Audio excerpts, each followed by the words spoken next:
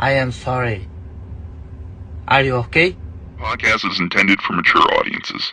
The views and opinions expressed are those of the panelists and do not reflect in any way those of the podcast partners, sponsors, or affiliates. Enjoy.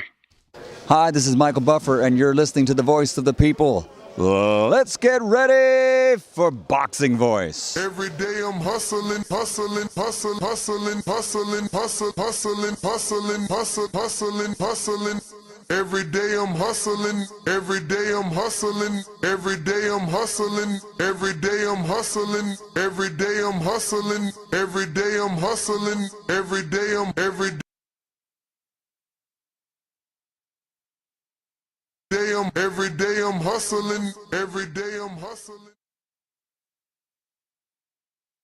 Hi, this is Michael Buffer, and you're listening to the voice of the people. Let's get ready for Boxing Voice. Breakfast Club of Boxing as GTO, Instagram, and just started the passion, man. And we're here to talk about the big fight. Super duper, duper duper, big fight.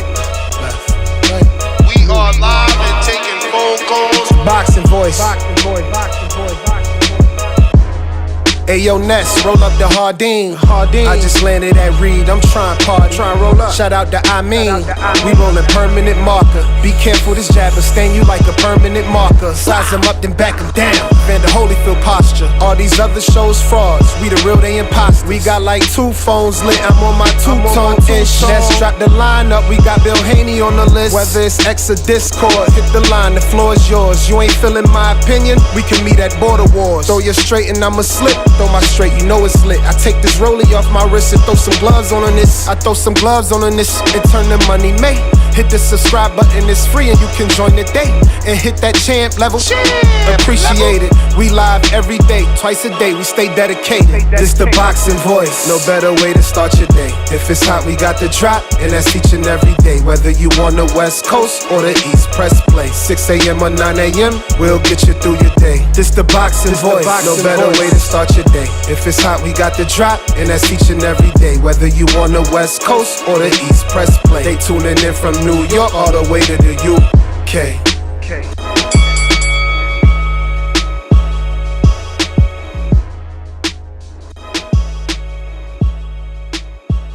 This is just too easy. It's like taking candy from a baby. Good morning, welcome back, ladies and gentlemen. Welcome back to another edition of the Boxing Voice Radio. We are here to do a weekend recap for this weekend's exciting boxing. We have Hamza Sheeraz stopping the king of New York City, Edgar Berlanga, in 5. Shakur shines in his toughest test, and a bunch more boxing to talk about. So if you guys are interested in recapping this weekend's boxing, maybe you want to give your takes on what you seen yesterday. Maybe you didn't think Shakur looked like the southpaw version of Mayweather.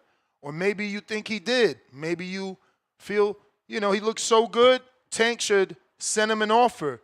Or other 135-pounders should be willing to get in the ring with him. Where does Edgar go from here after suffering his first knockout loss at the hands of Hamza Sheeraz? Looks like Sheeraz is going to graduate. There's already rumors circulating that him and Pacheco could be next while he waits on the possibility of facing Canelo Alvarez, as that is the reward that he is allegedly receiving for having beaten King of New York, Edgar Berlanga. Many people joking and saying that Edgar is going to be going to free agency and end up on Pro Box.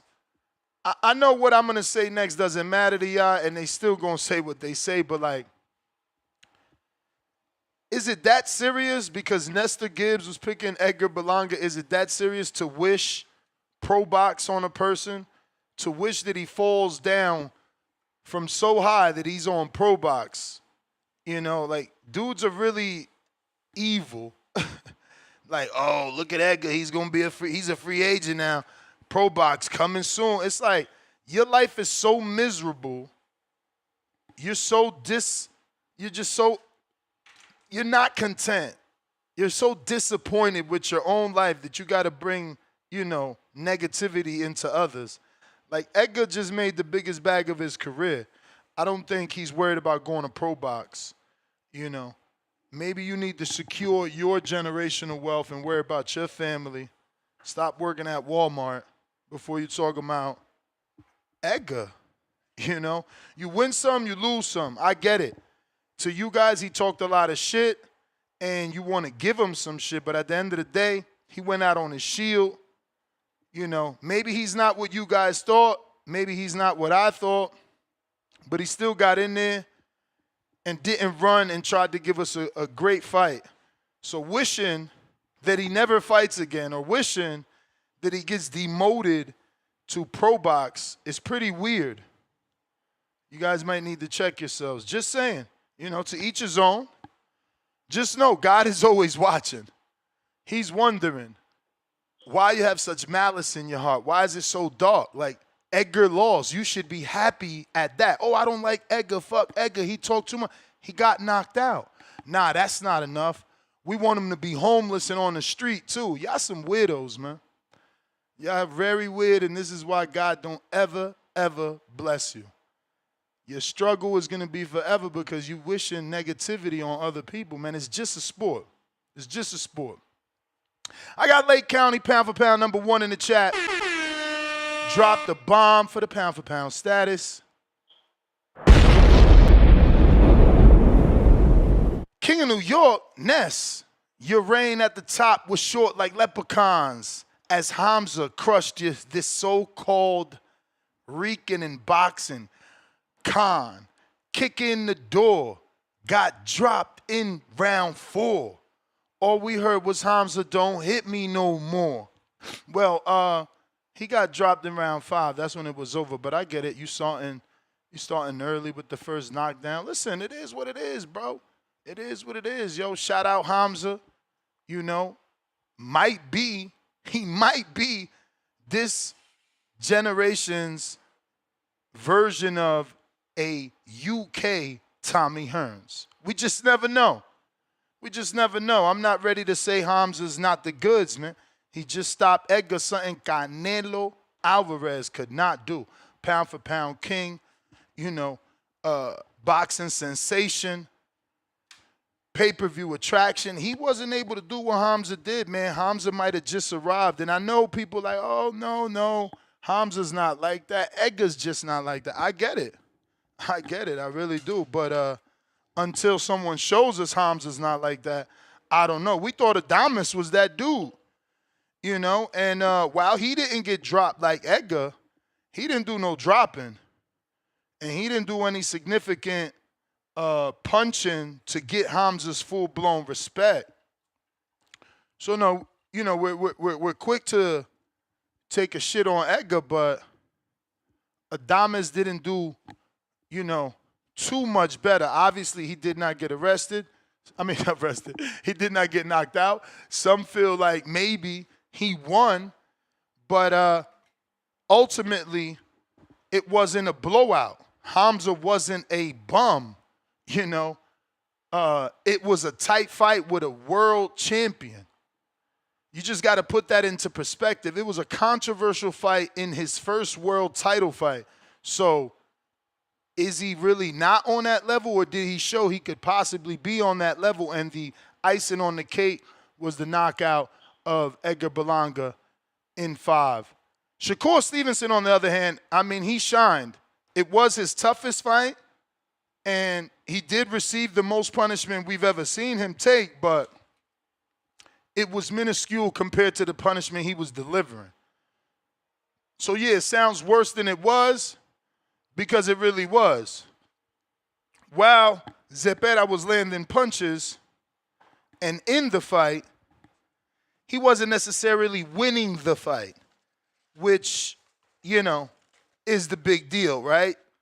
And he put up a good performance. He pushed Shakur. He made Shakur fight, in a manner that we're not accustomed to, which forced a great television fight for us. Shakur fought in a very, very entertaining style, and certainly enjoyed his performance and looking forward to seeing him back in the ring and doing his thing.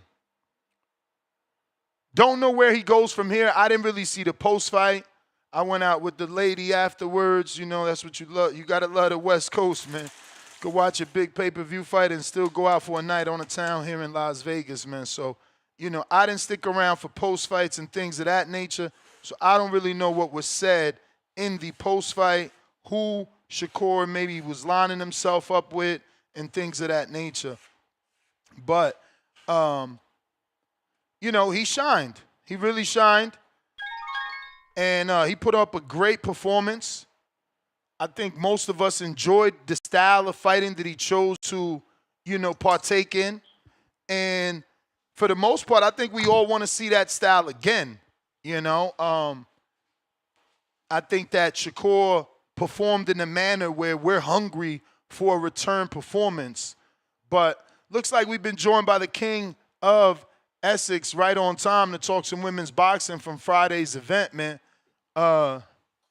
What's going on? I mean, I seen you saying some weird things in the pre-pro too. What did you say? Like you called Alicia Bumgardner a fraud? Was you high? I did. Was you high? Let me make sure my audio is correct. Did you have a bad batch? What do you mean fraud? No. Like, what do you mean? She is a fraud.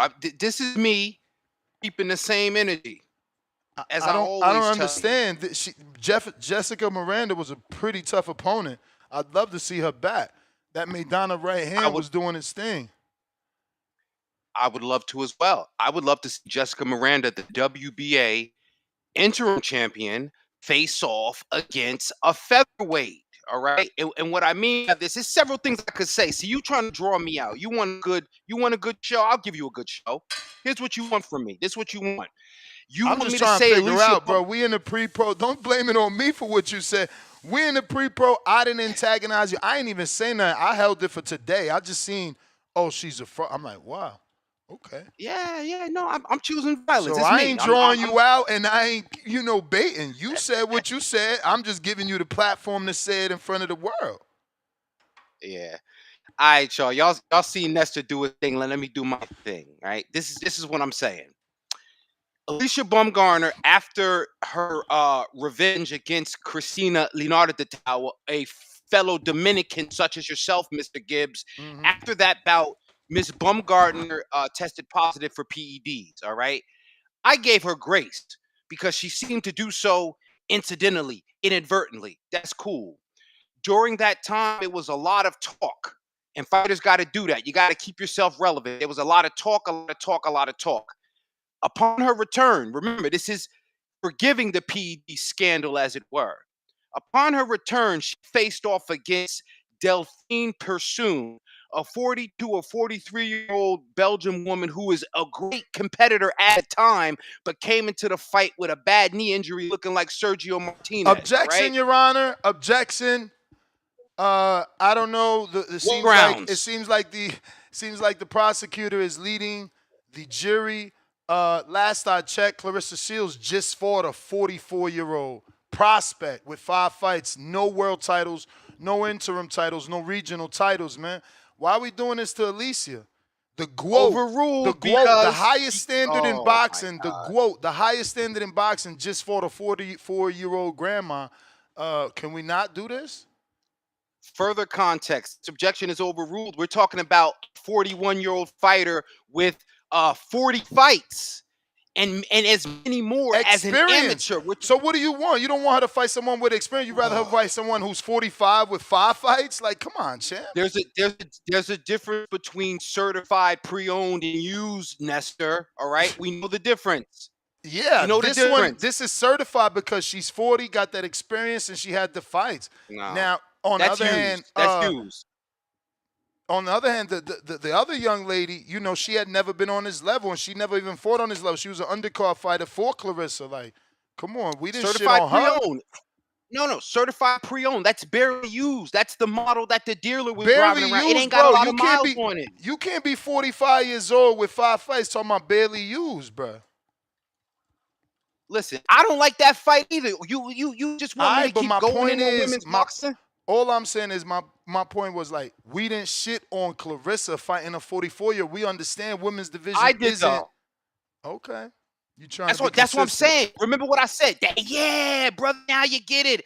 King, I mean, is keeping the same friggin' energy. And I don't want to say friggin'. It's too early in the show. I want us to get monetized. I'm keeping the same energy. I thought the fight with Clarissa Shields was absolutely garbage. I thought the fight with Alicia Bumgardner and Delphine Persoon was absolutely garbage. Now, she pulled a Tank Davis, meaning you brought down a champion from a lower division and you thought it was going to be one way. She's but it not a was the other matchmaker, way. man. This is nasty work, bro. She's not a matchmaker. She's not a matchmaker. She's not her own promoter, bro. Like, they brought her the option. She just chooses. All right. That's how you want to play it. I'll continue How I want on. to play it, that's literally how I'll boxing continue works. on. Hey, I'll yo, he's continue wilding on. right now. What did Alicia do? I know you protecting her for two-tone. I get it. But I'm I just got as saying. the warden. I'm the warden of women's boxing. You don't got to do this, Ness. I got to do this.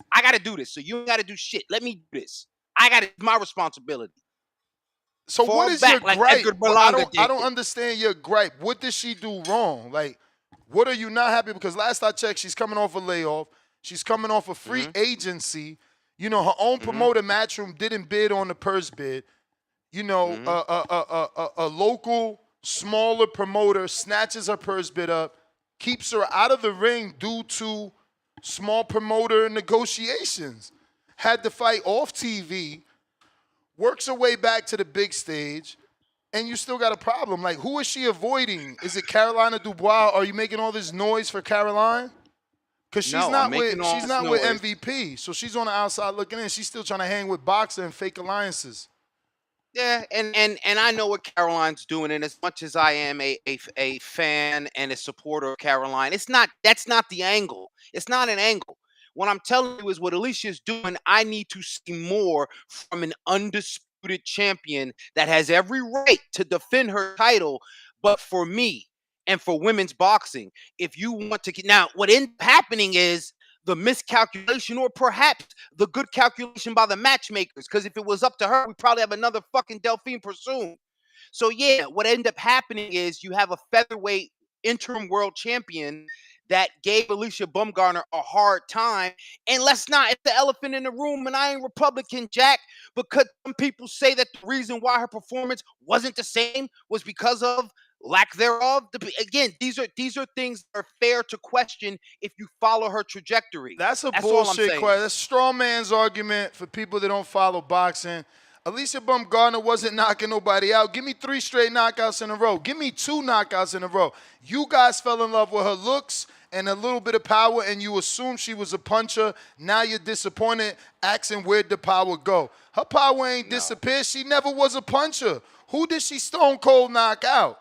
Like, even the Harper fight, the girl was on her fucking feet. Again, because she's sexy and she did something y'all don't normally see. Y'all overhyped it. Terry Harper never got off her feet.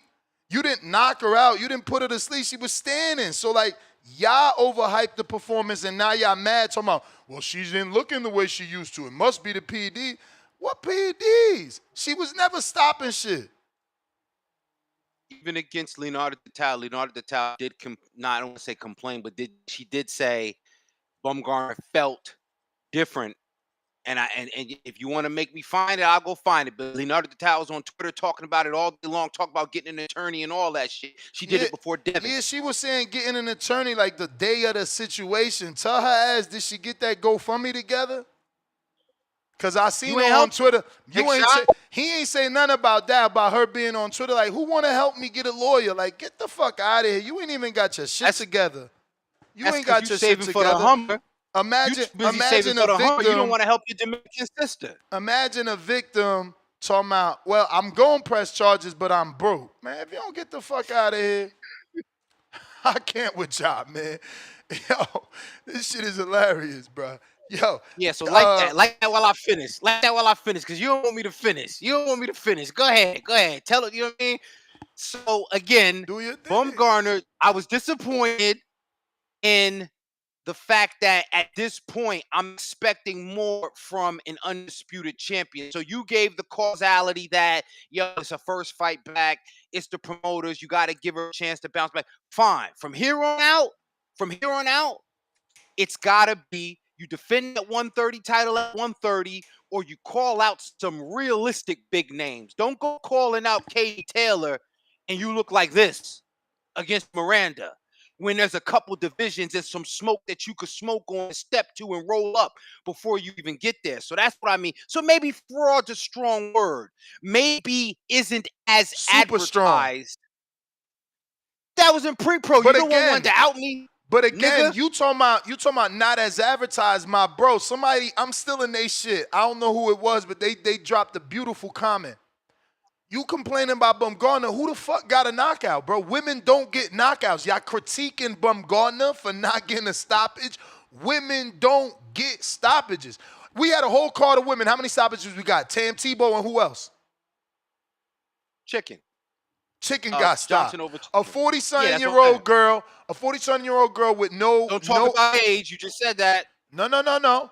Facts is facts. 40-something, no amateur background, started on the underground circuit.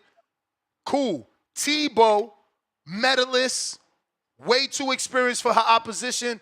Bro, at least it was in a real fight. Like, we asking her to knock out world-class fighters. Like, I never seen Miranda. I never seen her, so maybe you could be like, nah, she ain't no world class. I seen her get stopped 2 times in a row. That night, she fought her ass off. I was super shocked with her feet. She was matching Alicia feet. Anytime Alicia came forward, she stepped back. That motherfucker made Donna corkscrew right. Bro, she was doing her thing. The biggest drawback was that jawline. It was wild nasty. I don't know what's going on. It's like, I didn't see the separation from chin to neck and jaws like, whoa. But other than that, she was the shit. Oh, and she had a really, you talking about PEDs and no knockouts. What's up with her chest? You ain't saying nothing about that. You very biased, only taking shots at Alicia. Her opponent looked like a bodybuilder. Did she not? Her opponent has 1 stoppage. Did her opponent look like a bodybuilder or not? Like, she never missed chest day. Just on that bench all day. Keep it G. It's okay to smile. You ain't got to act like I'm saying nothing disrespectful. She the one in the gym. She the one doing bench. They're both fit women, but only one of them has the history that they have. So only one of them I'm allowed to draw conclusions on, or at least ask the question. That's all I'm saying.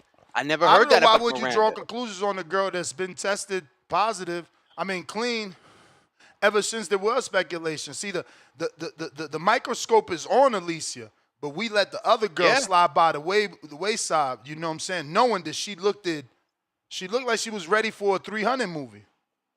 Hey, you know what? I'm glad you said that, because that's the whole point. When people were talking and as much during the broadcast, this is the new face of women. This is the scrutiny, heavy as the head who bears the crown.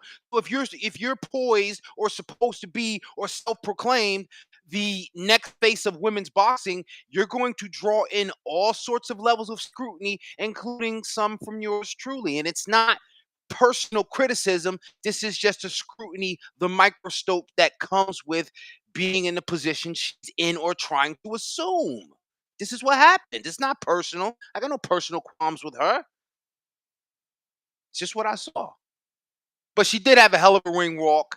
And I think part of it too, she kept going for the knockout. You know what I'm saying? She kept trying to walk down. So it's not so much as people saying that she should have knocked Miranda out, so much as she didn't really implement a game plan that was maybe as athletic and like the old Broner style we used to attribute her to having. She kind of was walking into that right hand and leaving herself available because she was trying to load up and put Miranda down. So if it seemed like people were disappointed with the knockdown, that's because that's what her strategy in the ring lent itself to. So if you watching a fighter trying to walk a motherfucker down and they either missing or it's not blamming the way it should be blamming, that's what you're going to criticize. Had she been in there and boxed like motherfucking Shakur did, people would expect a boxing exhibition. So how the energy you put out there is what people will criticize, I believe. And that's the context of my criticisms, if you will,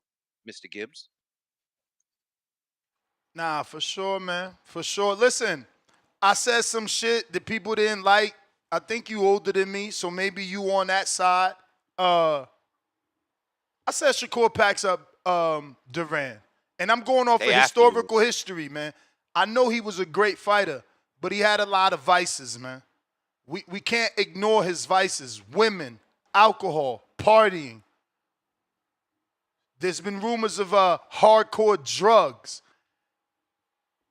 You know, do we really know historically his prime? Do we really know when he was at his best? Do we really know when he wasn't, you know, having a little blow, slapping a little ass, having a little in-camp sexual activity? We don't. We don't. We just know that he was the guy that said he quit on the stool. We just know that he was the guy that got frustrated by the faster, more defensive fighter. Shakur showed something last night. You know, I don't think anyone else in or around the divisions outside of Subriel Matias, if Shakur decides, let me go hunting and move up, I don't think anyone else can even bring that level of pace to Shakur, which tells me he passed the test with flying colors, because you face the big boss of output. No. William is not a big boss in a video game. He's the big boss of output versus all the other fighters out there that is on Shakur's level in terms of weight class and around weight class. Zepeda is the one that I believe will throw the most punches. Now, can Subriel show us I could do better? Possibly. But outside of William Zepeda, I don't think Shakur ever gets pushed to that level of defense. And he still showed like extreme offense. I think he did a great job, man. I think he really did a great job. And I'm excited to see what's next.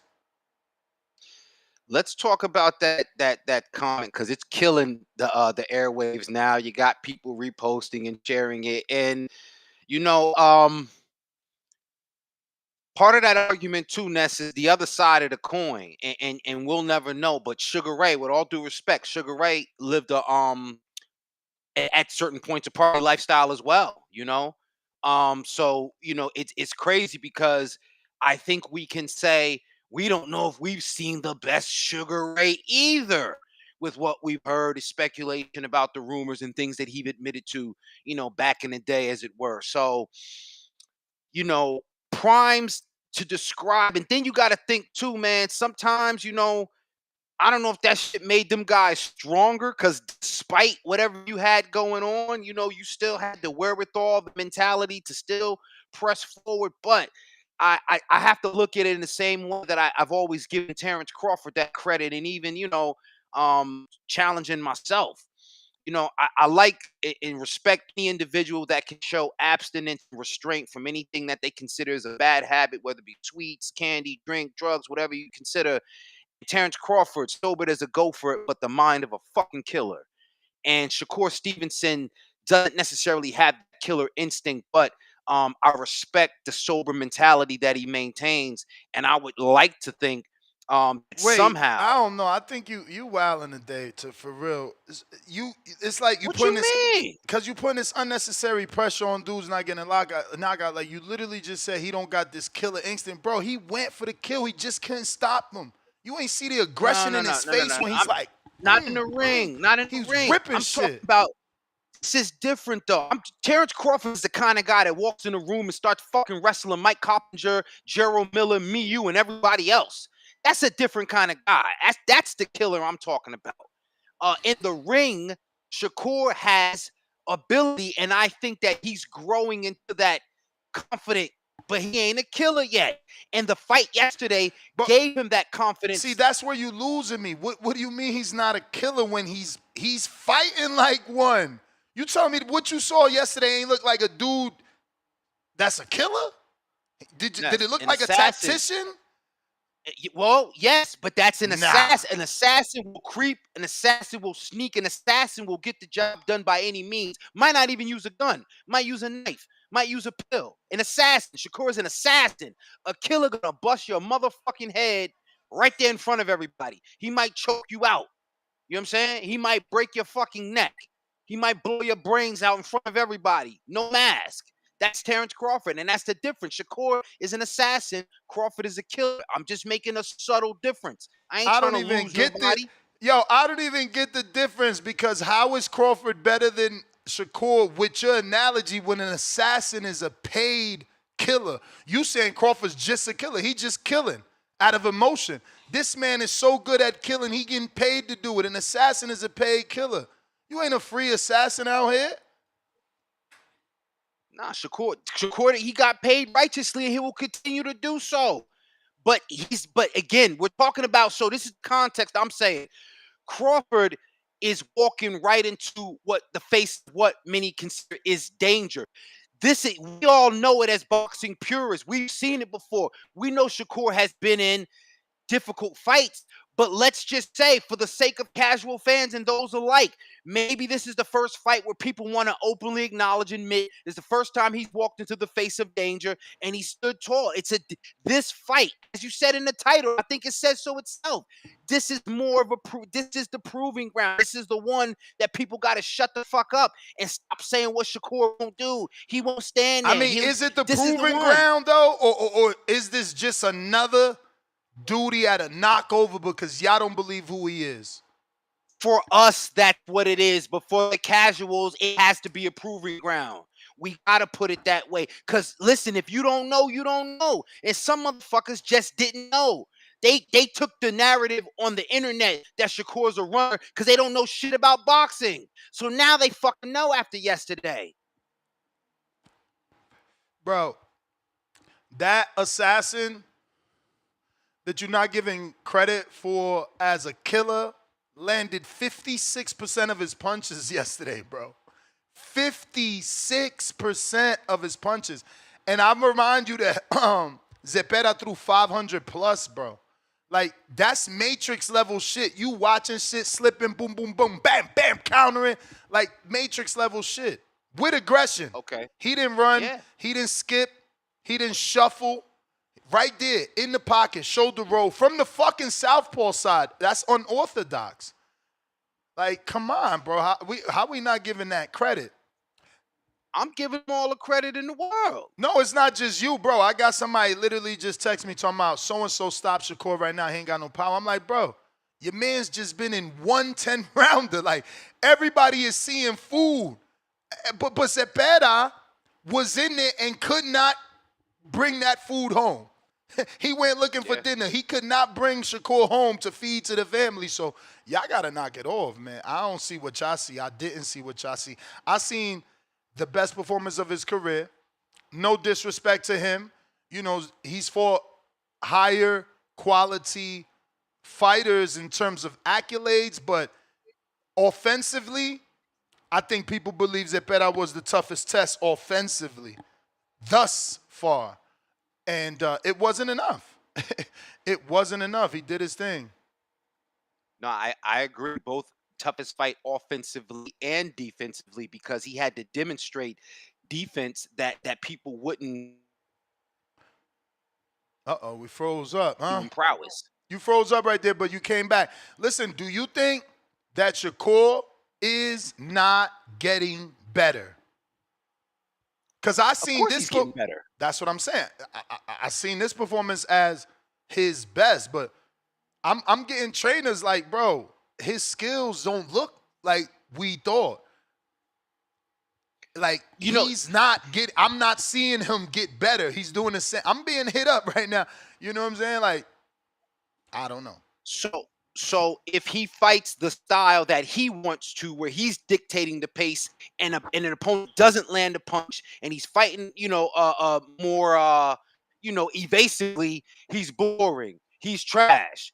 If he's staying in the pocket and letting the punches glance and roll off of him, as Ness said, as a southpaw, and then countering those shots, that ain't good enough. It's not a good enough style. So not even respecting the fact that he changed his style. It's like when Biggie started rapping fast on Notorious Thugs.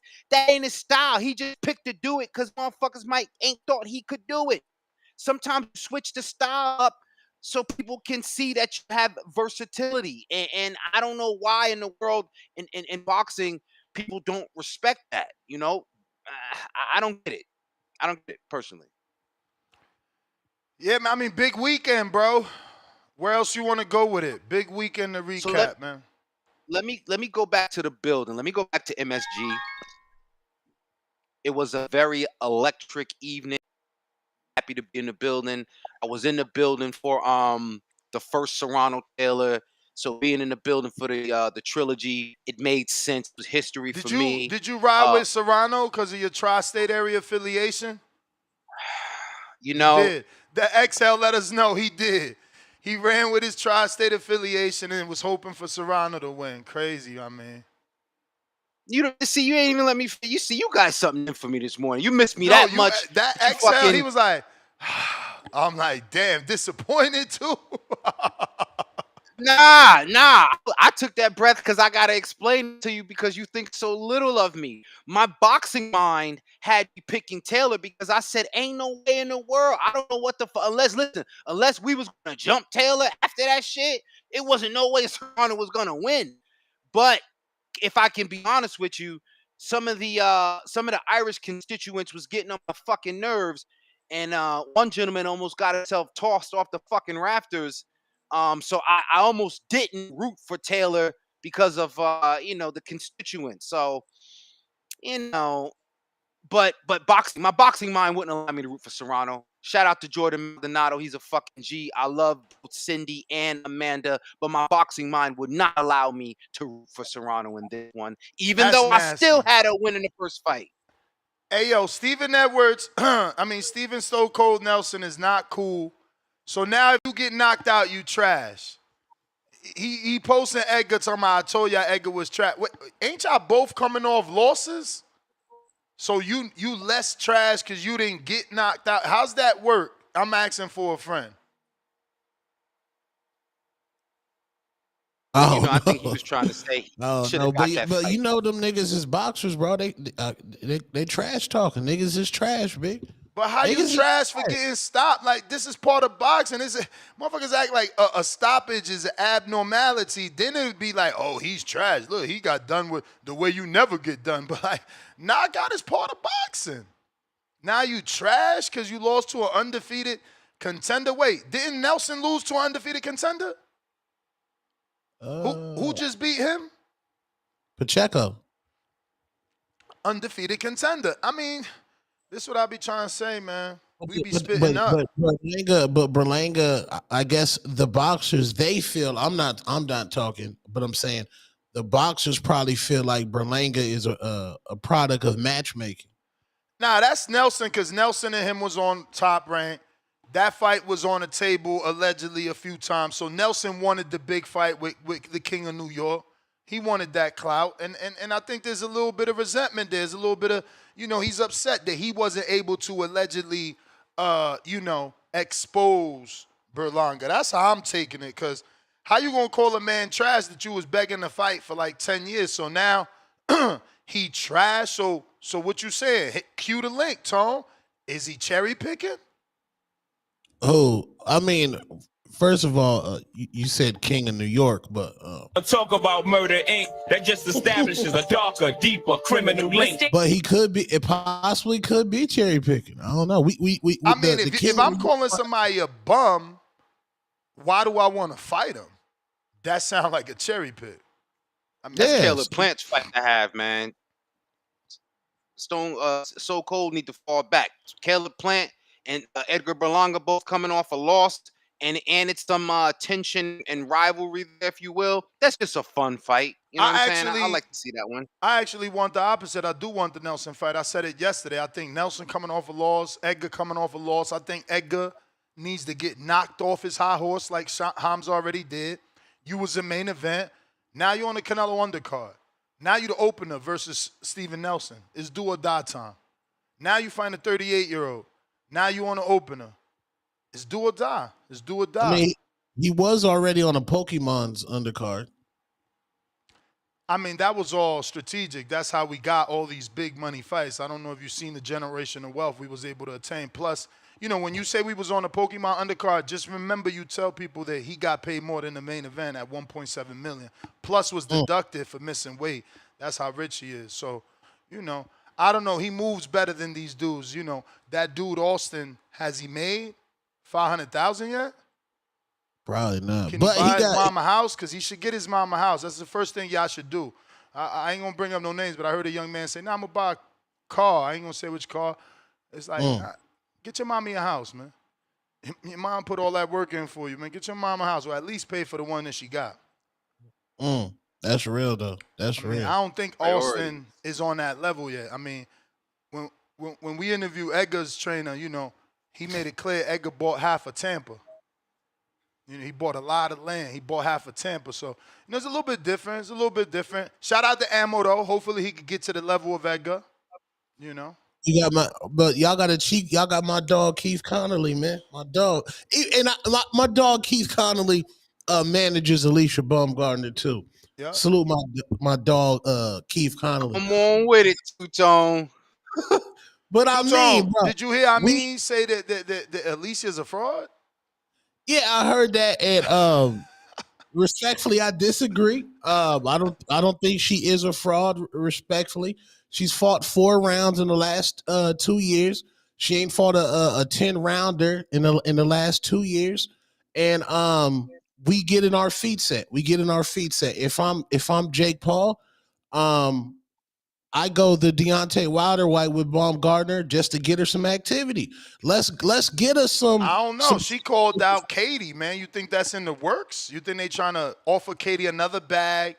It's another cross promotion. So you taking a shot at fighting an older lady for the clout and the legacy. It might be worth the risk financially. Oh yeah, I mean Jake Paul and Nikisha, the great people at MVP Promotions, they're gonna put Bumgardner as her own main event. She's a superstar. That's a main event fighter right there. If you're like me, that people say I'm an old guy to be on social media, yeah, that's me. I want to know everything. And if you go to TikTok, she's on pages that know nothing about boxing. She is that Netflix has transcended her, like from the weigh-in to her ring walkout, how everybody's like, who is this girl dancing on a walkout? Her outfit, her attitude. She's at superstar status right now. She needs a stoppage right now. That's all she needs right now is to stop somebody. Then it's over. I don't know if they're gonna go. That's what I was debating. What I mean, like, why are we putting this unfair pressure on her to get a stoppage? Like, girls don't get stoppages. We had an entire card of maybe 30, 40 women, and 2 got a stoppage. The percentage in that, it speaks for itself. Like, yeah, first of all, Bumgardner never stopped nobody anyway. Terry Harper was up on her feet. Like, who has she knocked out? It's an overhyping that y'all doing with her because of her, you know, out of the ring personality and, you know, beauty, and y'all like assessing her. She's not a knockout puncher. Can anybody tell me what 2 fights she got knockouts back to back in? I don't know. I mean, I don't look at her as the knockout puncher that she needs to get a knockout. I just think she needs to get activity. I mean, the girl was on the Pivot podcast. What female boxer was on the Pivot podcast with NFL legends and greats? She's transcending. She was on some Christian podcast too. Like, she's transcending, and she's going to actually get women to watch the sport because, I mean, you know who mostly watch women boxing, and it's not women. So they have a fan base of women which are occupied by the baddies. Instead of those women watching the baddies, which is toxic, let's get some of the women to actually watch women boxing and support women boxing. And I think Bumgardner's the perfect person because women like pretty women. And she has absolute skills, and she can talk. She's presentable. Bro, she's the face of women boxing to me. So, Two-Tone, we seem to be in a similar alignment, believe it or not, because you want to take her to that realm of a prize fighter, essentially, as the face of women's boxing. And I can see that, you know, but like sometimes what happens with hip hop, you know what I'm saying? I'm one of the lyrical miracle niggas in the corner, you know, beatboxing and shit. So, you know, my perspective may be a bit outdated. And my only issue with that is she's done the hard work of being an undisputed champion. Right. But, and this is just for me, defend them titles at 130 against good competition at 130, or let them go and start moving like Tank, start even moving like Amanda. Go up, hold on to your belts for a second, go up Well, and she get one of called those out big Katie fights. last night. But that's not realistic. So you got to do Why the not? other way. I mean, we not women's boxing Okay, aficionados. I'll tell you Why why. is it not possible? Because in my eyes, as a casual women's boxing watcher, I'm looking at Alicia as the A side because she's got Jake.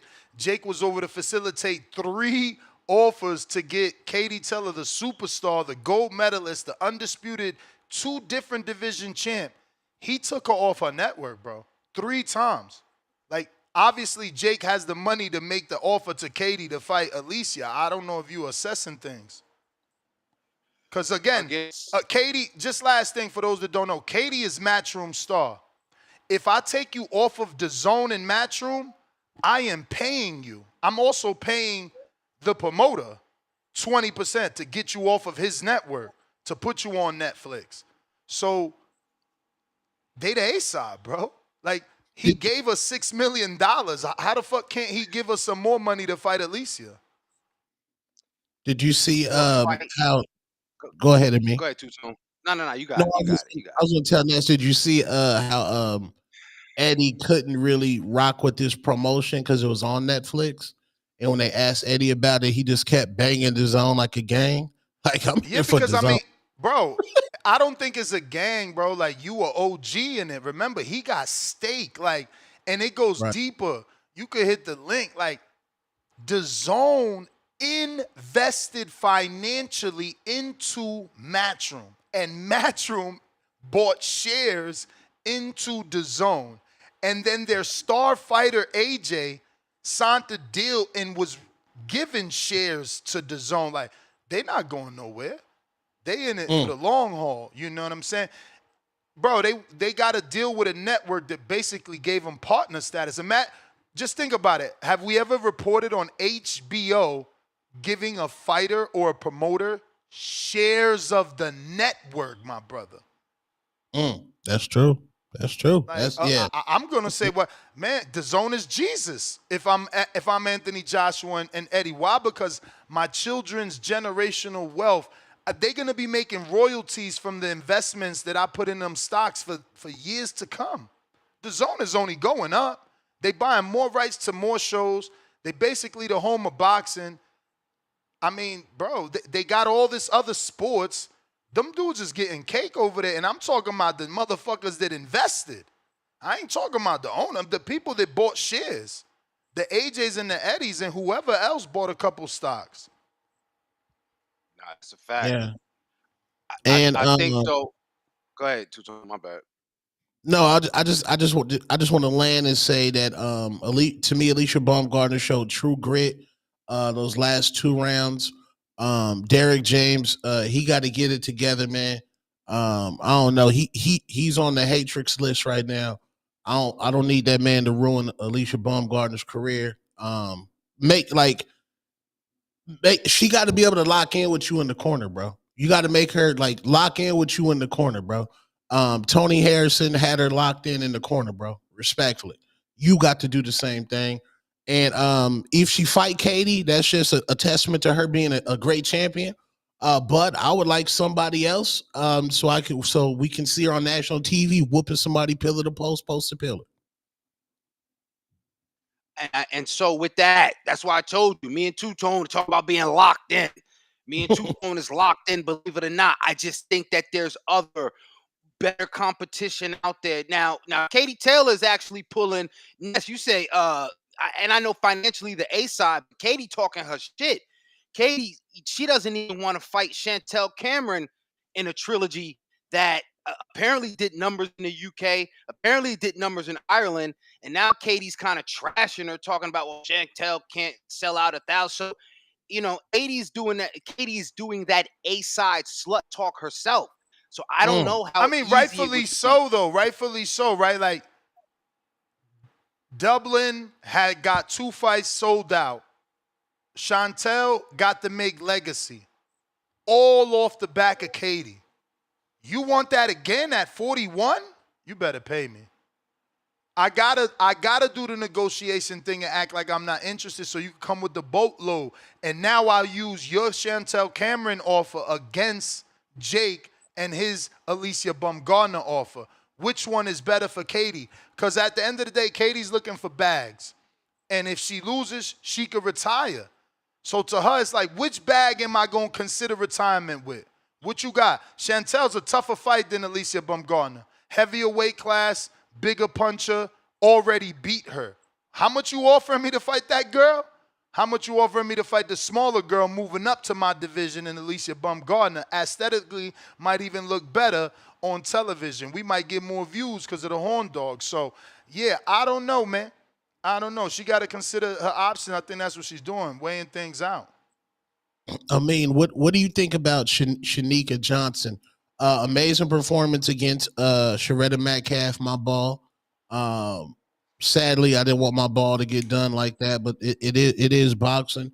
But it looks like Shanika is very marketable as well. That was her first time in the United States, and it looked like MVP might be full throttle ahead.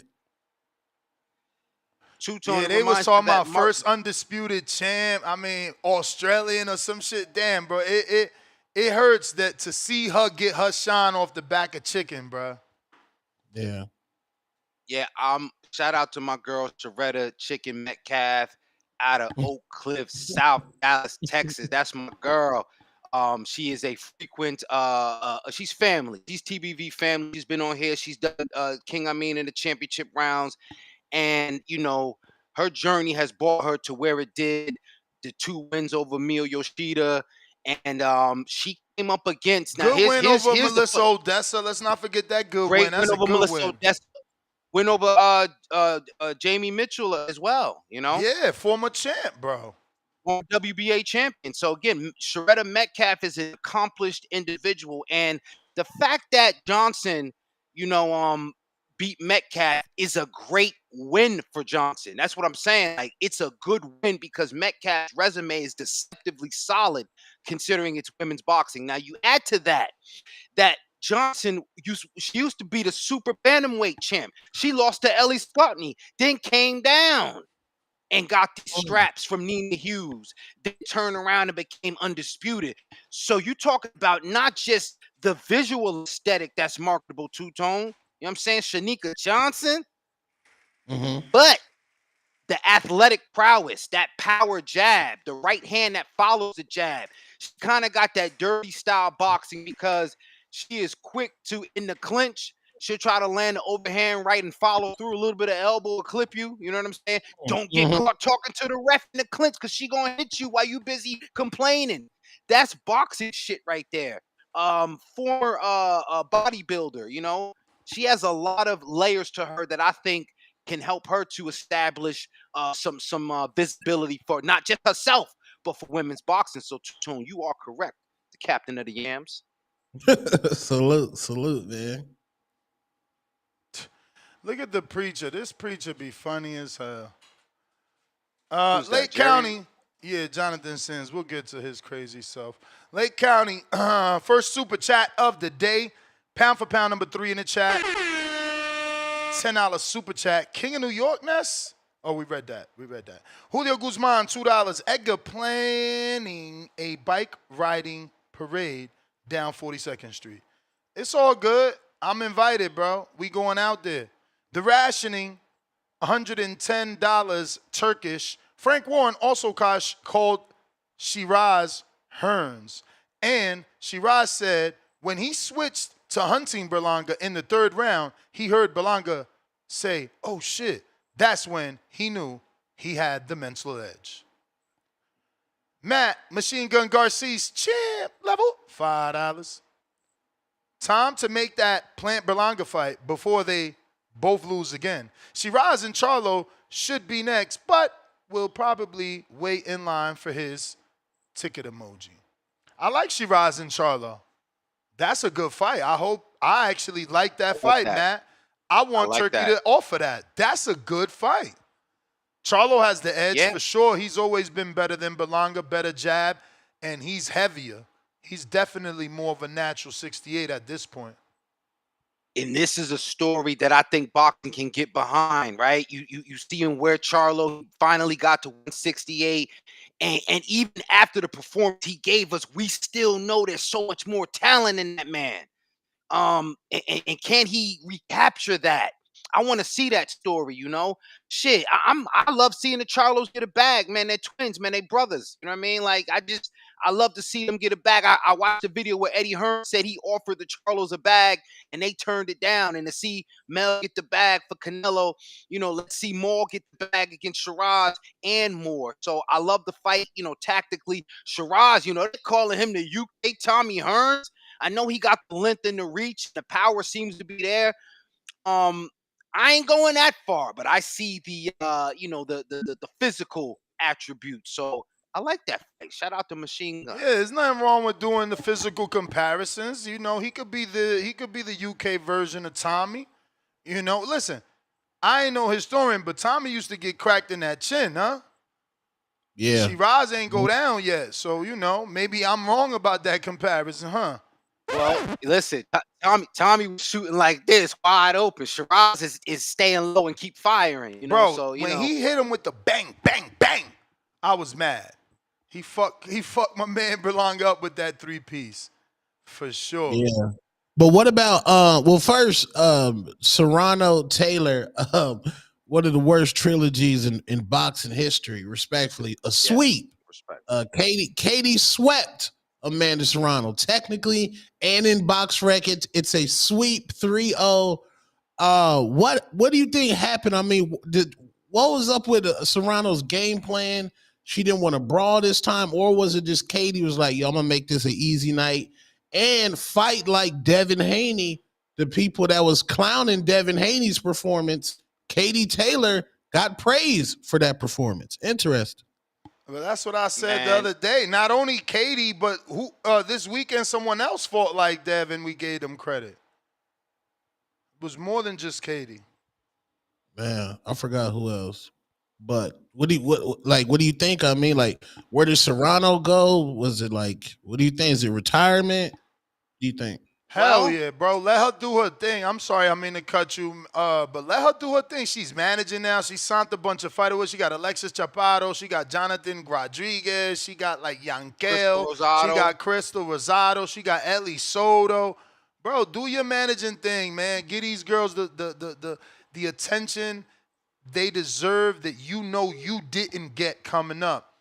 There's nothing else she can do. What's she gonna do? Go out on her shield to Alicia Bumgardner? You know, that's cool too, because you passing the torch to the next runner-up in your promotional company or outfit.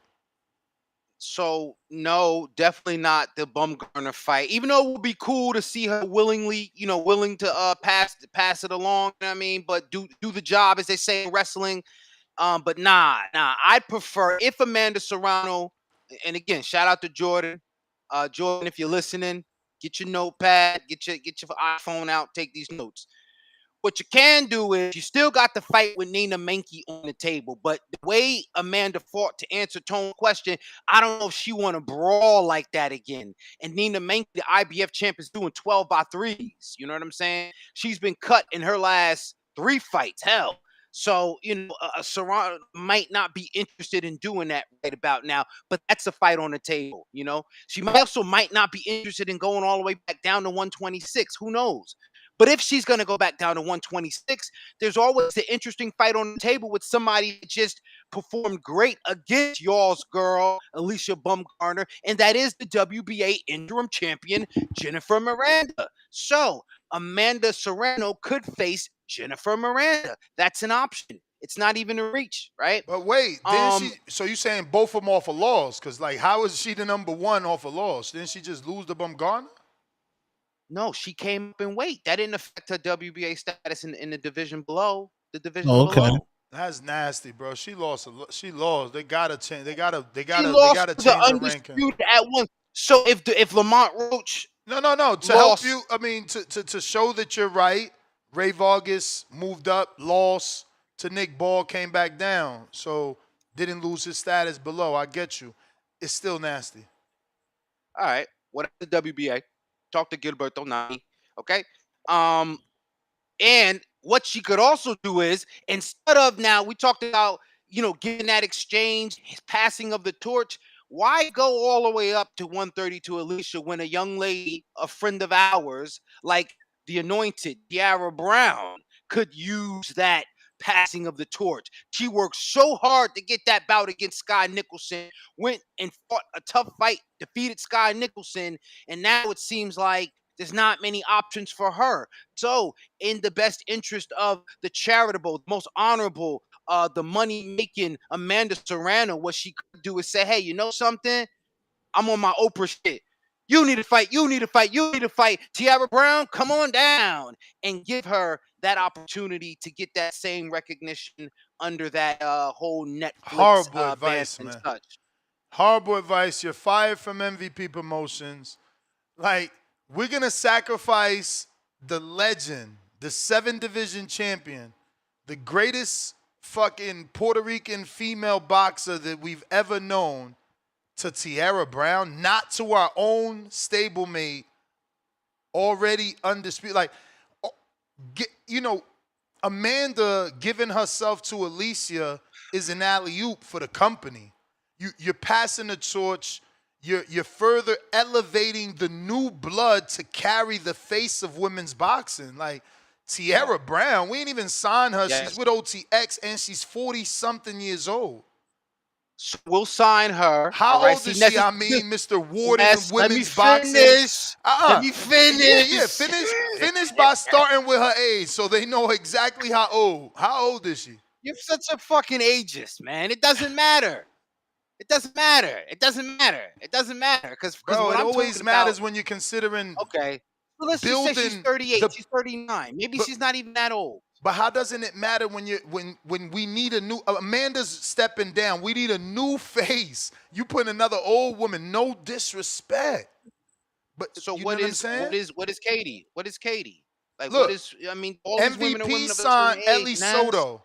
MVP signed Ellie Soto. Was she like 18, my man? They thinking Crystal Rosado was 16. Like, they thinking of the future. You thinking of other stuff. I'm thinking boxing, and if you allow me to finish, how old they say she's 37. You gotta have 40 something, bruh. So unless she's Dominican, she's 37. All right. Unless she's Cuban, like Victor, what's my man, Luis Ortiz, she's 37. Don't put her at 40. Number one. Number two, I'm talking about what's good for the division. I'm talking about what's good for the featherweight division and what happened to those belts. Being a shepherd and a steward of boxing and not just making money for the company. So this is why I knew I zoomed in, I saw a picture of you on one of them fucking Kawasaki's in that Edgar Berlanga caravan because I can't just ride for the sake of making the biggest event. I have to also be down on my fucking bicycle for the sanctity of boxing. I gotta be hardcore when it don't look good or it don't sound good. When y'all niggas is killing because he love women's boxing too much. Somebody's got to do it. So it's me. Hey, man, let's get back to Shakur, man. Performance of the weekend. Toughest opponent. Wait. What about hold on. What about my man David Morel, man? He got dropped, you know what I'm saying? But he came back. I'm not impressed. Unfortunately, I'm on the opposite side of that. Twitter is divided. I don't know how he got the win. And then people making me feel like I don't know shit about boxing on Twitter. Some people like, how did we not see Morel winning? It was way too much defense for me. Katayv had no respect for him, hands down, walking him down. I don't even understand how people saw Morel winning. But hey, man, shout out to him, bro. David needed that. Yeah, he would have lost. We would have had H-Town calling in talking about, I told you David's a fraud. They already saying David couldn't knock down Morel, and a guy with 10 fights knocked down Morel. Canelo fan just grasping their straws because their resume just got destroyed. I mean, Canelo couldn't even knock out Berlanga, so I don't know what Canelo fans talking about. I don't know what they talking about either. But salute David Morel, because in BoxRec it says a W, and that makes David Benavidez's resume age fine. What did you guys think of Subriel and Puello? Great fight. Great fight. I mean, you know, Sabril's going to give you what he always gives you. There's nothing different there. There was absolutely nothing different there. And it all came down to, could Puello hurt Matias, which he could not. And he didn't do anything wrong. First half of the fight, he was attacking the body. He just could not slow Matias's pressure down. That man is special, man.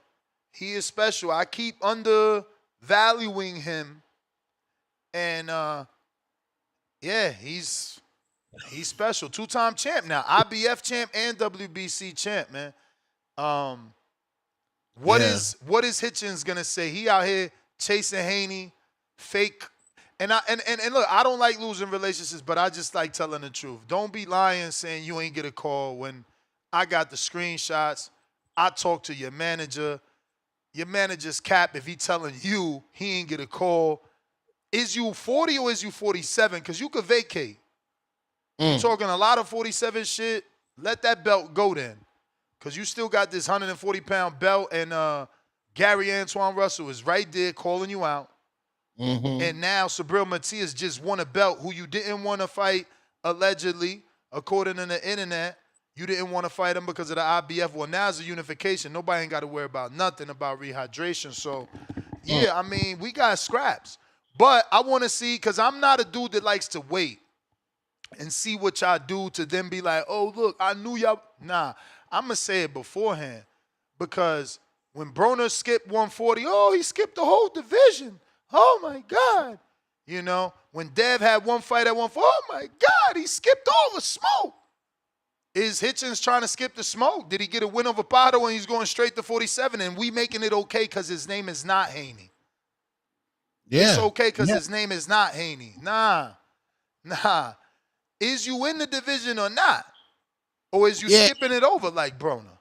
Did you see the exchange with Devin and Rich outside the fight? Yeah, and Devin telling him, we called your manager, and he's saying, my manager said he didn't get a call, which is, I got the screenshot, bro.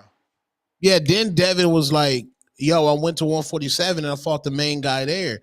And then Richardson was like, nah, the main guy left. But Devin was like, well, no, I'm fighting the number one welterweight right now. And Richardson was like, nah, stop that. So I don't like the disregard of Brian Norman Jr. because of the slow feet accusation. Well, you got to remember, Hitchens thinks he could beat Norman. He said it here on this show. So that's why he's looking at it like, nah, that ain't the number one dude. And Hitchens was a 40-pounder. He sparred with Gary, who's a 40-pounder. He sparred with, fought with Gary in the amateurs and with Boots, who were 40-pounders in the amateurs. So he know what Boots bringing to the table. So he trying to make it like you didn't want the boot smoke. You feel me? But go ahead and get your take. My bad. No, I was gonna say I don't mind what's happening. I don't think this is a matter of ducking smoke. I think it's running to the fire. Maybe I got it ass backwards, and maybe I even got it ass backwards with what I saw. I thought Puello actually won.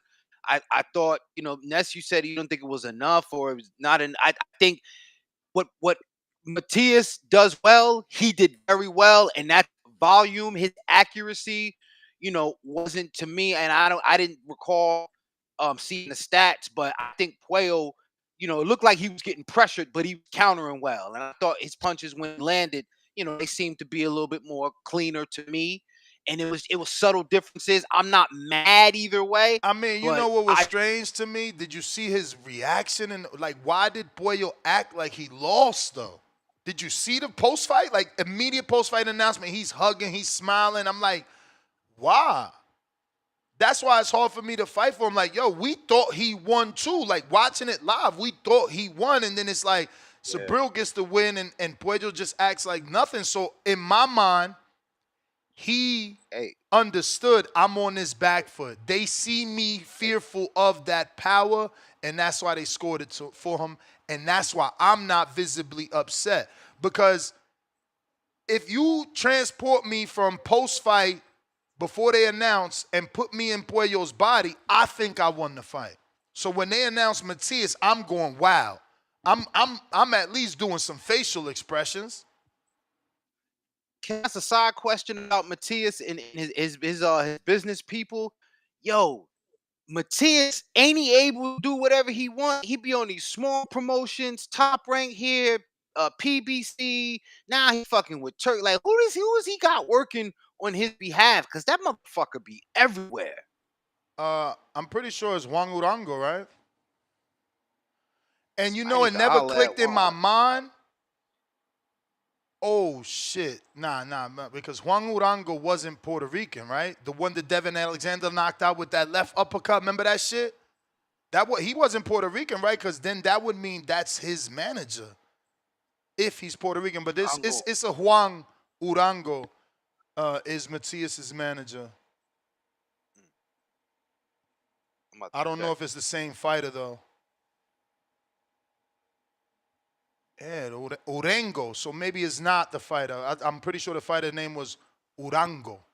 This is Urango. So probably not the fighter. But that's who's responsible for bringing Matias back to, title contention with the IBF. He took him. He was Colombian. That's okay. It was Colombian. Urango was Colombian. He didn't want to re-sign the Matchroom. They asked Matchroom to respectfully release them. They told Eddie, we know how to bring Matias back after the Pato loss, and that's what they did. Look at where they at, man. Gotta definitely go hats off. And a lot of people obviously ran with speculation. Oh, Matias lost and got cut, and it was their strategic move. So yeah, man, credit to them. Kerry G, pound for pound number 2 in the chat. $5. Berlanga got beat, but don't act like Sheeraz wasn't getting pieced up. Outboxed by the smaller dude. Sheeraz got blueprint to get beat. Tall task, though. The Valley Savage, pound for pound number 1, Emperor counter on Spaces. Valley Savage, is this you? Oh, yes. I also want to say, given context, that Shakur Stevenson performance to me was one of the greatest performances I ever seen. From a person that took my criticism, one of the few boxers that did not unfollow me after my criticism. Everybody called him a runner. Everybody said he proved everybody wrong. He was in a fucking a tough. Go ahead, Jerv. Jerv, you alive? Where you at? You out here in Vegas in this desert? Yo, you got me? We hear you, yeah. But we hear your background. Nah, this is the Valley Savage, bro. Yeah, I know. Sure. All right, listen. I'm gonna keep it quick. Shadeja Green. I'm out here getting these miles, so yo, Shadeja Green, shout out to her, proud of her. From the same hometown as me. Listen, Ness. The ref taking away a point. The ref taking away a point for her holding is the best thing that ever happened to her, bro. The best thing that ever happened, because then she started letting her hands go, and then that was all she wrote. So shout out to her. Shout out to women's boxing. Shout out to boxing in general. The boxing guys are smiling down. I don't remember a weekend like this in a long time, Ness. So, I know I got 3 more calls. Listen, give one of those to Malcolm. Give one of those to Brandon Cincinnati. And give one of those to Tip Bayless. I'll check out next time. You the man, champ. Shout out to you. Get the miles in. Yeah, just to finish, to me personally, all the criticism that man took, the running, the man stood in the pocket. He did take punishment, but that man was dishing out punishment. And for the Floyd, that was Floyd Money Mayweather-esque. That bro, I'm about to send you. So then you turning Zepeda into Castillo, bro. No, Oscar. Wow, bro, you blasphemy, bro. Come on, bro. He's in his first division. He won a fucking secondary title. You're like, chill, fam. No, I'm not. Yo, we could love Shakur's performance without trying to put it up there with historical performances. Well, I'm trying. Well, I mean, to me, it looked kind of the same, bro. That the Oscar De La Hoya Mayweather fight, Bro, Shakur. but that's what I'm trying to explain. Like, the only little piece wrong with that is that Oscar was super accomplished, like Zepeda is not. Well, I'm just going. I see where he's going though. I'm just going as far as the skill wise inside. I just feel like saying that the casuals is gonna eat that up and be like, Tone think Zepeda was on Oscar's level. That's what they're gonna do to you. No, Ness, they need to eat it up because that grows the sport. I need a 12-year-old to say, oh, okay, let me go look at that fight. Let me go look at Shakur. Oh, wow. Now I can be a fan of Shakur. But you got that 12-year-old going to watch Shakur's performance versus Zepeda based off calling Zepeda Oscar and Floyd and Shakur Floyd-esque. Like, You know, but hold on, Ness. What he's doing, Two-Tone is doing is what many people. No. Because see, that's another thing that they accuse the brother of doing. And I'm not a Two-Tone apologist. I'm just a realist. He's trying to show his boxing IQ because he's talking about in the ring. In the very moment that Two-Tone is talking about when Shakur is on the ropes, rolling and letting them punches glance and slide, and then just moving and countering. Those are the things instead of it was more nana, you know what I mean? Like hit and you know, and you know what I'm saying? Like, it was a different strategy than what we're used to seeing. Those moments I can agree with. The pressure. Now again, different fucking fighter. Different fucking. Hey, yo, Oscar I De La should time Hoya this is guy an out. all-time Oh great. my God. He said Tone can't big up Zepeda, but you could big up Hamza. Hamza won the fight via knockout. Let him speak. Let him do his thing, man. People be crazy, bro. He paid his membership, man. Let him rock. Bro, but Yeah, I mean, but use yeah. your brain. Yeah. I'm going off like performance, but to me, being a guy that was young, watching Mayweather and a big supporter of Mayweather, what I saw from Shakur, I was like, damn, that was amazing. Like, to me, that was amazing. Like, he went through adversity. He was getting hit. He's in a fight. Like, the man was in a fight. It wasn't just a boxing match. He had the squabble in there, bro. And for these young fighters to get the hate that they get, and to see Shakur say, you know what, fuck this shit, we in here to squabble, I gotta give that man full respect, bro. I'm not minimizing nothing from Shakur right now. He get full respect, full. Two-Tone, I said as much before you jumped on. I said the man went in there. It's like he changed his whole style. He changed his whole flow. People were saying, you know, the elusive, evasive style. He was too laid back. They want to hear more loud on the verse. Whatever criticism you had, he gave you a different something.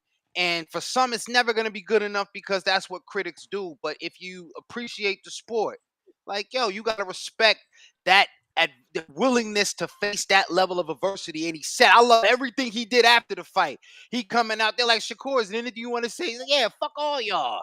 Fuck all y'all that said I'll be running. Like, yeah, he's supposed to, because he knows. He's sitting up there like, yeah, I'm not going to get hit as much. Nope. Next time I'm not going to get hit as much.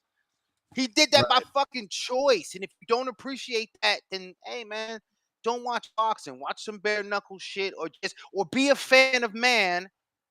But don't be a fan of boxing because, you know, when people say, yo, a fight put on a clinic or that was clinical, this is the kind of shit you're talking about. Elephant in the room, fellas. Elephant in the room. Does that performance beat Tank Davis? Because Tank is a southpaw. Zepeda's a southpaw. He jabbed Shakur from the southpaw stance and almost put him through the ropes. At least... definitely wobbled him. Can Tank do that with a jab? Is the fight a different fight because Tank don't throw that many punches? Does this performance tell you he can beat Tank? Should Turki Al-Sheikh be making that Tank fight next? Put that poll in the chat. Put that in the chat, right? Put that poll in right now. And I'm going to say, just like I said, is a different beat. Shakur, he's going to have a different flow. I don't see him fighting that same style against Tank. It'll be something different, even if it's something we quote unquote don't like. Even if it's something quote unquote not entertaining. So you saying he didn't respect Zepeda's power with Tank? You don't foresee him staying in the pocket? you know what? He may respect Tank's power more. I mean, he may disrespect it. He may say, fuck it. You're scared of this nigga power. He may fight closer to the nigga. Who the fuck knows? We don't know. That's what I'm saying. People cannot make these assumptions based off what we see from a fighter that has the IQ and the technical prowess to give you different strategies and different styles in the ring. Other motherfuckers just got their bread and butter, whether it's being a knockout artist or being a pressure fighter. This is what I'm saying. It may be a different style. Suppose he said, but "I don't give a fuck what y'all but think about again, the but power." again, Tank ain't just a knockout puncher. We seen that in the Ryan fight. Yeah, he got the knockout, but he set that up from a counter punch. He damn near didn't throw a punch for 2 rounds just to get Ryan into the trap. So you know you're not dealing with just a Zepeda, come forward, let your hands go. You dealing with a dude that could come forward, he could go backwards, he could counterpunch, he could knock you out, you know, with either hand. Like, there's a lot on that table when you considering that fight with Tank. I mean, Gervonta Tank Davis, he has Lamont Roach problems at the moment, but bearing that somehow he can manage to get past Lamont Roach, we're not giving Shakur's strength is underrated. Yesterday, seemed like explain that. No, like he wasn't getting bullied like in the clinch. Like Shakur seems like he's stronger. Well, there wasn't any clinching. Remember, that was a beautiful fight from that standpoint. Remember, I think the first clinch didn't come till maybe the 3rd round, if I'm not mistaken. Yeah, but it didn't. Okay, maybe I'm not saying it right, but it didn't seem like Shakur was a guy that's going to be like bullied in there. Now I ask you this: I totally, champ. What are you talking about? The man was in every corner of the ring. That's by design of Zepeda's pressure. Well, Shakur said, Terrence Bud Crawford, Andre Ward told him to get out of the corner. And Shakur said he felt comfortable in the corner. So he went back there. Next, there was a part in the fight towards the end where Shakur started using a little movement. Shakur could have fought that way the entire fight. Yeah. It would have been boring and would have destroyed Zepeda the same way. So Shakur, like, he actually had more success doing that, and I don't know if it's because that's the better style or what he's accustomed to, but I know what you're talking about. Whenever he decided to use lateral movement, let's say hypothetically he was going to his right and then laterally go back to his left, Zepeda would follow him and he would fucking counter him with a right hook, bro. Yeah. So I didn't understand why he didn't keep doing it. You absolutely right. Yeah. He could have fought in that style for sure. Yeah, so like with Tank, how because we know Gervonta Tank Davis unravels. We know in fights, there's at some point when you start whooping on Tank, he unravels. He start biting you. He start trying to use shoulders. So how is Tank going to feel missing wide? Whooping on you? Who's whooping on him? No, I'm saying Lamont Roach. Lamont Roach was countering his counter. Yeah, but that ain't a whooping. I mean, well, let's not semantic the word. Let's say when you match Tank and Tank can't knock you out, he starts to unravel. We saw it. But I like you because you helped us bring this phrase to the show. Sample size. I think you wilding right now. You got one fight with Lamont and you're trying to shame Tank's career, talking about he unravels because of one fight that was a draw?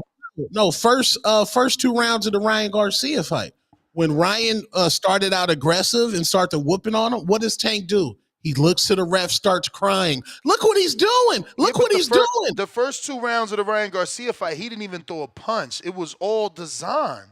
He didn't even throw a punch. He just made Ryan follow him around, gas his little self out, let him do all that explosive shit, and he timed him. Second round. Well, you know what? I'm glad we circled back to that point because that's what I was going to make when you guys initially started out on it, and that's when you said Tank is, whatever. That's what's going to be the feel out rounds. He let Ryan him, follow him around, but we don't know what Shakur is going to do. Maybe he may decide to come forward. Maybe he might not.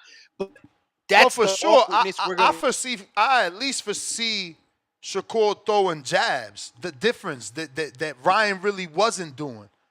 So even if Tank decides first 2 rounds, I'm not throwing a punch with Shakur. Shakur's going to be throwing a jab, in my opinion. I would hope to see it. Wait. And as you said, sample size, Brian Norman Jr. Sr. said that Tank was getting whooped on in sparring and told people keep the car running. So this, like, it's known for Tank. Tank, but you're talking about sparring, bro, and it was 2 times in Brian Norman's career. So at 21 and at 16, you know what I'm saying? He had 2 sessions with Tank.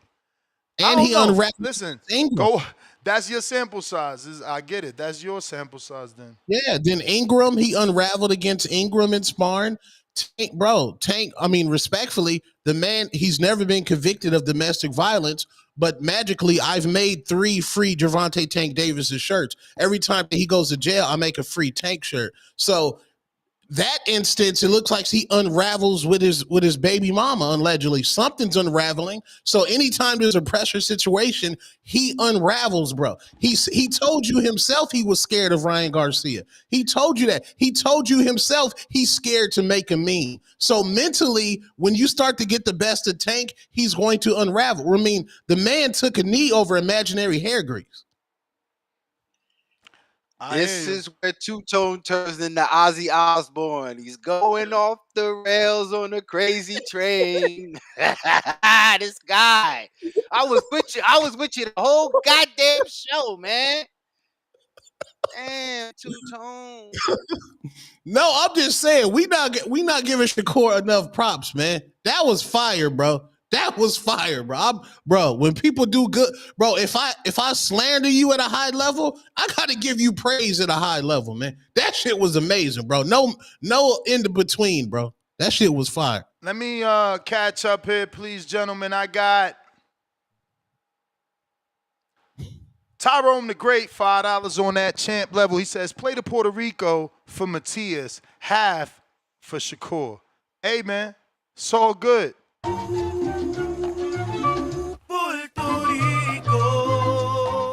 Shout out to Shakur and Matias that held it down for Puerto Rico this weekend. And, you know, hats off to Amanda for the boxer size class she held. And Berlanga for trying. He tried at least. I mean, Amanda was punching at air. She was ghost fighting, not ghost writing. So, like, you know what I'm saying? Y'all be hating on the wrong people. I swear to God. We got Kerry G, pound for pound, number 2 in the chat. $5. Waited for Shakur to take a name and do what he did. All people wanted to see from Kerr. But someone tell him you can move a little more if you want. Laugh out loud. I mean, I think you're right too, though. Like, you know, he took some shots he didn't really need to take. But maybe the power wasn't on them shots because he really didn't move like that. It never made him. Outside of that one little wobble, which could have been, you know, I don't know what. He took that power pretty well from Zepetha. We got N Conquest. Welcome to the prospect level. Leonard Sterling, 5-pounder. You keep on saying Matchroom didn't bid. It's not true. They were the 3rd bidder. Global Matchroom and Pursuan's team. Global outbid them with 500,000 bid. Yeah, my bad. They didn't bid. They underbid and really didn't care about, you know, they superstar. They came in with the lowest bid for an undisputed fight. Like, that's no respect. That's why they lost her. I mean, maybe I'm wording it wrong, and shout out to you for addressing that, but, like, at the end of the day, they didn't fuck with Alicia Bumgardner. That's clear as day. You know, you let your fighter's undisputed fight go to purse bid. Like, let's think about that for a second. Imagine Top Rank letting Better Beef's fight go to purse bid. Or imagine Frank Warren letting Usyk and Fury go to purse bid for undisputed. Like, bro, these things don't happen. What they did to her was foul, and she wasn't even with Al. We got Brambo, $2. Sheeraz versus Billy the Bully. Tell Turkey. I like that one too. Pork Chop, $2. Ring 3, Last Crescendo. Okay, he's saying Ring 3 was better than the Last Crescendo. I'm with you.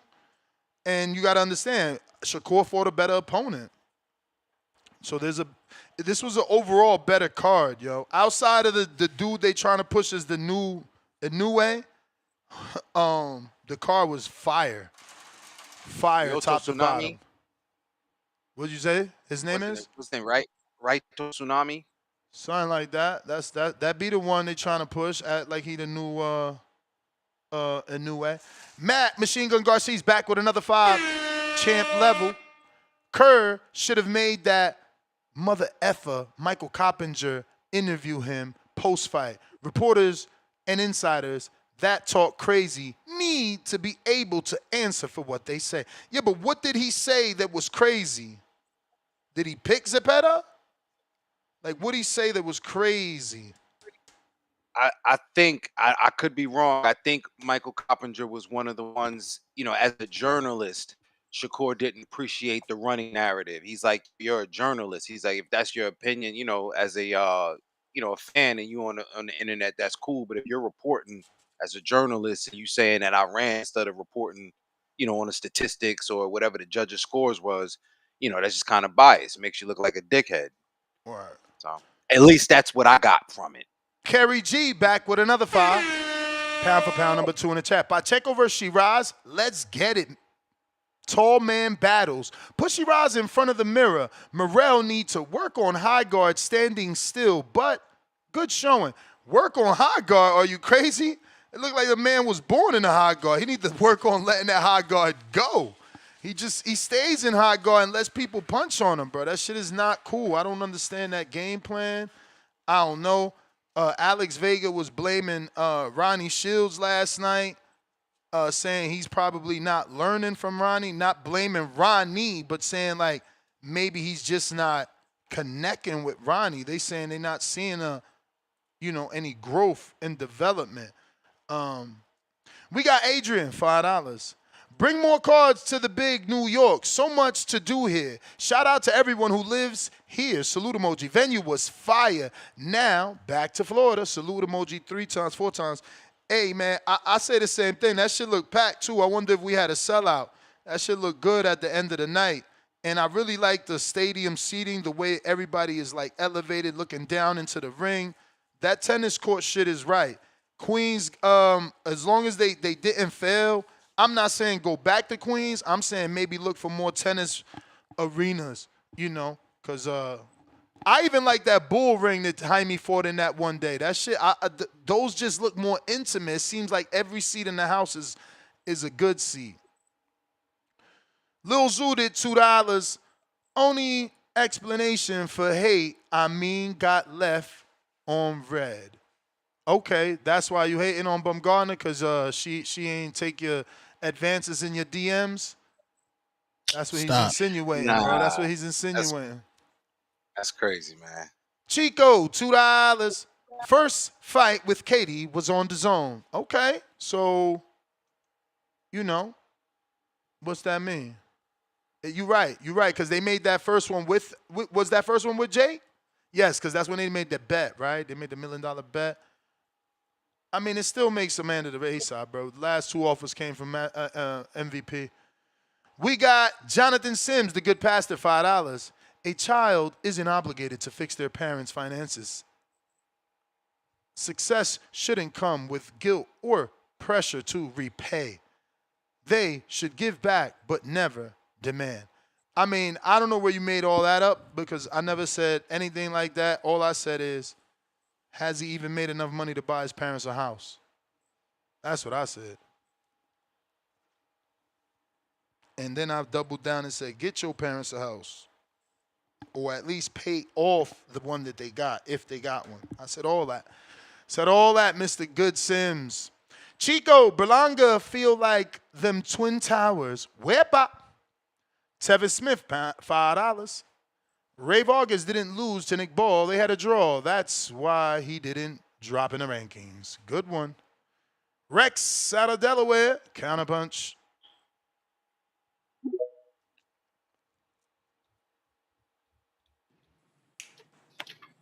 Yo, yo. What up? Yo, what up, Ness? Stone, King Amin. Good morning. Good morning. It's your favorite Delawarean. For sure. This traffic is crazy. I'm back to the fight now. The traffic is crazy, but check it. as bad as the traffic was, as high as these damn tolls was, as long as that 20-minute walk was, it was all worth it because the fights was live. It was dope. The venue was dope. I like that. And when you come up from the seats, go up to the top. Yo, you hear me? Yeah, you good. I'm sorry. One of my co-hosts jumped on. All right. So when you leave your seat and go to the top where the concession is, open up there. So you get like the open air, the open breeze, like that shit was dope. Like the venue was dope. I liked it. I tell you that much. But you know, I'm a big Shakur fan. I go to a lot of his fights or whatever. Proud of him. I think this was the best performance he had so far. I mean, better than Jamel Herring performance, better than the Valdez. Like, this was his best performance. He did great out there. I'm proud of him, for sure. He did take some punishment, but who else is going to commit to throw that many punches to even get that many off? So just because Zepeda landed some, don't mean that you won't get in there and land some, Tank Davis. Anyway, that's like a 50-50 fight, but come on, Tank, give us that fight, man. We're tired of waiting for it. A lot of Puerto Ricans in there, man. They were supporting, too. They was going crazy for Matias and all that, man. Like I said, great fights. But Berlanga, come on, Berlanga, man. That whole arena was like, no, Berlanga, including me, no. Like, you win some, you lose some, I get it, but we ain't want him to go out like that, man. Not at home. I wasn't trying to see him get packed up like that at the crib, man. Not in New York, man, but you know, it is what it is. Hopefully he can bounce back. But, yeah, man, he had a really good stiff power jab, man. I wish we would have kept it going. That jab was pretty nice. You know, I didn't know he had it like that for it. That was a really good power jab. If he could have kept that going and bounced off of it, that would have been dope, man. That really would have been dope. But, hey, man, you know what's crazy? My partner is with me, right? So it's like the second round. So my partner's like, man, forget that toothpick. He's like, oh, fake-ass Tommy Hearns. And then last night, Nessa get on here telling me he could be the next. Hey, man, Yo, Berlanga arguably lost to this generation's Tommy Hearns, man. We don't know. No, I ain't. It's just fun. Just the irony, brother. It's the irony that my partner said that last night, like during the fight. You know what I'm saying? Yeah. That's all it was. But listen, man, money well spent, traffic tolls, all that, man. It was exciting, man. We all come to see exciting fights, so I ain't mad. I like the venue. I like everything about it. So yeah, that's all I got, man. Y'all have a good day. That's my call. All right, champ. Appreciate you. Guys, do not let me forget Marcel's double emperor counter. Marcel, I'm going to you immediately after I introduce Maestro and give him, you know, his opportunity. What up, champ? I'm assuming you're still in the event, right? You were covering good it? morning, Ness. I still have my wristband. These things are hard to take off. I'm gonna have to ask my wife to clip it off later. But it was an awesome night. You mentioned this earlier, the fact that the tennis stadium creates the ideal sight lines for watching boxing because the court dimensions obviously a little bit larger than a boxing ring, but you turn that into the floor area for floor seating. Everything's intimate. The people in the crowd have great views of everything. And honestly, living in New York City, it's nice. You know the tri-state area, and it's nice when not everything is in Brooklyn or in Manhattan. Because really? Yes. Wasn't it harder? Did you take public transportation or did you drive? And was it harder? In fact, I posted how I got there from the Bronx last night on my IG. People could look at it because the whole week, and I think the promoters didn't do a good job of explaining to the fans, you know, it's not that bad to get out there. It's right by where the New York Mets play. I mean, tens of thousands of people go to New York Mets games, including from the Bronx, including from Jersey, including from Staten Island, including from all over. So it was 2 stops on the Long Island Railroad from Grand Central Station, $5 city ticket. So I took the Metro North from Yankee Stadium stop, 2 stops to Grand Central, then 2 stops from Grand Central to Mets Willis Station, and I was there in less than 50 minutes, about 50 minutes. And here's the thing. Louis Armstrong is not even the main stadium over there. Louis Armstrong seats 14,000. The Arthur Ashe, great African-American tennis legend that they named the tennis stadium after, his stadium is like over 25,000 for boxing. So I hope they go back over there. I really do, because I like the Garden. I don't really like Barclays, but having things in different areas of the city is really nice. I think that's going to motivate people from the outer boroughs to turn up to these events. Yo, Maestro, it's cool that you said that too, because I'm right in Jersey, so my whole thing is the Barclays sucks because I got to drive into Brooklyn, I got to pay for the extra SUV parking, or I got to park in the hood. You know what I'm saying? And so that is not really conducive. So Madison Square is always what's up, right? It's a train Yep. ride, and even the tips on the LIRR from say like Bro, from Penn right there. Station.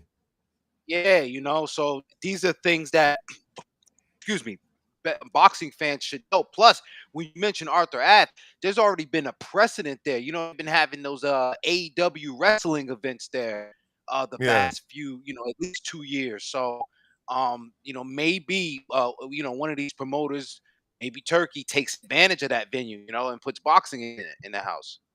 Absolutely. You've got a stadium there that's like about 10,000, which is their third court, right?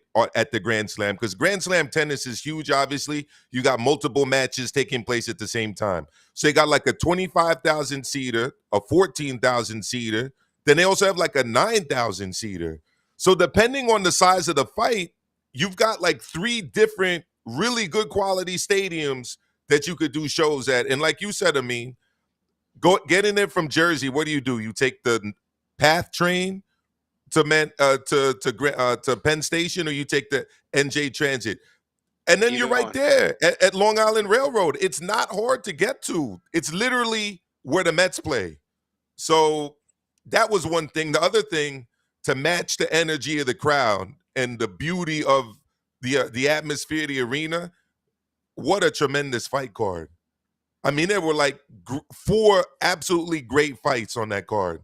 The Imam fight with Morel, the Matias fight with Puello, the co-main, which I heard you guys talking about when I jumped on, Shakur doing his thing against Zepeda, and then obviously the main event, while it wasn't, I would say, a competitive fight, a great fight in that sense, it was definitely a star-making performance for Hamza.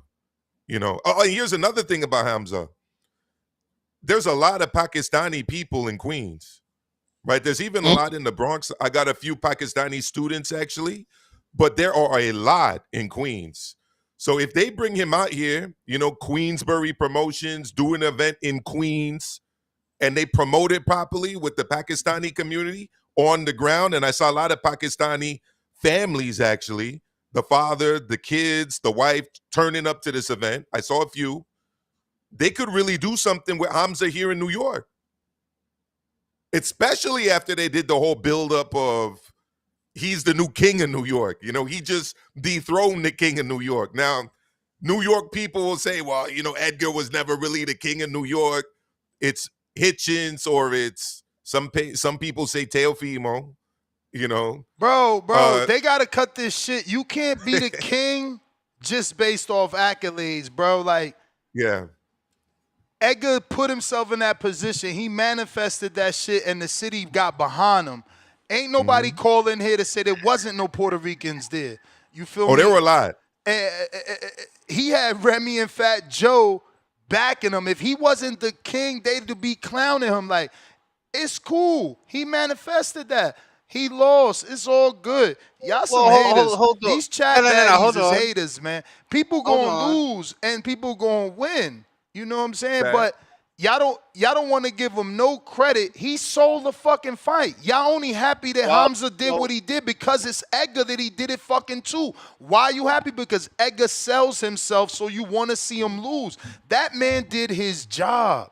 He did his job, man. Bro, you a goofy, man. You a goofy, and you gonna be timed out the rest of the fucking show. Yeah. So part of being the king of New York or anything is, and if those of us from the tri-state gonna know, this is from the Al Sharpton School of Matchmaking. It gotta be, kind of like race-based, ethnic. Like we talking about the king of its volume. because in Madison Square, Puerto Rican flags. When you put a Puerto Rican and the Irishman in Manhattan, that's just something you guys don't understand in boxing. Is an age-old tradition that's going to draw numbers. So now, to Maestro's point, if you have a Pakistani community, we got, a few out here in Middlesex County in Jersey, a lot of Asian, diaspora. So you kind of have to think about these things when you're trying to be able to build a crowd and build a gate and entertain, a certain constituency. So these are all very great points that you got to consider in the building of a fighter of Hamza Sheeraz, because he just king of New York. I can't say Edgar was the king of New York, but maybe the king as far as numbers. But now Sheeraz is, they got him on the face of the Statue of Liberty, right?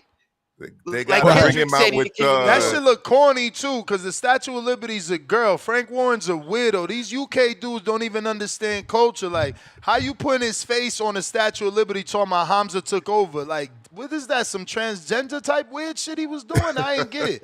I'm like, what is he doing? Matter of fact, I'm gonna show that shit because it's so strange. Like, why would I put a man's face on a woman's body? But listen, let me get to Marcel's double right. emperor count, and we'll get right back to it. All right. Yo, I ain't gonna lie, you fucked up. Nigga said that's some transgender shit. I mean, what the fuck is they thinking? Where that shit come from? How you put a man's face on a woman's body? That's lady liberty. Like, we not gonna change that because Frank don't know his fucking culture or his history. What they should have did, when it's tax season, they got niggas out there dressed like the Statue of Liberty flipping them signs. Yeah, them crackheads. They're trying to make that money flipping the sun in the heat so they can have a hotel room at night. Yeah, so they could go get them a little round one on old English and shit. You feel me? I was at the fight yesterday though. I ain't gonna front that. Yo, and they changed the picture. This is a second one, bro. I promise you, this was not the original picture.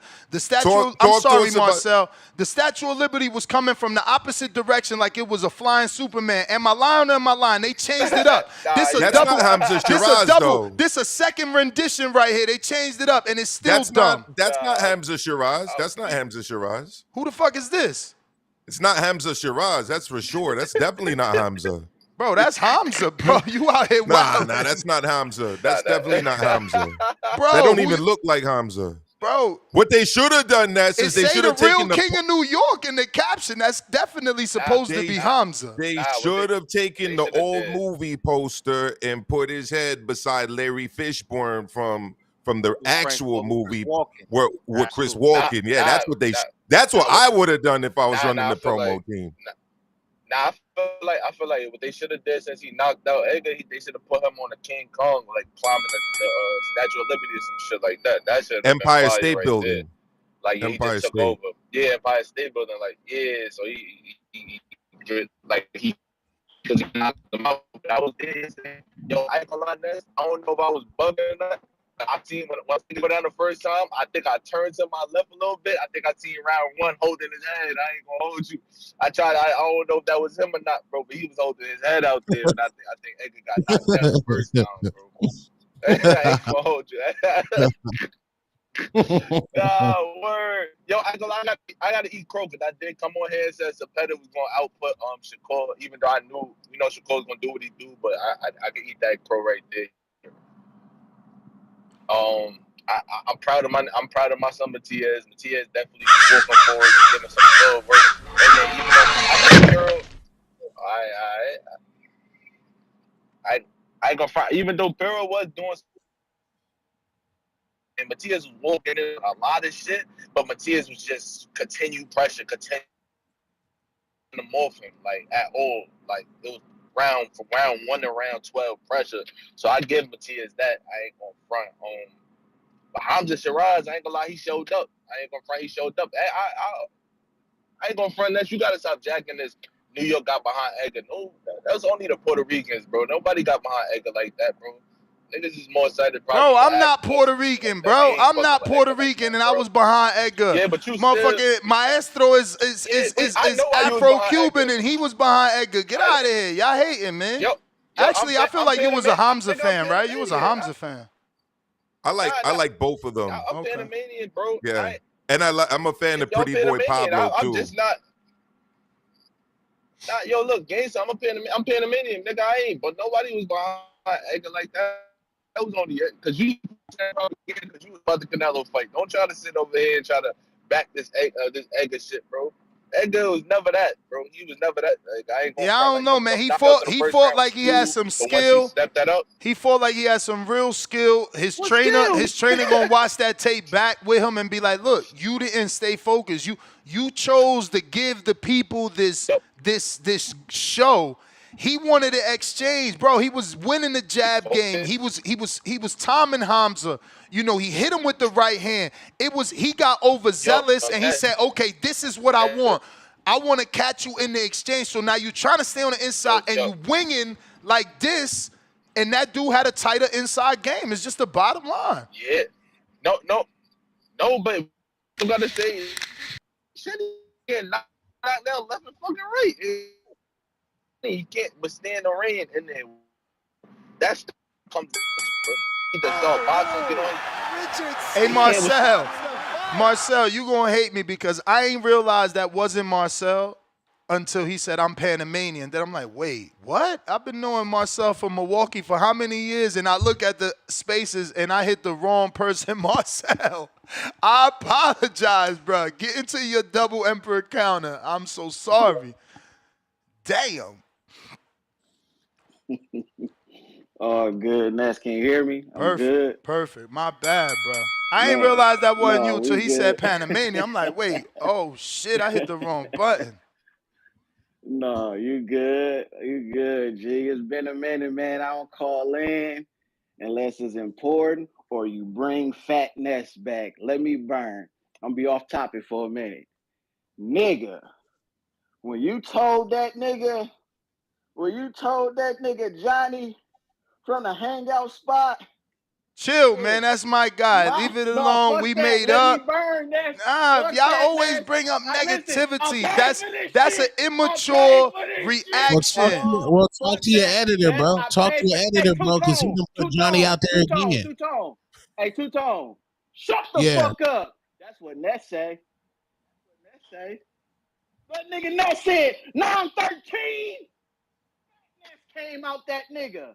Fat Ness came back. I said, oh shit. Fat Ness told that nigga 913. You put your hand in my chest. I'm smacking the fuck out you. 7 convictions, nigga. 7 convictions. Nigga, I love that shit. See, this is why I've been listening to this editor corny show. This is what I've been listening to this show for 13, editor and Supermax is corny. Hey, Tone. I'm always gonna play Supermax getting knocked out on my show. I'm gonna start my show out with Supermax getting knocked out. Shut the fuck up. Hey, yo, you had to say it twice so it ain't click. Because you keep saying editor, and I'm like, bro, Jemmy's the editor, but you talking about him posting it, so he like Supermax. Son. Corny. Touch my son. My son, bro, and let's not front. If you look at the comments, Tone, I get it. You saying it's corny, but you look at the comments, everyone's saying it's true. You poke me, we fighting. Like I don't know what world Johnny live in. No, I'm not, bro. What you and Johnny's exchange? That's men shit. Y'all did, but I'm talking about the editor using that for content is corny, knowing that that's going to make Johnny feel a certain way. Oh, don't be soft. No, that's still a man at the end of the day. And he's on a big Instagram platform getting marked out. He getting marked out, bro. You think niggas like Fat Ness was here? You wasn't around when Fat Ness was here. Fat Ness, that's Fat Ness, nigga. That's the nigga, that's the boxing voice. We niggas like we fell in love with, nigga. No, fuck that, Toe. Shut the fuck up. That's what Ness No, you shut up, nigga. You shut up, nigga. You sound like a dick rider. The same thing Ness was talking about. You sound like you that's right, nigga. Nigga. Listen. You dick rider, nigga. You a dick rider. I don't call in up much. With come on I your don't mouth. call in much. Yeah, you shouldn't call it. Listen, I don't call in much, but when I call in, it's for a reason. Now listen. As soon as you called in, you had dick in your mouth. How does that feel? You need to did you that you woke up on a Sunday morning with peas in your fucking mouth, nigga? That shit I don't don't know why y'all bother fuck me, with dog. Tone. Y'all know he not gonna let y'all get no words Hey, off. Once listen, you fuck with Tone, he that not shit letting you don't bother talk, me, man. Tone. Yeah, you a Hey, whole ass nigga. You woke up with listen. dick on your mouth. Now you over here dick riding Hey, this, Now, and listen. you. now I'm That don't bother demonetized. Y'all me. gotta stop messing with Tone because y'all get me Hey, Whole demonetized. ass. I don't get to eat. Ness, that I don't don't get to bother eat. me, Y'all gonna champ. put me on cornflakes and Hey, water like listen. Brona. Hey, Ness, don't trip. Don't trip. This show on me. I got another 100. I can talk all day. Hey, Oh, my I money can't. long. I ain't tripping. We gonna Hey, see I who ain't will last. tripping. Nigga. So, We can do that, gang. listen, We can do nigga. that, gang. Hey, listen. We can do that, my brother. Yeah, you gonna concede real quick, nigga. Do I do like this round one. the same way Hey, them do like niggas box. round one, man. Yeah, you woke up with dick in your mouth, nigga, and yet your dad You fucking done? disgusted you, nigga. Listen, Yeah, bro, yeah. don't be mad at me. Why you always Nigga. talking about dick, Tom?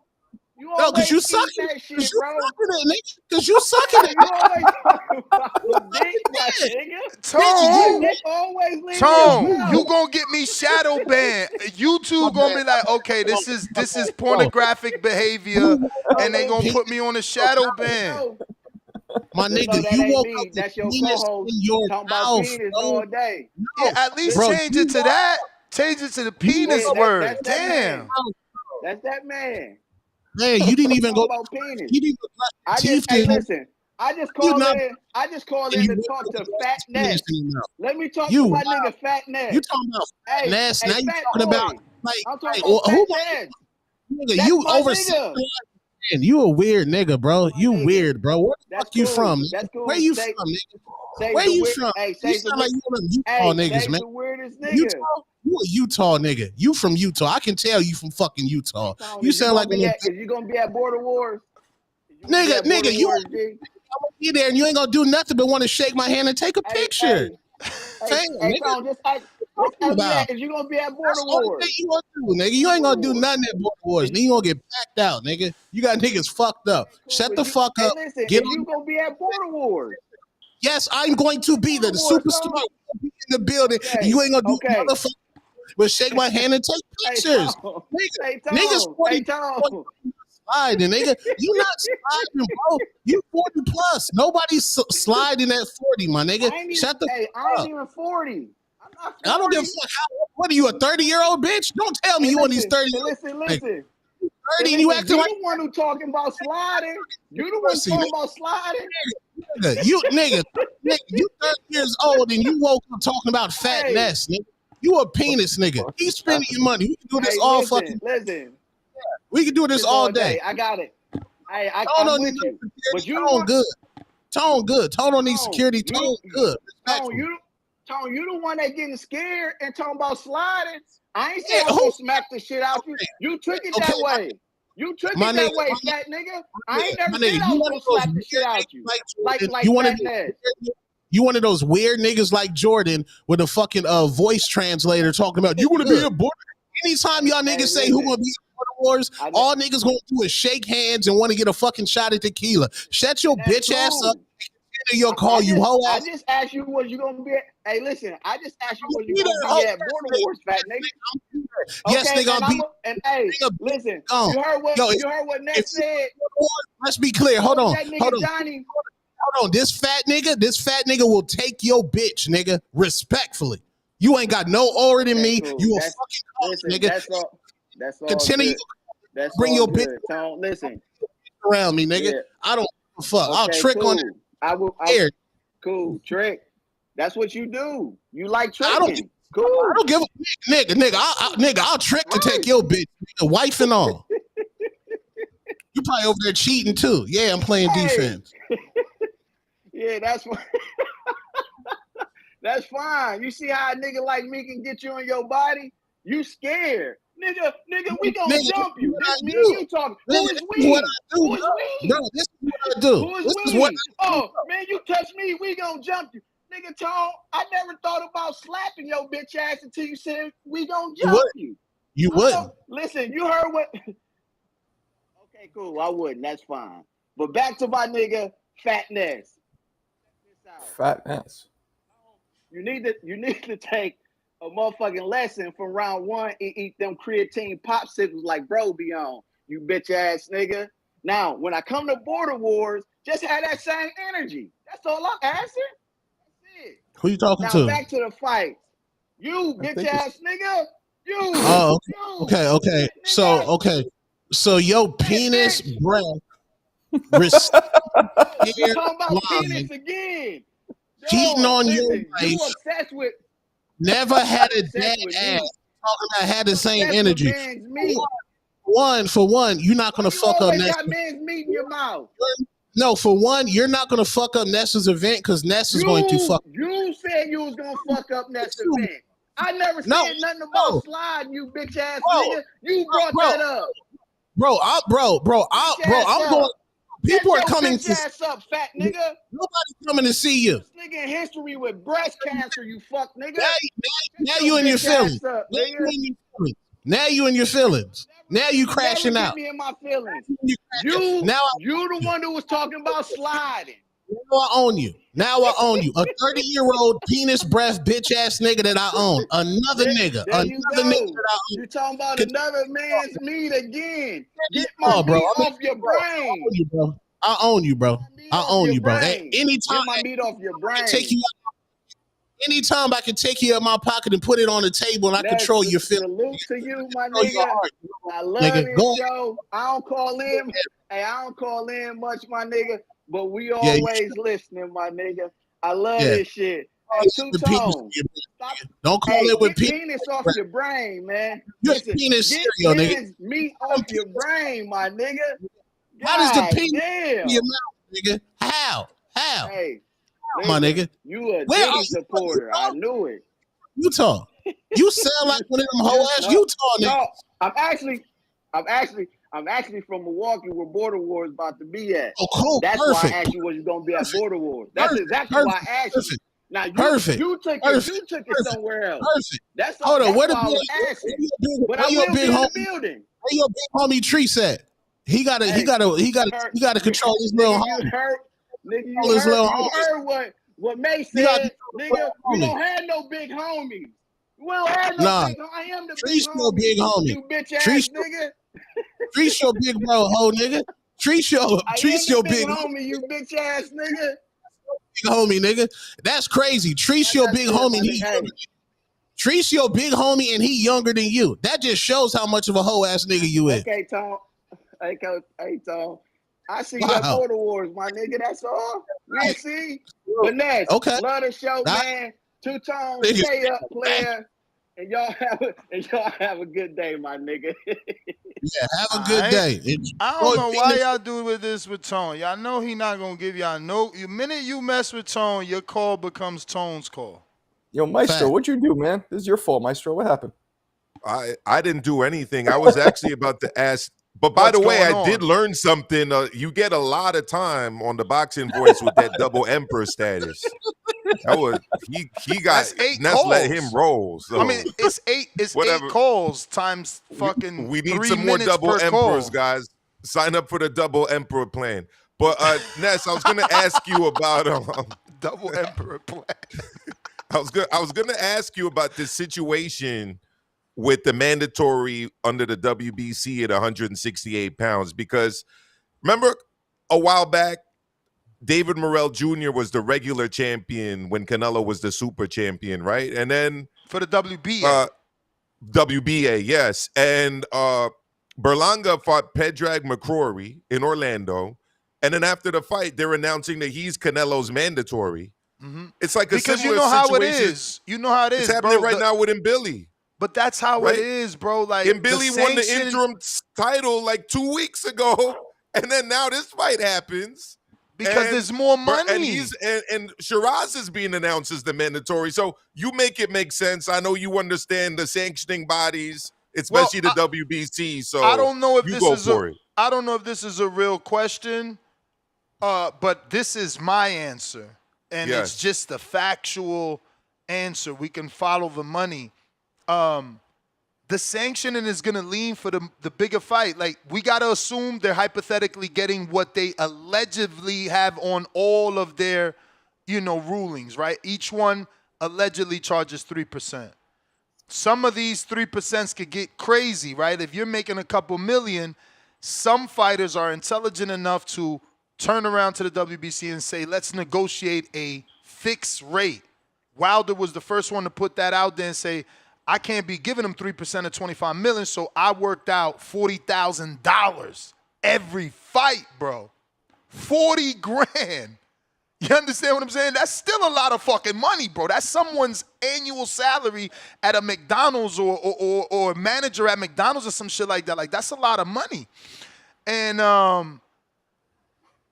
Hamza and Berlanga, they're in the same situation. They bring in economics. So when Berlanga beats Patrick McCrory, former IBO 175-pound champ, Canelo knows he could beat him. The sanctioning knows Canelo knows he could beat him.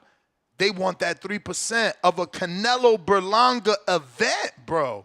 Like, there's money there, or whatever already fixed rate superstar Canelo is given. Now, Canelo makes way more money than Wilder. So if Wilder negotiated $40,000 for one belt, just the WBC, what has Canelo negotiated with these sanctioning fees that makes them get fucking happy?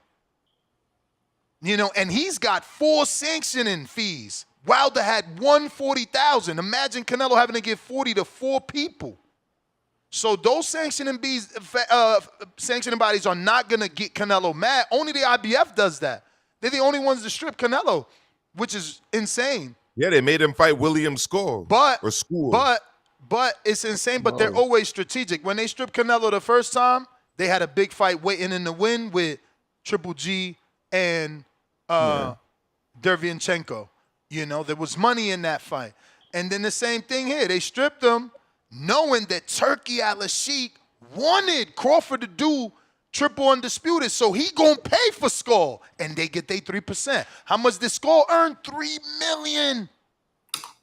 They smart, bro. These people doing the money game, bro. And this is alleged nonprofit. You know, like, these companies are non-for-profit, but they also got to make a profit to sustain the business. When it comes to the WBC, I know they do a lot of shit. I mean, look at me. I got an amateur fight on August 2nd. I'm getting 30 medals. I don't know that I'm getting a green belt this time. Shit is tight. But normally I get a green belt for fight of the night, patches, all types of things. You know what I mean? That's one person. Then they send fighters to hospitals. They got to pay those flights and hotels to get these fighters to go to the hospital, to the cancer wards, and give these people, you know, some sort of motivation. They're always doing something. I don't know what everyone else is doing. I see the WBA starting to do a little bit more. But, yeah, man, you got to follow the money. It's always going to be about the money.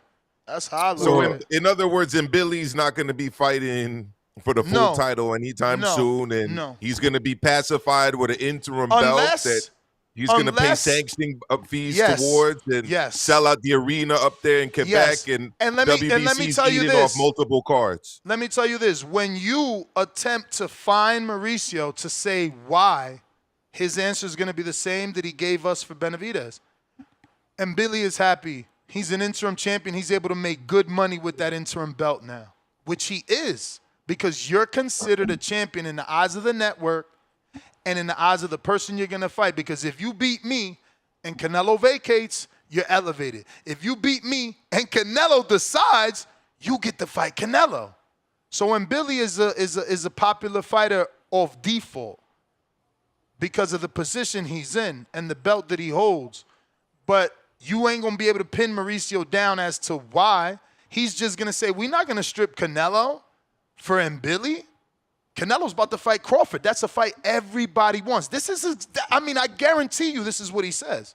Like, that is a fight that we do want. Look at the world. They're stopping for that. There's going to be the hardcore that say, we didn't ask for that fight, but there's plenty of us that are excited for Canelo Crawford. And if Mauricio stepped in to strip him to force an Billy fight, he would get more. We would ridicule him as an overall boxing public. The hardcores be like, yeah, Mauricio, you did what you needed to do, man. Fuck that. Give him Billy a shot. But the rest of the world, they're like, no, you just fucked up the bag. It's not about getting in the way of the Crawford fight. It's about who gets to fight the winner of the Crawford fight. You know, we don't know. They might retire. Both those guys that doesn't happen, though. If Canelo loses, there's a rematch. If Crawford wins, he might just walk off into the sunset. Exactly. We don't know. That quarter is still spinning. We got to see which side it lands on. Let me Which ask. is why it's Marco, real quick. Which is why again I'm cool with the whole interim idea because, like Ness said, you give him Billy interim. He's up in Montreal doing his thing. You know what I'm saying? Poutine and what they eat up there. You educated, brother. Come No, on. listen. Poutine Interim now. Meat, Montreal bagels. You might could get Pacheco, right? Pacheco walked away from that negotiation to fight Huckleberry, but now with an interim title, the offer is more. Yeah. That's an interim title. He's a defending champion, so Pacheco might get a bigger offer, plus the belt is on the line, and everything else I said is part of the play now. Like, okay, now I'm mandatory to Canelo. Now I could go with Matchroom and make money off this interim as a quote-unquote champion. Like, we got to look at financially. Not that this is going to happen, but Sheeraz against Diego Pacheco, that would be a crazy fight. Well, that's been announced. That's already been rumored. I know that Turkey said he wants he feels that Sheeraz deserves Canelo in 2026, but I seen something else about them saying Pacheco I didn't see that. Hamza already, bro. Let me ask you two guys, because I believe both of you, right? Amin and Maestro were at the fights last night, correct? Yep. Yeah, I was there, yeah. What was the energy like, guys? Talk to me. It was great energy. I talked about it before you got on. You want to go ahead there, Amin? Yeah, so Friday night, and shout out to Marco, because one thing, he gets a lot of flack, or at least I know I give him flack. He's not a highlight guy. I don't know if it's the kids were watching Netflix, but he was watching Netflix. He was watching the fights, and he was on Instagram paying attention to what was happening in women's boxing. And I said, so you heard me, I said, Marco, ain't you a Hell's Kitchen guy? Why are you not at this fight? So I say all that to say it was great down there. Madison Square Garden, the greatest arena in the world, right? So, lots of energy. I don't know what the capacity was, but it seemed to be, celebrities, common folks. There was a lot of Netflix actors and different dignitaries in the house. So, Kevin Hart was there. All kinds of shit going on. Very, very good event to say. I know Maestro was in Queens the following day, right? You didn't go to Queens? No. Okay. Yeah, the Queen's energy, Marco, was very, very, very good. I give it a 5 stars across the board in terms of sound, in terms of the energy of the crowd, in terms of the lighting that they had on, the sight lines that everyone had. Because I had family and a couple kids from my boxing club up higher, and I went to visit them every now and again, and their view was crazy. So it was really a good place to watch boxing, and I hope they do more. And you remember, I told you I probably wasn't go to the Garden, Marco, when we saw each other at the press conference for Taylor Serrano, because I said, I don't really need to see this fight 3 times. I'm not that excited about it. I don't want to go to 2 late night cards on the same weekend. Right. And I told you then that I was going to go to the Louis Armstrong fight, and I'm glad I did, because to me, I know the other one got a lot of hype. I heard one media person say that it was the fight card of the century. I don't agree with that. If I'm going fight card versus fight card, people may disagree, but Louis Armstrong had the way better fight card than the one at Madison Square Garden. The main event in MSG was dope, but pound for pound, the card was dope. I mean, because we know what it is. I mean, boxing fans know that women's divisions don't have a lot of talent in them. A lot of the time, the fighters fight for vacant titles. Undisputed does not mean the same thing as it does when the men do it, with all due respect. Being undisputed in men's boxing is very different than being I don't know, man. I gotta disagree. Boxing. I gotta disagree. No. Shadeja Green's lineage to undisputed is up there with. I mean, it could arguably is better than Crawford's because, or at least similar to Crawford's 47 run, because it's like you beat one dude to be undisputed, and Shadeja just beat Clarissa's biggest win. Right, that is true, Ness. But what I'm talking about is the depth in the division. You literally have hundreds of fighters, sometimes thousands of fighters across the world in a men's boxing division. Whereas in women's boxing, You may have two stars in and around the division, sometimes even in the same division, but that's why we have so many big fights in women's boxing that are this woman from this division fighting this woman from another division that's 3 or 4 divisions apart. We're getting that kind of with Crawford and Canelo, but not to the same extent. And in the divisions of men's boxing, there's way more people fighting. So that's why I don't like the comparisons. Nobody compares the WNBA to the NBA. You know, if somebody's a 3-time WNBA All-Star and, you know, did a triple-double in a WNBA game, nobody's comparing that to the men. So I don't know why they do it with boxing. I've never understood it. Right. See, to Two different sports. Point, one thing I would say is the lack of depth when a fighter becomes undisputed. I would never say that the the road to undisputed or to undisputed doesn't mean as much, because anytime you're beating a former champion, even if it's for vacant titles, you may be facing a former champion that might have come down in weight to get another shot to become a 2-time world champion. So the competition, is pretty stiff if you got a fighter that's willing to go up a division, down a division, up to contend for a title shot against the next big person or a former champion. And so that makes it very, very credible. However, when you do have some fighters, once they clear out a division, they have a reluctance to either go up or go down, or the competition for which they choose to defend against is a little bit suspect. Alicia Bumgardner. Those are the black eyes on women's boxing in that particular instance. Let me catch up on these. Go ahead. I think Friday was officially the rollout for women's boxing. Being that it was on Netflix, all women's card, the arena looked absolutely amazing. The quality looked absolutely amazing.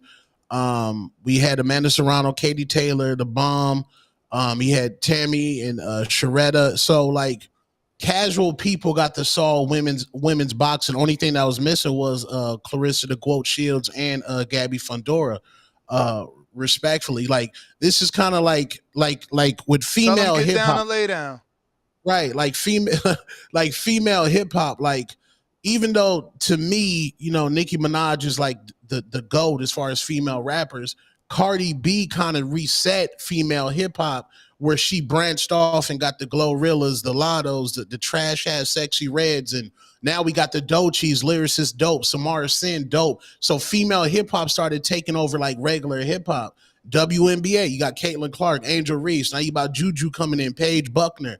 Now women's boxing, with the rollout of women's boxing, what Jake is doing, and now we got Clarissa fighting on July 26th, Rick Ross walking around, Papoose.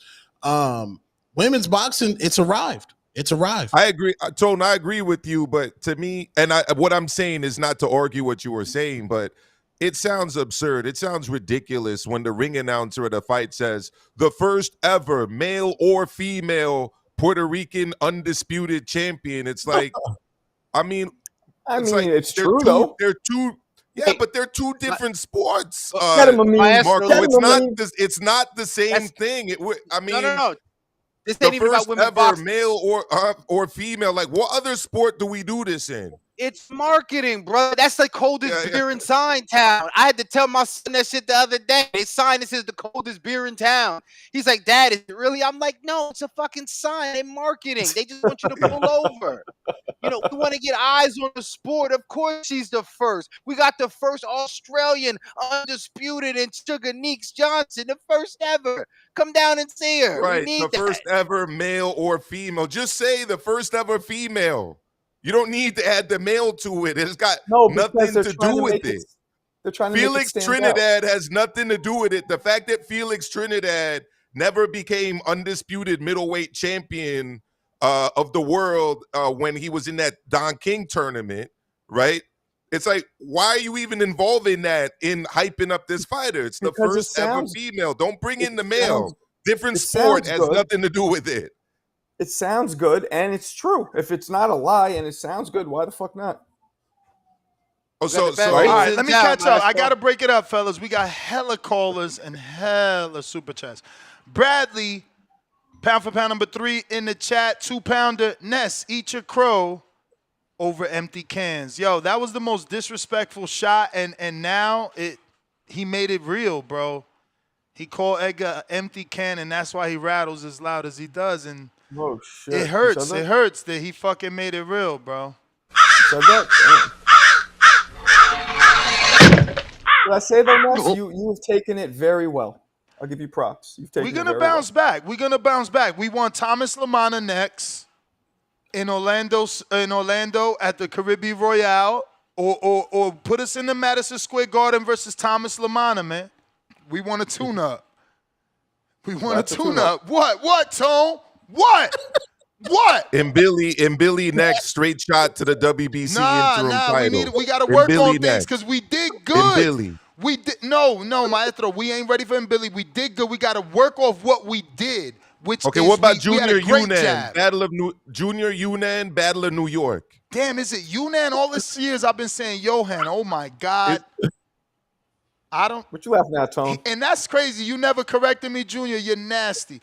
I like that fight. He got a draw with Ronald Ellis. Edgar might could get him.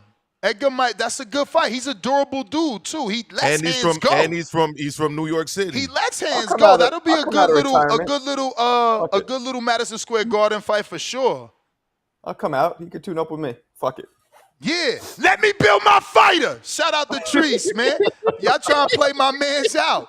We want Lamana. Lamana need another payday, yo. We got Trilosophy, $2. Do you think Cameron should go to 130? Ain't she 47, I mean? She's 140. There's no way she's going down to 130. So tell Cameron, nah. She's the interim WBC at 140. She was waiting for the winner, Taylor Serrano, and Katie Taylor to step up, get back. Shout out to Tavon Burns. You absolutely right. We still could fight fucking McCumbee. That's still a good fight in Florida, man. Give him the Make America Great Again hat with the fat beard. Edgar come out in Puerto Rico. Orlando. I love it. Movie. I like it. No, that's 2 comebacks. Give me the Steven Nelson too. If we could, that's the only fight we rush into.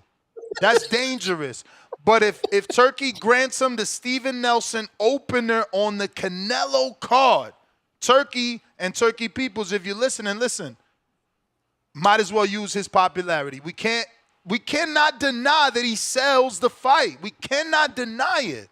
Him and Steven Nelson, opener, ticket sold, man. Let's go. Mad Ben. Oh, that's another good one. Gabe did come back on a Marv Nation fight. I think he's got a scheduled Marv Nation. He's doing a comeback. Maybe we get Gabe. Puerto Rico versus Puerto Rico. He's been calling for that fight. Rosado, he's back. Check the stats. He's back. He either fought already or he's fighting on a Marv Nation card. Who would you favor in that fight, Ness? Oof. If it's the next fight. Oh no, Berlanga. Momentum. That's a good fight, though. Momentum and activity, Berlanga. But if he lets Gabe get this tune-up or one more, Gabe from Philly. So he always been a slick boxer. Where would you put the fight? Florida, New York, Tampa. I don't know that they big enough to do what Jake Paul did in the Amalie Arena, but if they could do it on some Puerto Rican shit, Tampa. If not, Caribbean Royale, do 7,000, 8,000 in Caribbean Royale, because that's more than the little room in Madison Square. I don't think they ready. I don't think unless you stack it, Berlanga and Gabe, can they sell out the Madison Square Garden big room? What about San Juan, where they did the Matias Pero fight? Let's go. Listen, now is the time. If you bring back Edgar in Puerto Rico, I keep saying this. Bad Bunny has what's it called? Residency in Puerto Rico right now to help the government make money. So for the next 4 months, he's got tour dates all around Puerto Rico. So that's bringing in the comedy. People like me want to fly into Puerto Rico to watch him perform. People in Puerto Rico are going to spend money to watch him perform. This man's usually on a world tour. He's doing a tour in Puerto Rico. This is the right time to bring Berlanga to Puerto Rico. Even Matias, who won a belt. If y'all want to hate on Berlanga, Matias should be main eventing sometime between now and December in Puerto Rico. Or Well, they want dropping him to the- fight Berlanga in Dalton Puerto Smith Rico? next. Yeah, but they're gonna take Matias to fucking Dalton Smith hometown. They always disrespect, and they always think the UK fighter could sell more. They just don't know how to promote. Put Matias in Puerto Rico right now between now and December, and you're gonna see a guaranteed sellout, bro. Guaranteed. I got Marcel, $5. Ness, you got a new Cash App? Trying to send a king counter. Zell only, man. Cash App on that bull. Matt Bent, 100. Champ level member for 55 months. Daily dose of Tanquil. Shakur, not a killer. He's a master counterpuncher. He let the KO happen. Shakur fought Oscar and he means to say Jamel Herring the same way, non-punchers. That's what I'm saying. When he don't feel your power, he could stay in the pocket. But if he feels De Los Santos, Nakatilia, he's going to do a little more moving. What, didn't he say his hand was hurt or some shit against De Los Santos? That's another thing. That's another thing, maybe. Yeah, I wouldn't mind we revisit that squabble. I mean, I wouldn't mind. Nah, stop with this shit, bro. Why y'all got you so can't much sleep? love for this dude? No, Oh, you moving can't on. sleep? Bradley, $2. Tank hair unravels under pressure, Tone. Tito Vos, $10. Here for my crow on the Berlanga fight. The King of New York lost a battle. PR went 2-1 last night. Respect emoji 3 times. C-Dub, $2. You overrating Tank. What real top guy he beat? Kerry G, 5 more. Pound for pound, #1 in the chat. Drop a bomb for that pound for pound status.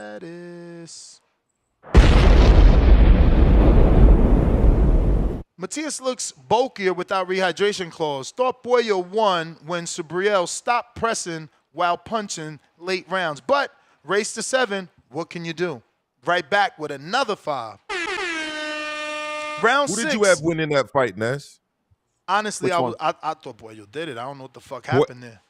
Yeah, I was surprised. I My get what uncle- happened though, because I understand boxing from watching for so long. It's like TV, even judges, they just overrate and overvalue the guy coming forward, bro. And I think that's what the sweet science is lacking, because I think it's more impressive that you're drawing him in, bam, counter and pivot off was and like, slipping, bro, he was my man was rolling, he was doing. blocking. Was it orthodox? I think was he southpaw? Who, Shakur? No. They're talking about Matias and Boyo, because he was doing, I don't know if it was with the right, this fucking body uppercut, and then bringing that shit. Bro, that dude is talented.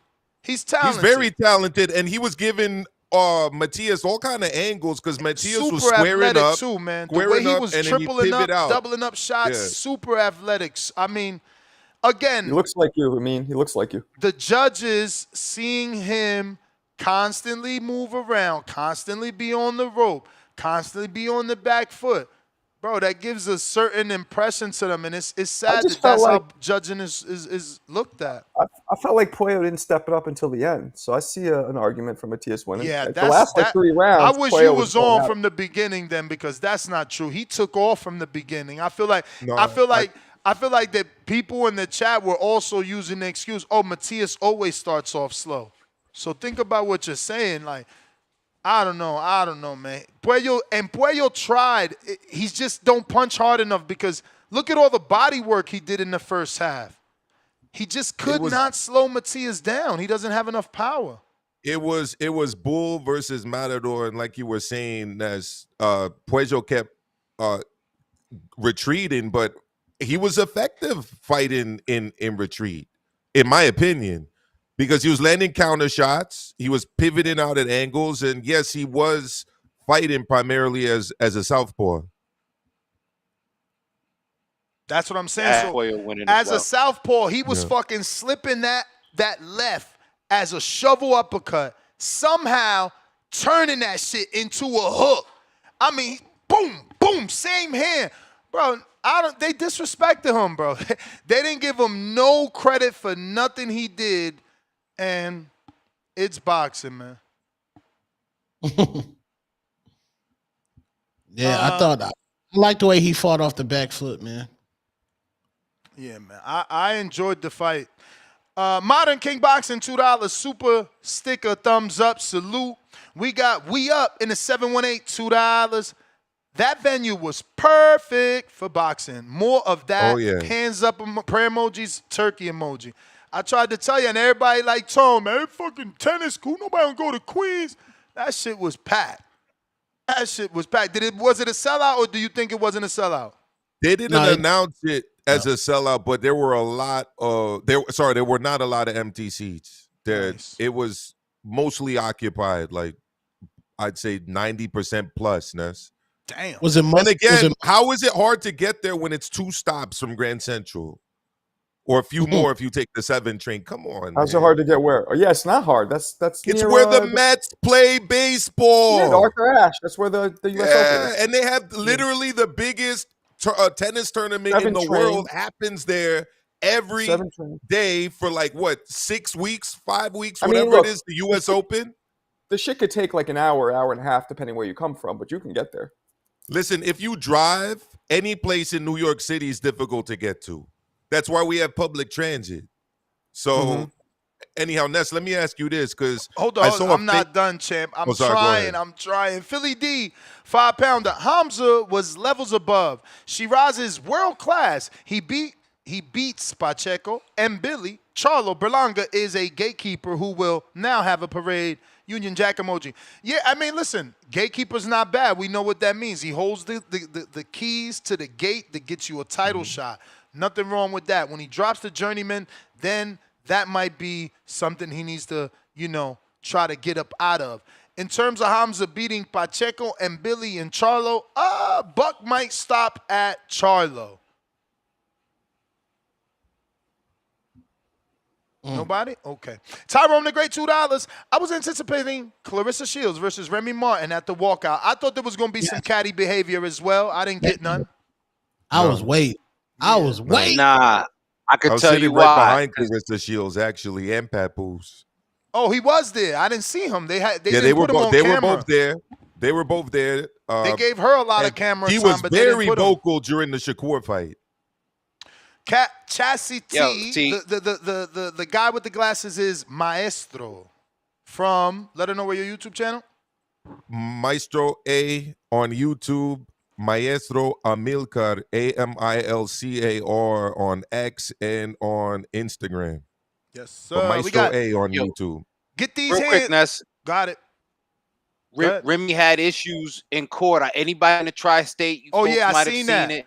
I seen that. She She started had fighting issues- with someone's mom or her son who killed someone. daughter. The moms or some shit. Yeah, the daughter of the man who her son, who's incarcerated, who was alleged to have murdered. Remy Martin started a verbal altercation and recorded it. Was going back and forth with this man's daughter in front of the courthouse, and she was detained. I'm not gonna say she was arrested, but she was detained. So to have to come back to Queens, maybe she was stepping extra lightly because she ain't want no problems with the 113th precinct over there. I'm not exactly sure. How but she old ain't is want no Remy right problems. now? 40-something. Yeah, 40. Shout out, man. She got them young girl boobs. She had no bra on. Full alert. Those is paid for, but they Full look alert. good. She a snack. I mean, she got toxic coochie. It's amazing. She got that done when she got out of jail. When she first came out the Bing, you know what I mean? She got laced with that mommy makeover. That's the one they call a mommy makeover. You're like, yeah, I just want a mommy makeover. She look good though. Listen, there's nothing wrong with that. There's nothing wrong with a mommy makeover. She looks fine. She looks really good. Yeah. Shout out to her. We got Bradley, the French Mad Liberty. It's a Roman man. Google it. Okay, man. In America, that's Lady Liberty, homie. No, that's not a man. That was a gift from the French Republic to our constitutional republic, and it was definitely a woman, Lady Liberty. So that was never a man. Y'all better remember that my man Maestro knows hella history. This ain't the first time he's given us some history lessons. Shout out to you. We Appreciate got that, Ness. I am a public school teacher. I'm going back down to elementary though. I got a little tired of teaching high school. yeah, but not Going only back. are you a public school teacher, you know, you somehow put boxing back into the school Wait a curriculum, second. man. Shout You out go to back. you. You go back down, then Appreciate it. you don't do the boxing anymore, though. No, No, bro, I'm you need to continuing talk the to boxing. Turkey, man. Have you ever had Matter of fact, Have you tried to talk to Turkey? Because you need to get him to give you the finances to put boxing back in everybody's fucking school. It's unfair that you go to the right high school in a white neighborhood and Bronx, they got yeah. wrestling and they got fucking badminton and lacrosse. Bro, give us some boxing in our inner city schools. You know what I mean? There's probably fun. a lot of underdeveloped talent, and we don't get that or manifest that talent because they're not doing boxing in the 8th grade gym class or in the high school gym class. Like, I fucking did wrestling because it was part of the curriculum. You think I wanted to fucking do that bullshit? But if they'd have put boxing, we'd have did that. Yeah, 100%. And shout out to Mike Basil and to Don Stitch Duran because they both visited the school. They talked to the kids. They watched the supervised sparring session when they visited. So it was shout out to them for supporting the program. Nah, man, shout out to you for at least getting it in one school, man. Hopefully that can just multiply. DJ, welcome to the prospect level. Marcel, $2. Tone, first man in his to have. In history. He He's meant trying to say explain that. history, but he only put his. Yeah, how corny that is, man. Like, there's a lot of women who pass away from breast cancer. Breast cancer is like nothing to joke about, and that's what I'm saying. Like, a lot of these beta males, emotional men, they can't take it, bro. He immediately went to breast cancer, Say bro, his. and Excuse me, that was the play-by. you try to slander me, but now you dissing. Who's my man from Detroit that always calling here with the breast cancer awareness and warriors? Noble, that's Noble. Shout out to Shout you out to the calling breast out cancer warriors. for the callback to Noble. That's right. Yeah, salute Noble, man. Like, just because me and you get into an argument don't mean you got to slander breast cancer, bro. So yeah, you're about to be. I won't break the fifth wall with you. I'll just ignore you, bro. Because That's Tone on his mature comeback. You think you slick trying to give him levels of the comeback? He did like Shakur. He pulled the Shakur. This Different dude style. he's too much. Starks, 5-pounder Ness. You have to do better. Had my daughter in the car while listening, had to turn off when Tone started talking about genitalias. I know, champ. I know, champ. We try, man. Listen, somebody else did that a while ago, like 2 years ago. Somebody was like, bro, I be having my kids in the car. I'm sorry, man. It's a barber shop, though. Like, any It is an day, adult shit show. could flip. Yeah, it's an adult show. Any day it could flip. I get y'all. It's just very hard, man. Very hard. And y'all got to understand, Tone is no different than me. That's why y'all like him. He is not controllable. Y'all got to stop with this Ness control Tone. Even if you don't use those words, like the fact that you think I could muzzle him, tell him to not. Like, how many times do I be like, Tone, don't. But Tone, you going to get me flat. He see like, he just keeps saying whatever word we going to get flagged with. He just say it because he be on it, you know, I go ham too. You know, when we see red, we see red. So it's hard. We trying. You don't think I want to grow? I know that could be hindering me. Also, too, look at the diversity of this panel on any given day and think of what we have in common. Like, to quote, you know, my man Jason Bateman in Horrible Bosses, is this a safe space? Like, this is a safe space for us to be men and talk about boxing. So I'm sorry that, you know, brother, you got to create a safe space and get your earbuds in when you driving, man. You want to pump this shit all in the car, bro. This is our safe space. So we respect all you brothers. Listen, you saw my kids walk in the room, but if I want to light up, this is a safe space. This is for me. This is for us. This is for boxing. So, brother, you got to establish those boundaries within your own sphere, if you will, and let us continue to do as we bring you this beautiful content, man, as we bring you this hardcore boxing talk that nobody else can do it like this, man. So just, you know, get yourself some, well, we got them, the Kenichi Bears. Get you some Kenichi Bears. Do something, right? By the way, so I stepped away. Was the I mean, issue I that didn't- this is an adult show and there were some kids listening? Well, there was a kid in the car when Tone went ham versus a caller. But it happens often. Look, we understand. We got dads. Tone's a dad. You know, he be having one Tone. Amin is a dad. His son just walked into the studio. You know what I'm saying? Like, we understand it's just also very difficult to control. I do want to grow. Like, I do know this could be hindering me. But at the same time, how different are we from, like, Joe Buttons? I don't watch that anymore because I'm, so busy. But, like, do they get this crazy on Joe Button's show? Because he's big. Queen's Flip. Hell he's yeah. big Queen's as hell. Flip. Salute Queen's Flip, man. Was he at the fights? Yo, Amin, I heard your bars. I didn't know you rhymed. That shit was pretty good. Oh, I played Caller of the Year the other day. Oh yeah, that was light work. You should have heard some of them battle bars, Joy, man. When you had, I didn't know you had. You've been doing it? I didn't know that. That's dope. Oh yeah.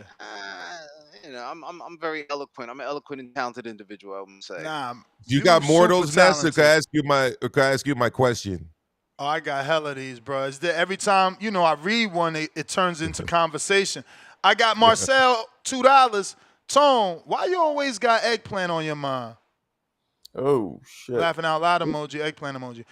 Pristine Sports Network, $2. Edgar, trash can emoji. Curb, masterclass, flex emoji. Check X, DM, parlay, fire emoji. Okay. So you hit your parlay, but you sent in $2. Lord of mercy. Marcel H, $2. Rest in peace, Spider Rico, Spider emoji. Yeah, man. RP, we is me. Shirt coming soon. Jonathan Sims, pound for pound number 3 in the chat, $5. We not playing that game, quote unquote, breast cancer. Tone, we apologize because that's not cool. Sorry about that. Trolling is cool, but that's not it. Marcel H, back with another 5. Nah, what's not cool is talk about it. Eggplant emoji to another grown man. Jay Sims, disrespect. Get met with disrespect. That's the guy who was on with Tone? Marcel dude? Yeah, he's still going at it. Leonard Sterling, 2-pounder. That super chat is about Zepeda, quote unquote, Camarón, going to 130. Nasty. Why would he go to 130? Just because he lost to Shakur? Leonard Sterling, 2 more pounder. Matias versus Dalton Smith, November 22nd in Saudi. Nasty if they putting that on the Devin Haney card with David Benavidez. I'm sorry, I forgot he was the main event for a second there. Yo, Dalton Smith gets graduate. That's, God damn it. Bro, Turkey got to think, yo, is Turkey like, we got to ask ourselves, is someone in his family from the UK? Are we not doing that for Eddie. No, it's more than Eddie because he does it for Frank too. That's what I'm saying. But that's what I'm saying. It's not a promoter thing. It's a UK thing. He give UK fighters more opportunities than any other country, bro. Like UK fighters in the UK differently. That's not fair to say that. What? It's not fair to say that. UK fighters, first of all, the fans don't throw away the fighters after a loss, and the fighters don't mind coming back. Where the fuck is Mark Chamberlain? He gave him an opportunity. Where Mark Chamberlain at? He gave him an opportunity. Spending money. Come on, man. And I could like off top, bro. Chamberlain, Sheeraz, fucking look at Dubois. He let Dubois fake the doctor's note to get an undisputed fight for almost $80 million. That's not fair, man. That was Joe Parker's situation. You see, but Joe Parker's from New Zealand. He don't get that love. You think if they had man, as many... it's weird over there. Look at Fury. Fury's coming back. Fury, I want Fury back. I'm going to have a talk with Fury. Why? He lost back-to-back. We don't even care. But look, we going to do the AJ fight. I just want to say for losses. It was close. Bro, all the UK dudes get opportunities. He really doing people dirty, man. He got to open up that, spread the love. Spread the love. Ness, so check it out. So in England, they've had a lot of ties with Britain for a really long time. In fact, a lot of those Arab monarchy countries are actually created by Great Britain. And if you go to London right now, you go to Edgware Road. I know people in the UK probably watch here, so they'll know what I'm talking about. Edgware Road in London, it's all Arab. In fact, a lot of those guys even ship out like their exotic cars. They have so much money that when they travel, they ship their exotic cars with them and drive their exotic cars around London on the Arab plate. So there's been a lot of connections between those two places. They're a lot closer. Obviously, for boxing purposes, the time zones align a lot better because instead of being 7 hours away to the East Coast or 10 hours away to the West Coast, it's like 2 hours away. So even their TV viewing of the fights lines up better. So they're a lot closer to London than they are to New York City, geographically and historically speaking. Man, you are a gem. Because I get all that, and thank you for putting it together, but I still don't see the boxing connection. Like, again, I like saying this, man. You got boxing in the curriculum in school. Yeah. Do me a favor. Ask those kids, when you dream at night of fighting in the big stage, do you ever dream of fighting in the fucking O2 or the Wembley? You know, we trying to fake steal the mecca of boxing. That's what he's doing. He got the money, so now all of a sudden the UK is popping. No, them dudes ain't it, and until they prove it, it's not fair, and we not letting them prove it. Dubois was supposed to prove it. He did a doctor's note, right? Now, according to Floyd Schofield's father, he was poisoned. We don't believe him, the American. We think the American was ducking. You understand? But Dubois, we believe him. He got his doctor's note, and he magically appeared in an $80 million undisputed fight instead of fighting one of his toughest fights ever in Joe Parker. I'm just saying, man, it's strange. How about this? Let me tie a few more things to you. I don't know if I can quite do it as eloquent a job as Maestro did, but here's my best impression. The culture's different. Look at their passion for football. We call it soccer over here. Their interests are different in that regard. Also, look at the culture of boxing. Maestro is a man of one in what he's doing, but yet all over the UK, there are gyms, neighborhoods all over the Midlands, the North, the South, everywhere. You know what I mean? So from Bristol to Brum, they're littered with boxing gyms. And so you have, individuals that might be from that, a diversity, that ethnicity. When they go to the UK, they got family. There's more of a back and forth, like how we have access to the Caribbean. They have access to the Middle East in that respect. Man, Prince Nazim Ahmed, where was he from? The UK. Sheffield. Absolutely. Yeah, that had a big impact on the Arab world when Prince Nazim was fighting. They're like, that's who they were looking to. Sorry to cut you off, You got it. And so those are the things, and then add to that the fandom, buying tickets, you know what I'm saying? Supporting, whether it's along racial, cultural, or just, sports lines.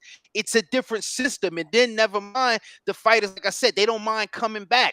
In America, our fighters don't have that same investment in it. They want to protect they want to get the bag. They have their opinions or their ideas or their interests as to why they're following boxing, but it just isn't the same. They like soccer over here, right? But over there, it's football. We love boxing over here, but over there, it's just a little bit different, man. Let me ask you guys this. There's way more American fighters who are champions and stars. If England had the same amount that we do, would it be different? Would people start shitting on them like they do in America? Because it's just less there, so they covet it more because there's less. That's a great point. They praising them because they don't really get that accomplishment. I like that. I like that angle. Listen, Jamaican bobsled team theory, huh? I like that angle. Do they have fewer world champions though? For sure. Yeah. Historically? Absolutely. Of course. Oh, historically, yeah. I'm not talking about currently historically. too, but currently too. Not even close. Yeah. I mean, if you compare it in terms of the size of their population, obviously we're a country of 340 million people. No, maybe not. I don't know about the size. I'm talking about in proportion. No, maybe not. Yeah, but that's always their excuse. Oh, we're so small. We don't want to hear that shit. Stop comparing yourself to us then. You know, it's funny you mentioned the Mecca because I heard something for the first time this week, which was now New York City, Madison Square Garden isn't the Mecca. It's the East Coast Mecca. So I'm guessing Vegas is the Mecca over here? No. Who said that to you though? How old are they? Because the Mecca of boxing is New York. It it was an MC at one of these boxing events. I'm pretty sure it was around the Katie Taylor. I mean, damn, he Amanda might be Serrano right, card. Maestro. Look at what I just said. He might be right. Yeah. Subconsciously, I just said, no, he's wrong. New York City is the mecca of boxing. No, he's right. Because I don't think it is like it's not Ali Frazier over here anymore, basically, is what well, you're saying. well, no, I'm saying it's not. It doesn't have to be Madison Square Garden because Brooklyn held it down for New York boxing for a minute, remaining the mecca of boxing as a New York City. And then Bright Lights, big city, your fight is big time, Las Vegas. Don't no little boys and girls go to sleep saying, oh, I can't wait to work and fight at O2. That's not what they do. It's New York City, Las Vegas. Probably in England they do, though, Ness. No. Doing what? No. Start interviewing some of those English fighters and watch they tell you, man, nah, I dream about fighting in New York City. I dream about fighting in Madison Square. I dream about going to Vegas because that's where it's at. That's where it's at. It's always been. A young Shannon Ryan, who was an usher at the O2. By the way, she's a super featherweight contender, ladies and gentlemen. A young Shannon Ryan was an usher at the O2 Arena. And, as a young, she dreamed because of Katie Taylor, she dreamed about fighting in the O2, and she got that opportunity. So I'm just saying, Ness, I don't know where you saying Shannon Ryan. Now tell us about Sandy Ryan. I bet you her fucking dream was to fight in New York, where she fought at, versus Michaela, on a fight that'll be remembered on ESPN, the worldwide leader in sports. Like, bro, everybody wants.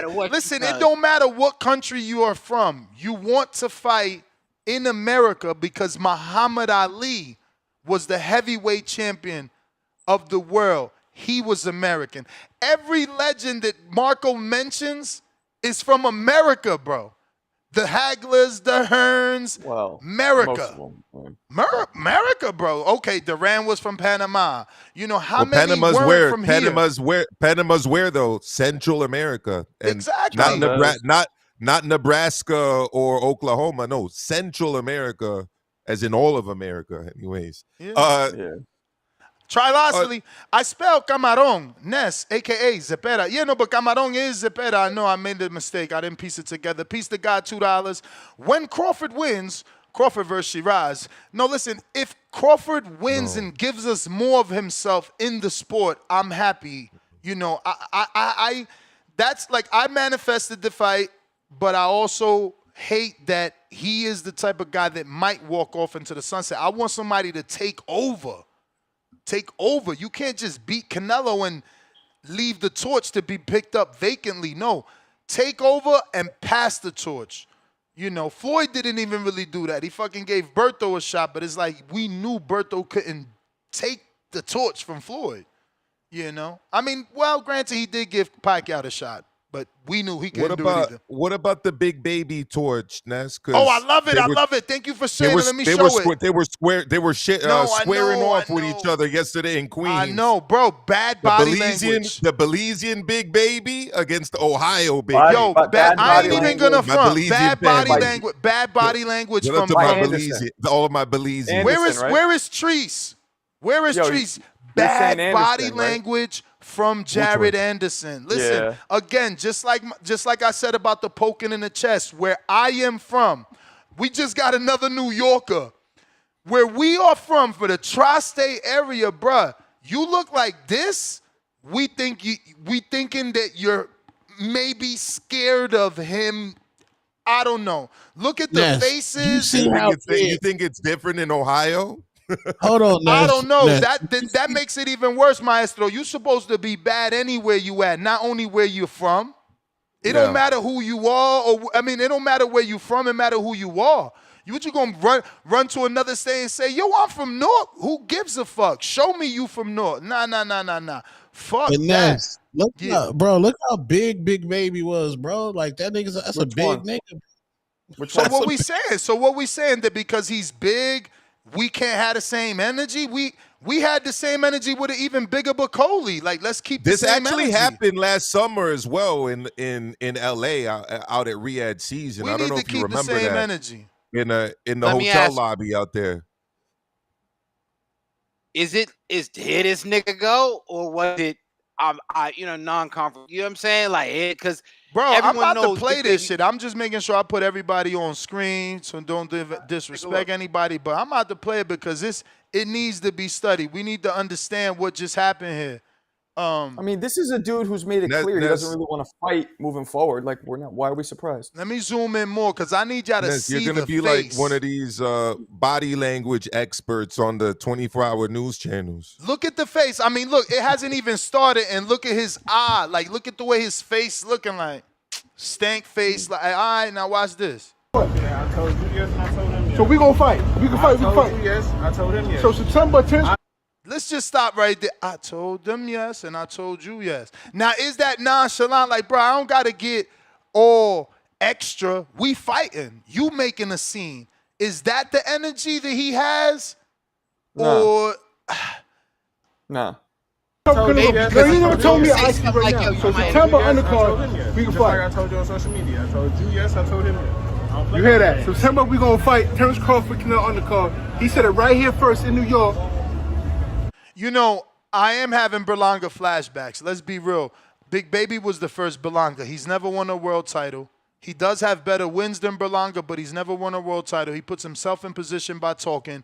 When he talked his way into the Dubois fight, he lost. Granted, Dubois is a huge puncher, respectable loss. But Big Baby could be in the same similar situation as Berlanga. You talking that shit, can you back it up? And I mean Jarrell Miller. He's never won on that high level. He's never won on a high stage. I thought he beat those Andy beat Ruiz, fighters. though. I thought he beat Andy Ruiz. I did too, bro. They robbed him of that in L.A., that Crawford card. I certainly felt he beat Andy. My little brother Anderson said he gonna fight a real Big Baby. Let's make it happen. All right, y'all heard it from me now. We gonna see now. Y'all seen Anderson face though? This I don't know. If it falls through, I never lie about shit. I don't care. Look at that face. What is that? Come on, Tone. Help me.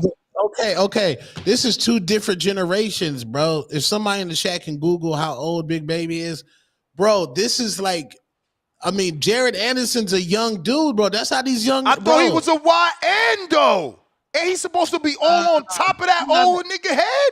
No, he's not a crash out. No, and we got to stop the YN stuff too. Hey, that's your thing. I'm bringing up your thing. You always talking about these YNs, these YNs. I know. If I do say it, I should not say that because I don't want nobody to call it one tone a YN. That's a young black man, a young man. YN shit is where the white people can just magically say, "Oh, I had to shoot this nigga 'cause he's a YN." That's disgusting. That's a young dude. And these young dudes is either depressed, that's why they listen to NBA Youngboy, or they on the crash out level. It looked like he just trying to relax. Wait, damn, hold up. If you listen to NBA Youngboy, you might be depressed. Yeah, NBA Youngboy makes depressing music. He makes music about being depressed, popping pills, nigga, drinking lean. Okay. Depression. I'm gonna have to talk to my son. I told you before, that's all he listened to. I ain't never understand it. I couldn't connect with NBA Youngboy, but yeah, like the new rappers rap about life being too hard, like they mama telling them to get a job, and they got this just some weird shit. The young kids, like it just be weird now. Like we also got a like in terms of Big Baby, Miller. A lot of dudes talk mad shit and still lose. Just because you can talk shit, and Berlanga's an example, doesn't mean That's New York. I guess it is, but like to me, I learned that from a young age going in the ring. The dudes who talk the most get fucked up the quickest. So it doesn't always mean you could, you know what I'm saying? So like just because Big Baby's talking shit, he's a good promoter, but that doesn't mean, so maybe inherently and conversely, maybe the other Big Baby, because he's not talking shit, maybe that doesn't mean that he's a pussy or whatever is trying to be inferred.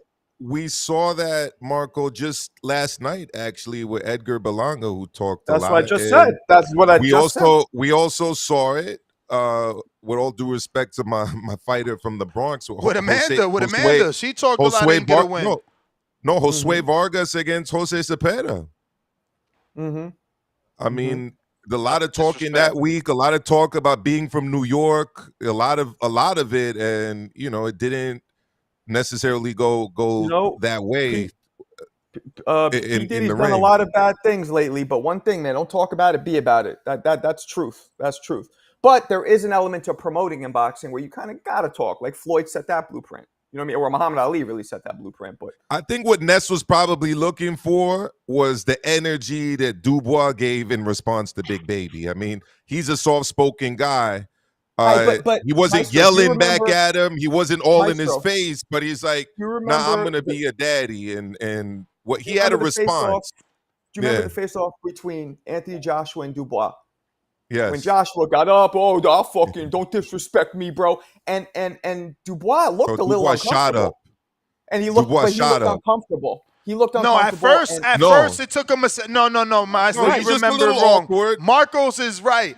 It took really. Dubois a second for that shit to Yeah. register. And he's like, "Oh shit, I'm on camera." What, bro? Don't talk to me Yes. like He looked nah. uncomfortable. It wasn't being on and then camera. the fight happened, Dubois- and the dude dropped him like 10 bad habits. Yeah, You know what but I'm it saying? was So- a good back and forth fight. Dubois just It got was a the good better back and- knockdown But punch.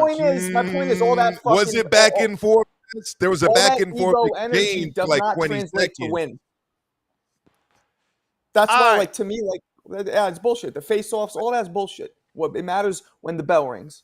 So basically, you're not too hyped for Big Baby versus Big Baby because of the I'm the super face-off. hype. I'm super No, I hype. am. I just don't think we Okay. could read that much out of what they're doing in the street and in the face-offs and all that. Because I'm super hyped because it's the same story again. Can Jared Anderson keep the bigger man off him? Are you gonna fight the Bacoli fight? Or you gonna fight the fight you should have fought, which is lateral movement, be Shakur. You hang with Shakur. You hang with Keyshawn. You hang with them dudes. Soak in that knowledge. Use some lateral movement. He was right in front of Bacoli, and you don't want to be in front of listen, Bacoli's a bigger puncher than Jarrell anyway, so being in front of Big Baby might not be the same, but he's just constantly on you. He's leaning on you. He's punching you everywhere. He's a dirty fighter. He uses that full arm. He's gonna fuck him up. Yeah, we gotta see can Jared Anderson keep. I mean, I've been wanting this fight for years, ever since before the minute that man came into the sport with the same name. I said, no, you gotta fight him for it. You can't just come out of nowhere and call yourself the real Big Baby when this dude's been here. It wasn't just Big Baby. He started calling himself the real Big Baby. Technically, and that's what happened, bro. Top Rank did that as marketing. Maybe he never wanted to be the real and get that energy, but they put it out there because he was this, fast-tracking amateur.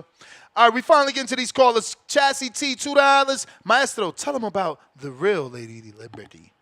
And we got Leonard Sterling, 5-pounder. Mark Chamberlain is fighting for the British and Commonwealth 140-pound titles in August at the ice rink in whatever city that is, a town outside of Manchester. Listen, bro, that's how the mighty have fallen. He in an ice rink. Imagine we say an American is fighting in an ice rink, and it's not a NHL fucking arena. Yeah, imagine we Where say he's Wilder fighting just for a fight. Commonwealth. We'd be like, what? Yeah, regional. That's what But, that I is. mean, Boo Boo fought in a minor league hockey arena in Rhode Island. How many on a the hell? zone. How many a hell? The Dunkin' Donuts Arena, right? If memory serves me well, was the name Don't of the place. disrespect hockey, man. Maestro's from Was that like Canada. 6,000 or whatever? That's not bad. I don't can't know. front. That's not bad. That's like the Caribbean Royale. Counterpunch, Yeah. Chad in Canada. That's like the Caribbean Royale. Where did Wilder fight? That's a good question.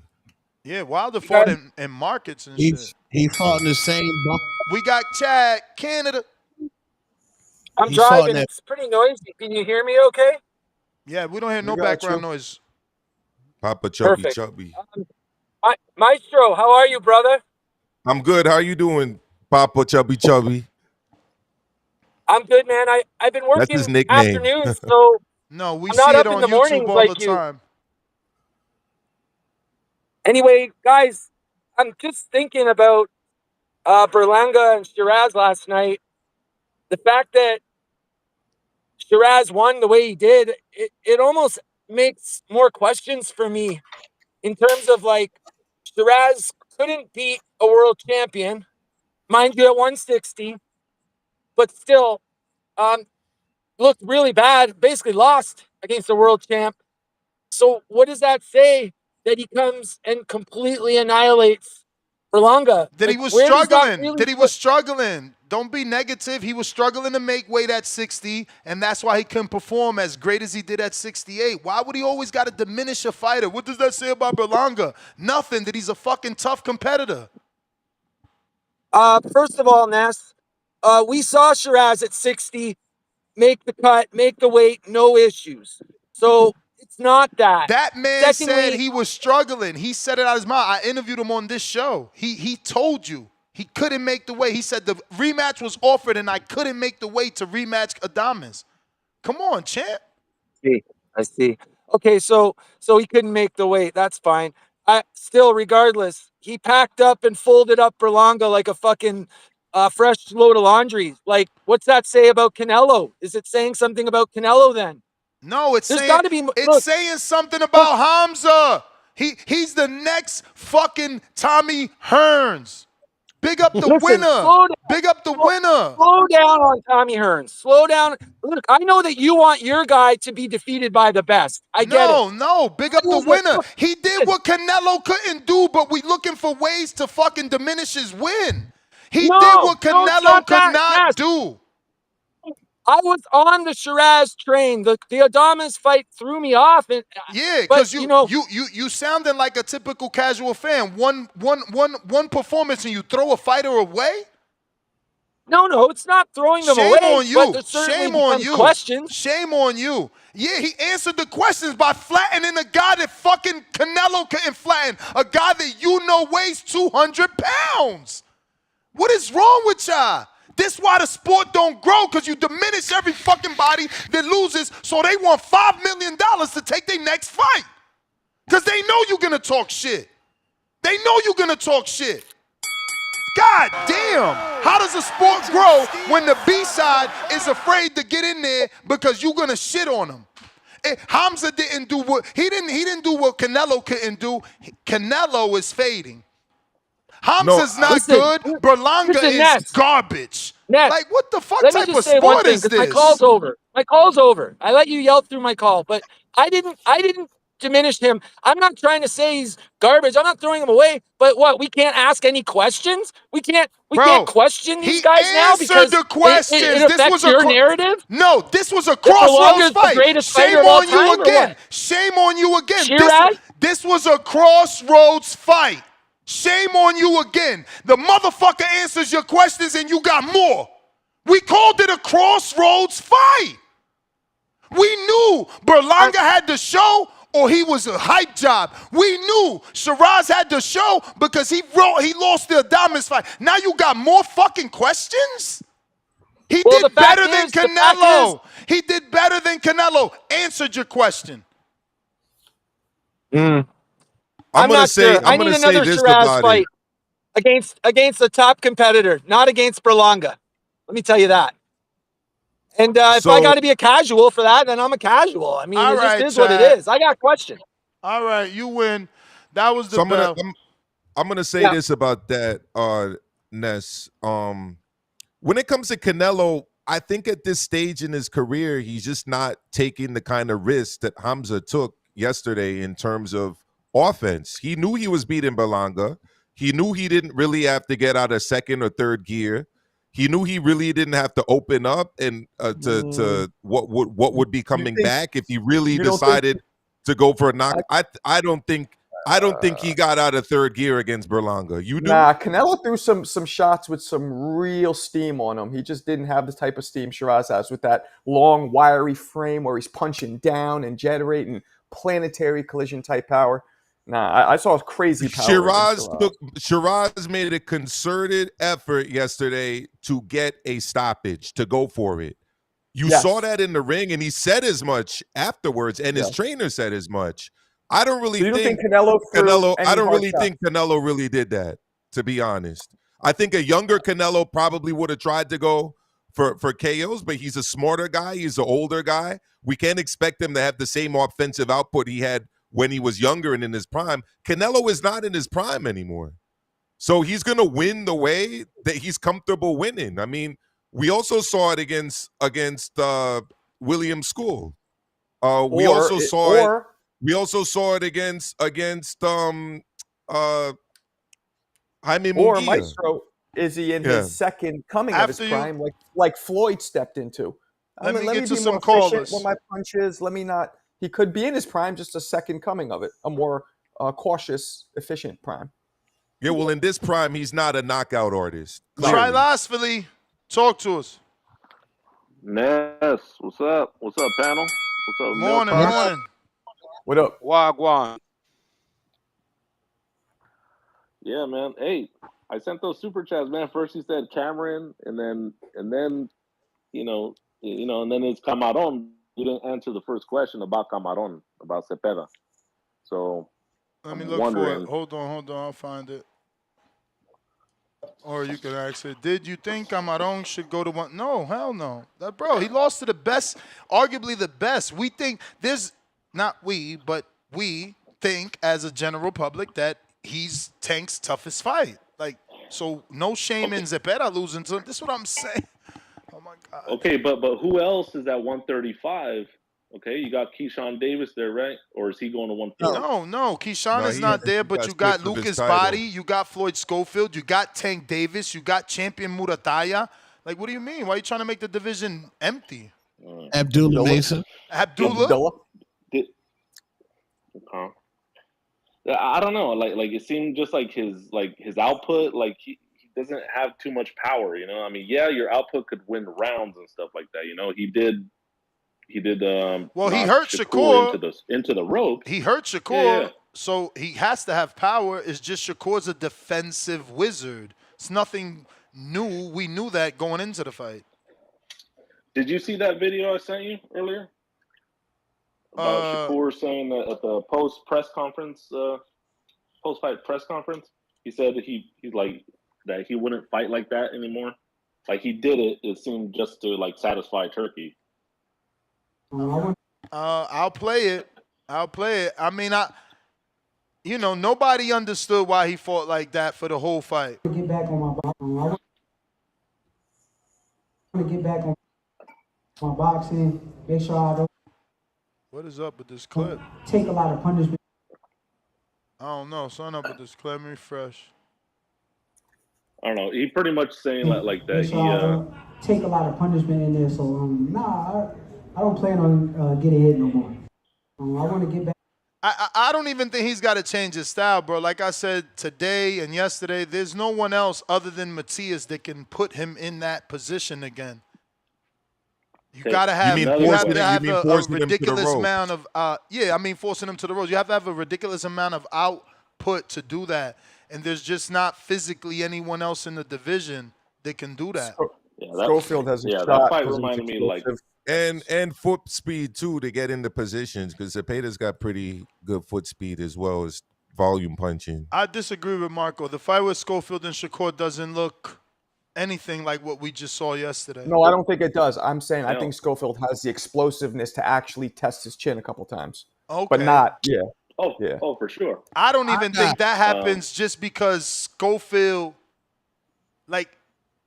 bro, Shakur is a master at timing. He's going to see you when you explode. And remember, Schofield is like one at a time. You know what I'm saying? Zepeda was coming. Schofield is like boom, boom. You know what I mean? I don't know. I love to see it, man. I hate that he fucking got sick in Saudi. I think he's going to... I think we're going to see it. I think we're going to see it. You said you run another one? There's drama. There's drama attached to that fight. I don't know. I don't want Shakur to get involved with the hospital, the cream. If it's going to be professional and contracts going to be sent, offers going to be sent, cool. Fuck all the talking now because that shit's goofy. I think Shakur does Floyd Schofield Jr. bad, bro. I think he doing worse than Zepeda. Hell yeah. I think so too. Is Keyshawn a turkey boy yet? Yeah. No. They was hollering at the function. Yeah, no, I know. They sent me video. I didn't know if he signed to the ambassadorship yet, though. I'm telling you guys. guys. He was definitely there. All three of the brothers were there. Schofield will test the chin. I'm not saying he'll get to him a lot, but he will get to him. Just based off this video, I need Turkey to give me, guess what? I want Richardson hire me. Hitchens, Keyshawn Davis. They've been talking That's about a each good one. other's resumes far too long. Get those boys in there to squabble. That's a good one. Ness, thank you for having me on. I got to get going.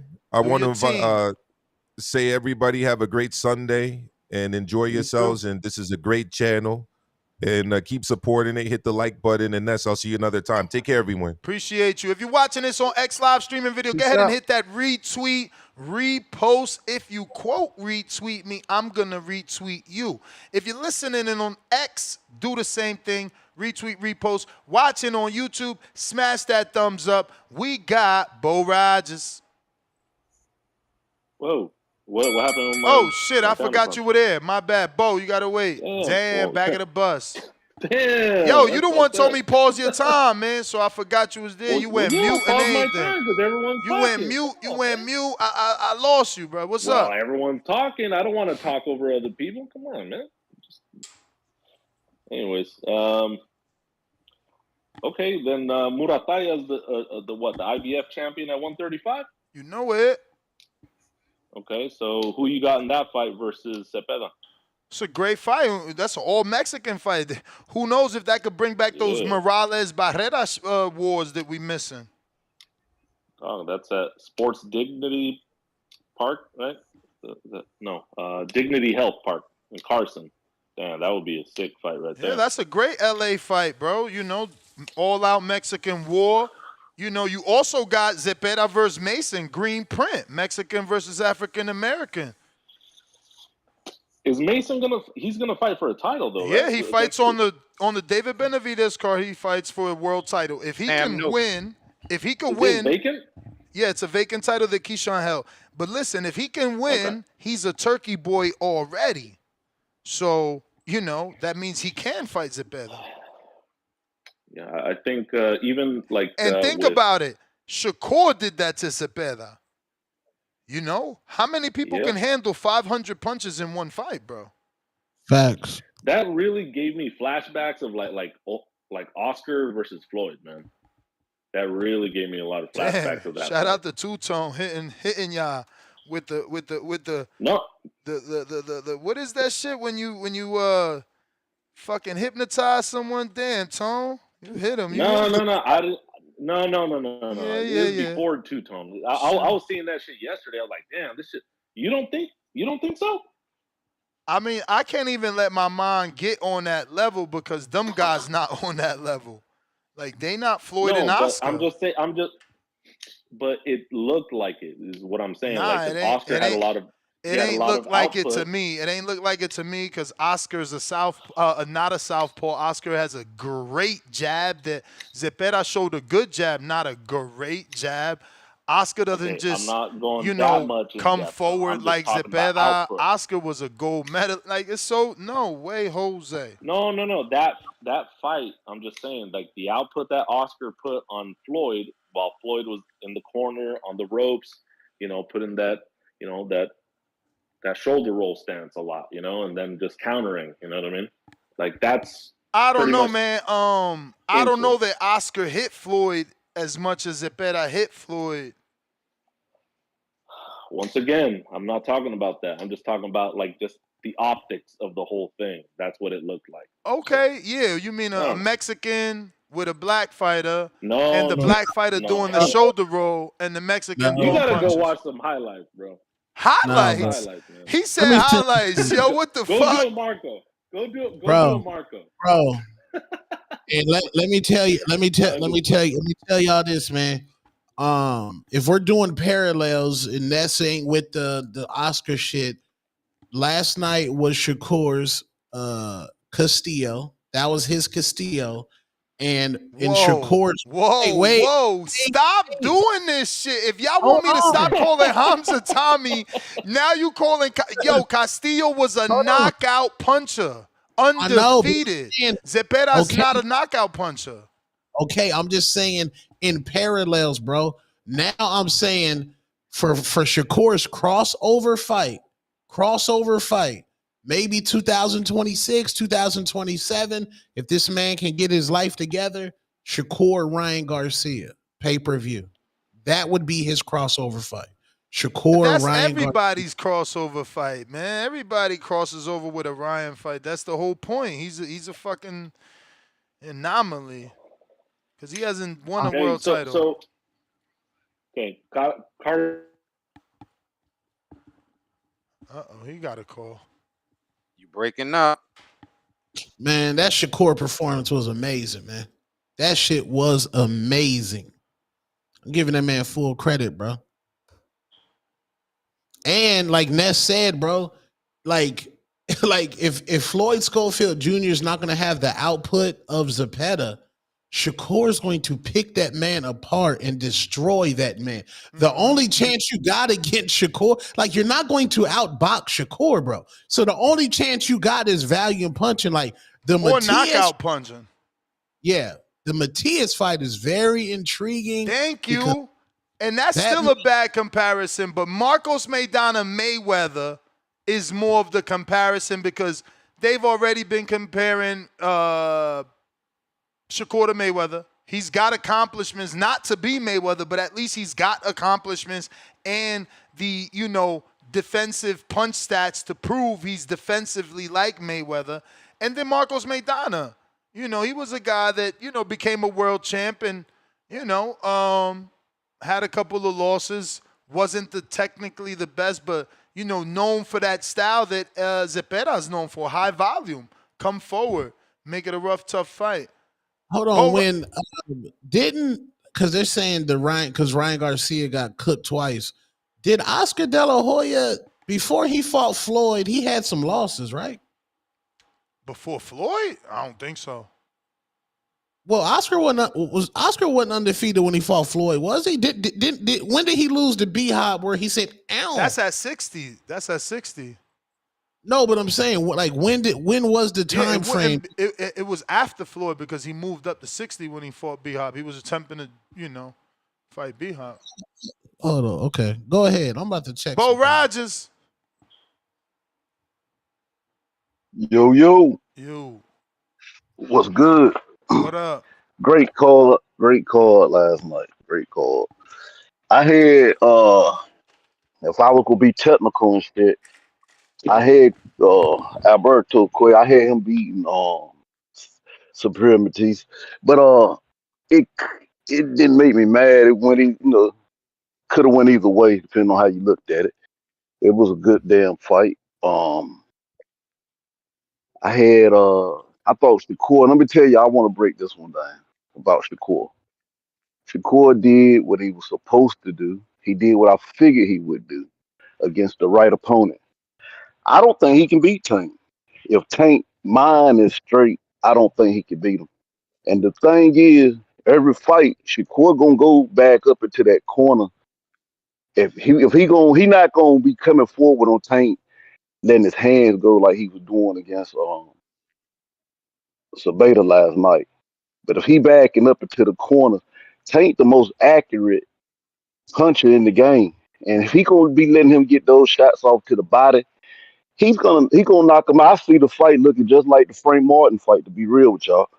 Shakur is a beast now. He'll beat most people because most people can't do that shit. But I think Tank will beat him. That's just my opinion. I told you the other day, Ness, that I felt like Berlanga was getting set up. I figured he was getting. I wanted him to win real bad, but he was doing good to be in the start. He probably should have kept on just working on that jab and not trying to do nothing else. Because the jab was getting in there, but that dude long and he tough. He tough. And I want to see him going forward. It's a lot of good. I'm proud. I ain't gonna knock nobody shit from last night. The main thing I took from last night, everything went pretty much like I figured it might go. The main thing that I seen that I wanted to see, I wanted to really watch Shakur. Shakur can't beat Tank. That's the only motherfucker he probably can't beat. Tank you gonna have to let your hands go in order for Shakur to be able to get off like he got off. Tank don't let his hands go like that. You don't think Shakur could beat Tank, but that ain't the question. The question is, do you want to fucking see the fight?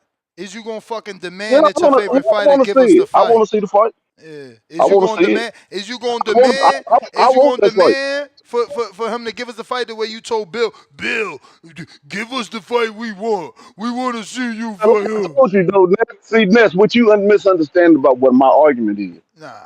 Tank been fighting guys that's I bigger just than want to him, hear you longer than say it. him, I just and he want to hear fighting you guys say that's it. younger than him, that's in their prime. Devin hadn't never fought nobody that was younger than him, bigger than him in their prime. He going against that type of challenge now, and I welcome that. I ain't hating on Devin now. Who the fuck did Tank fight that was younger than him and in their prime? Then he just fight. Then he just fight Frank Martin. Then he just fight Roach. Then he fight all ain't Ryan, all them guys. If you don't get the The fuck fights, out of here, man, get off my y'all get the so fuck excited out of about the here. card last night because all them guys matched up real good with each other. Ain't no old. Shut the fuck up.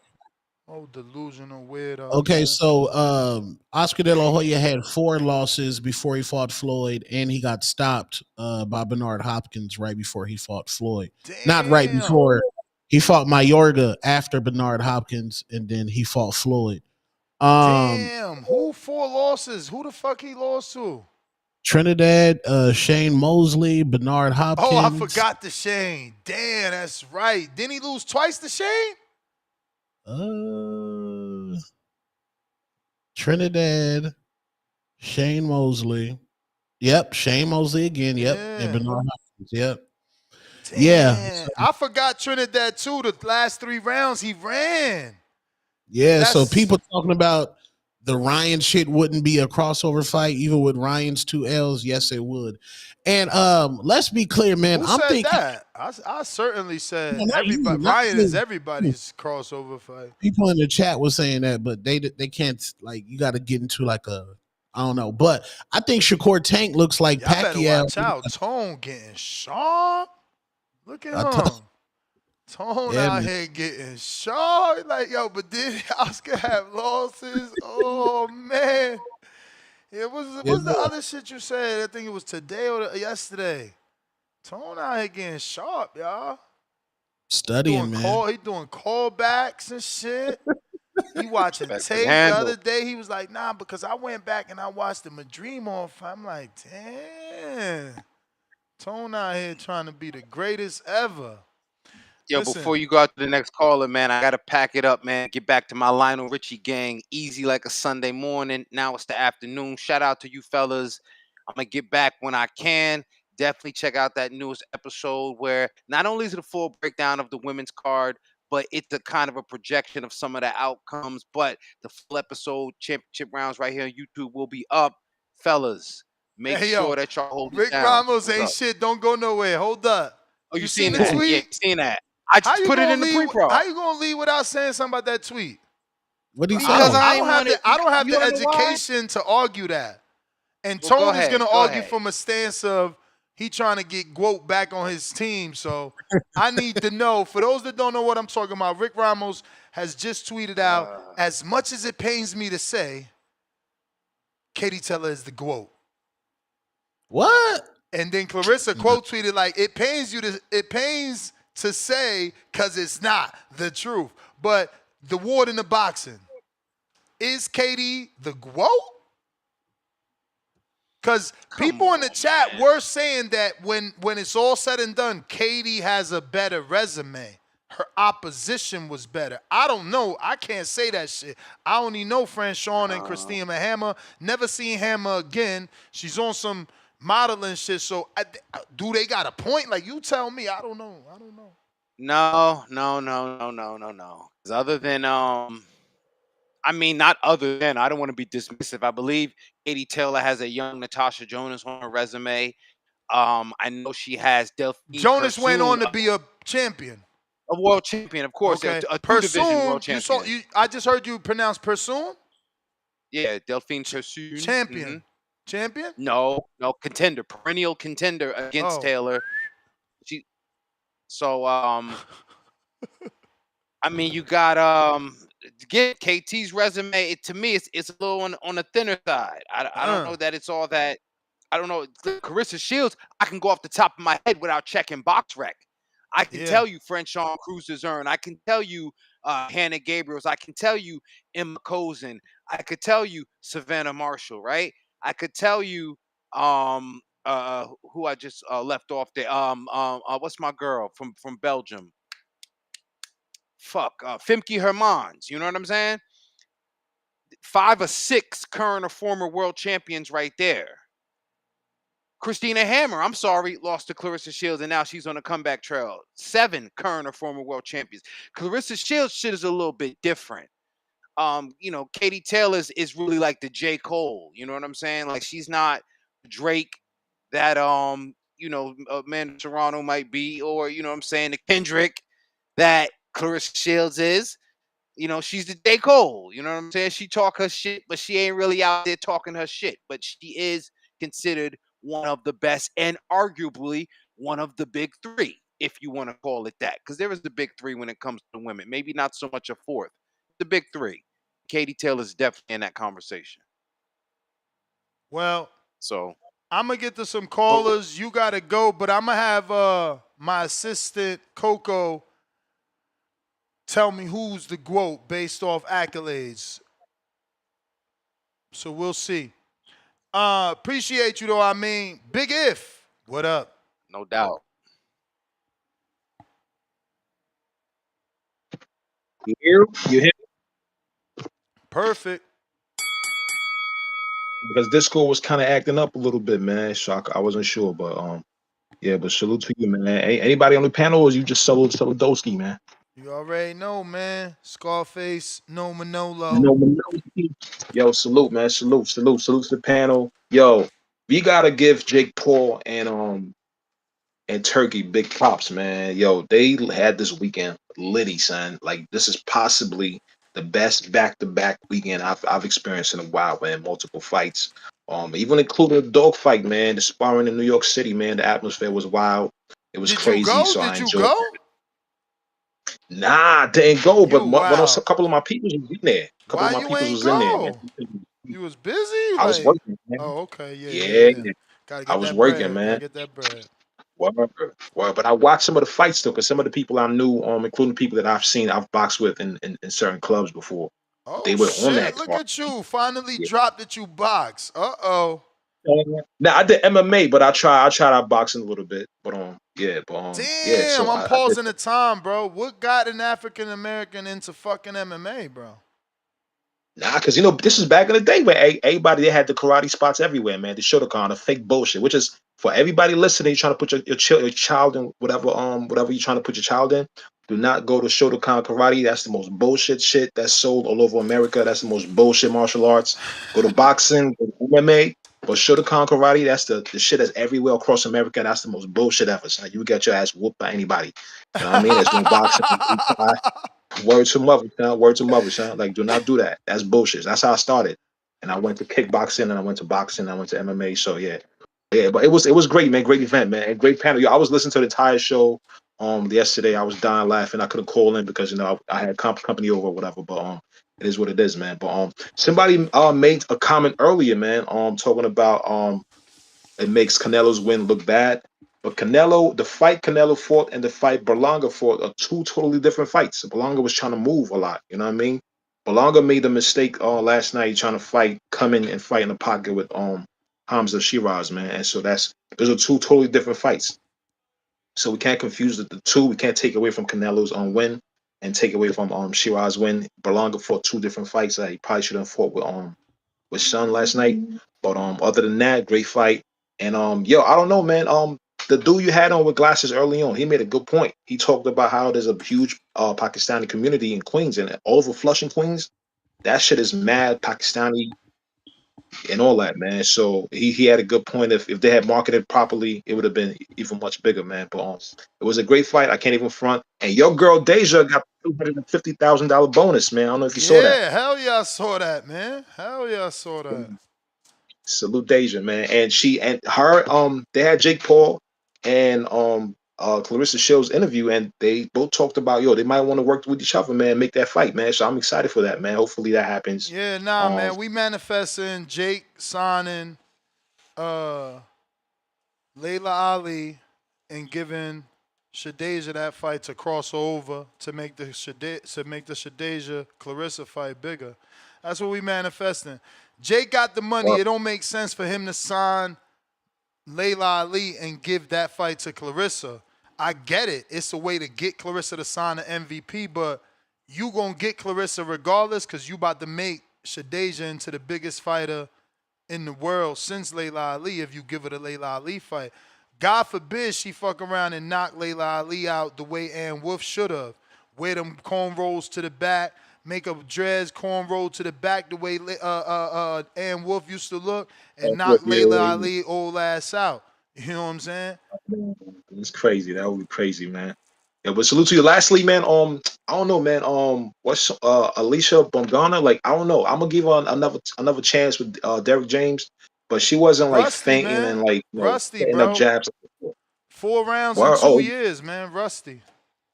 you could be right about that because I was like, yo, I don't see no feints, no jabs like she usually do. Like she's trying to do the whole Derek James no setup straight to the two and all that, man. But anyway, salute to you, Gracie. I'm gonna go back to listening and I'm out, man. Peace. All right.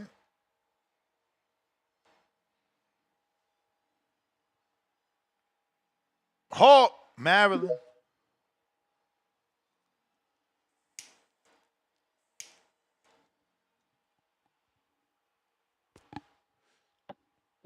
Yo, Yo. what up? Get this. What up, Hawk? Okay, cool. Ain't too much. I had to get the TV down and all that. BB number one. Hey, man, what's up, Ness? What everybody rolled out? You know it. Okay. Well, I'm just going to shoot this to get this off the chest here. I heard, I called on that Berlanga thing. I just don't see Berlanga as a top tier fighter. I knew that's why I called Sheeraz to knock him out. The dude got on a scale with jury on. I just think that's disrespectful. That's disrespectful to boxing to get on a scale with all your jury on.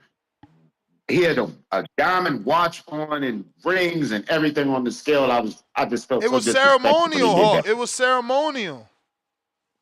The weigh-in Oh was man, already it was already done. That's why you could weigh in with jewelry because yeah.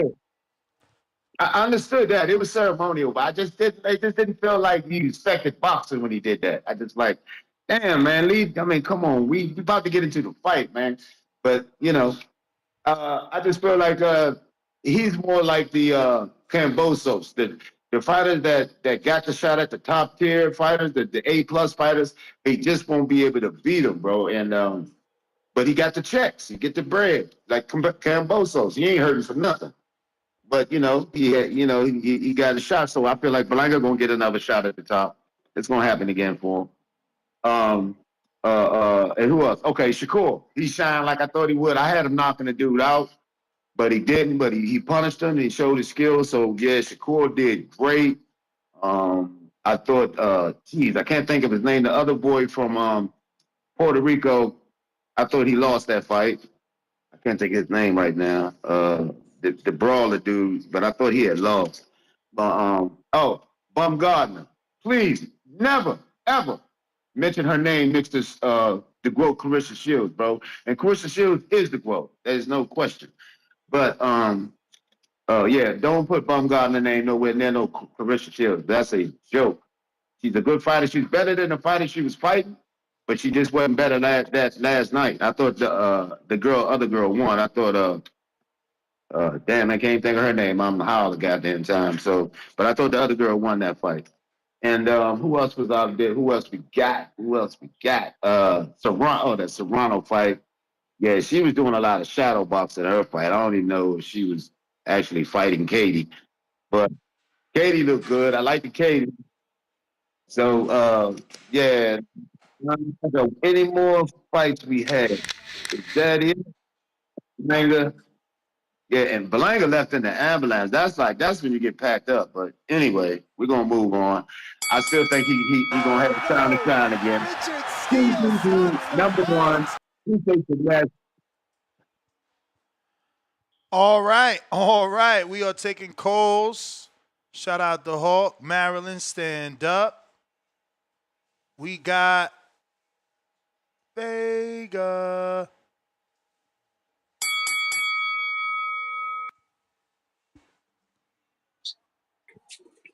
Yo, can you hear me?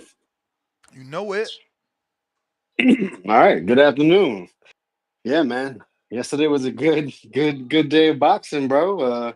We had some upsets. I know I was upset. Um, yeah, man. Really good weekend of boxing. I think this is the type of weekends that help. I hope grow the sport. I think both of these events look like they had a lot of good energy. Had a lot of people there. And yeah, I would hope that we're able to have more successful events such as what we seen this weekend in New York. You know, I do want to apologize. I said some things last night. It got a little crazy. So if I offended anybody. But yeah, nah, man, I was just upset. I really felt like Berlanga should be shown using more of his skills and the IQ that he possesses to pick his shots and stop Hamza. Hamza proved to be the better man. Shout out to Hamza. And yeah, no, with everything, with all the push that Berlanga was getting from not just here but from himself, it's gonna be interesting how they move. Their free agent. What do they want to do? I think what's important is coming back and getting a stoppage. That's what he's known for. That's what gives them the confidence and helps people believe his words. Because after getting stopped by Hamza, I think I mean we're hearing it. They're not talking about what Hamza did good. They're talking about how Berlanga is down bad. And I think nothing's wrong with going to pro box. That's Shout just out because he's Walmart popular. workers, man. That's just because he's popular, bro. If he wasn't popular, they wouldn't be saying he's down bad.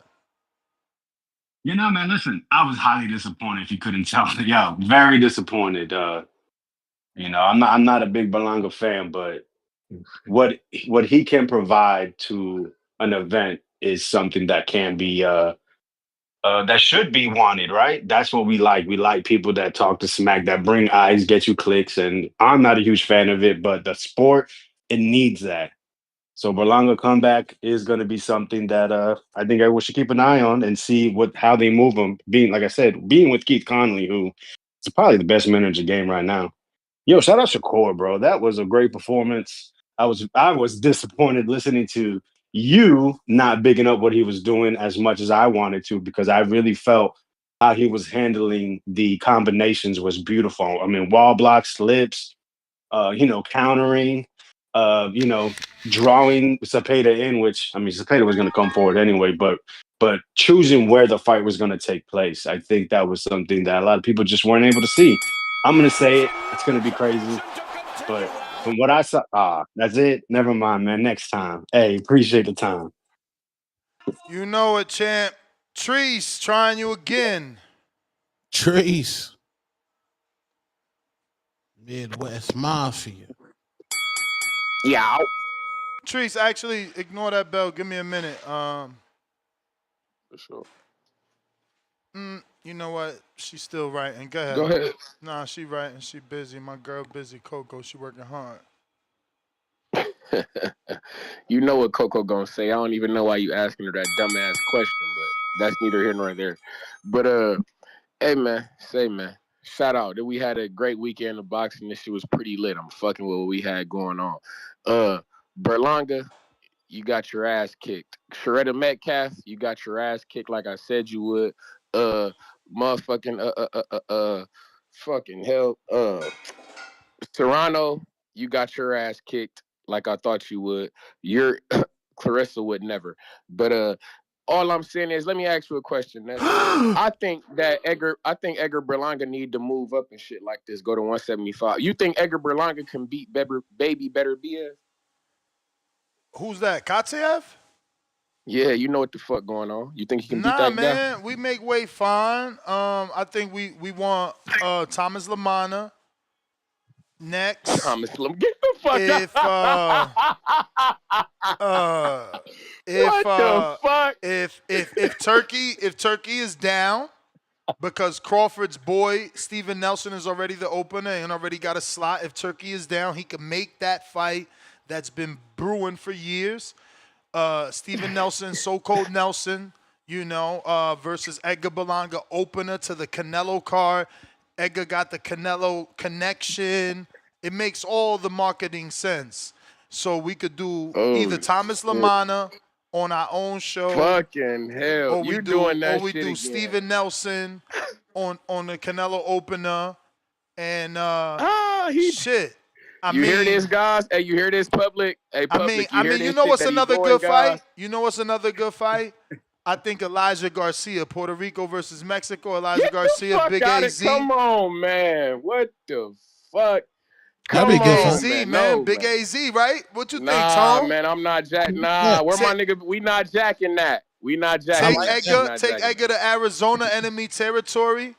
Put the Puerto Rican on the hot seat. I like it. We not afraid. Nah, man, nah, man. I don't like that, man. That's horrible, man. If that's the case, nah, man. Nah. Like I say, I see a man getting a risotto fight. If anything, but the shit that you talking horrible right now for your man. But Berlanga, he got some rebuilding to do. We fuck with him and shit like this. We want him to do right. You feel me? I just ain't like what he. Yeah, man, that was horrible. That was horrible. And I want to say, and that's while I'm on this motherfucker. Your girl lost that fight too, Shadeja Green. Goddammit, she didn't win that fight. You lost your motherfucking mind. You out of control, bro. If you got eyes, my nigga, she was first off. Excuse me. First off, she was losing. She lost like 4 rounds. I like what you did there, man. Today. I like what you did there. You wasted your whole call. You ain't want to talk about the real shit that was going on. You see what he do? I mean, I let you burn this. I mean, I only got 3 minutes. Then you feel me? I got to fight. So we gonna fight. You. We can fight. We can fight. Me, I gotta, so September 10th. No, you never told me. I asked you right now. So September undercard. We can fight. I told you on social media. I told you yes. I told him yes. You hear that? September we gonna fight Terrence Crawford, Canelo undercard. He said it right here first in New York. My little brother Anderson said he gonna fight a real big baby. Let's make it happen. All right, y'all heard it from me now. We gonna see now. If it falls through, I never lie about shit. I don't cap. In my city, I don't never cap. So he said he gonna fight. We gonna see.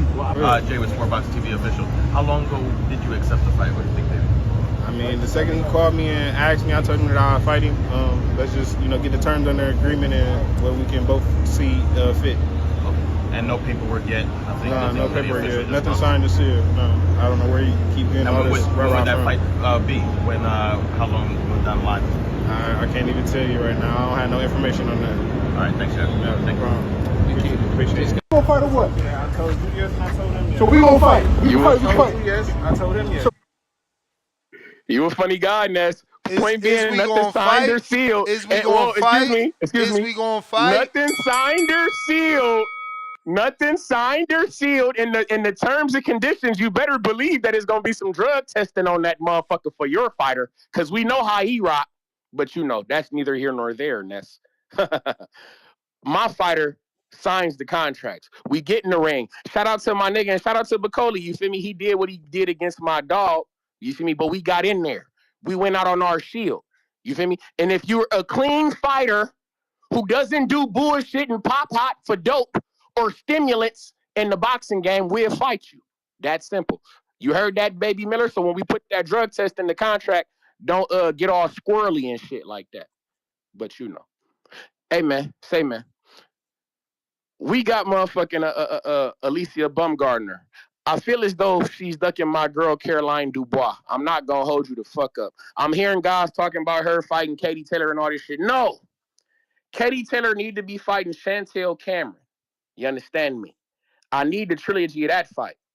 I need Alicia Bumgardner fighting Caroline Dubois. I need Holly Holmes in the mix against the winner of Katie Taylor and Chantel Cameron. That's just how this has to go. I wish I could have got on this motherfucker with my dog King Amin from Essex, but I missed him. Shout out to my nigga.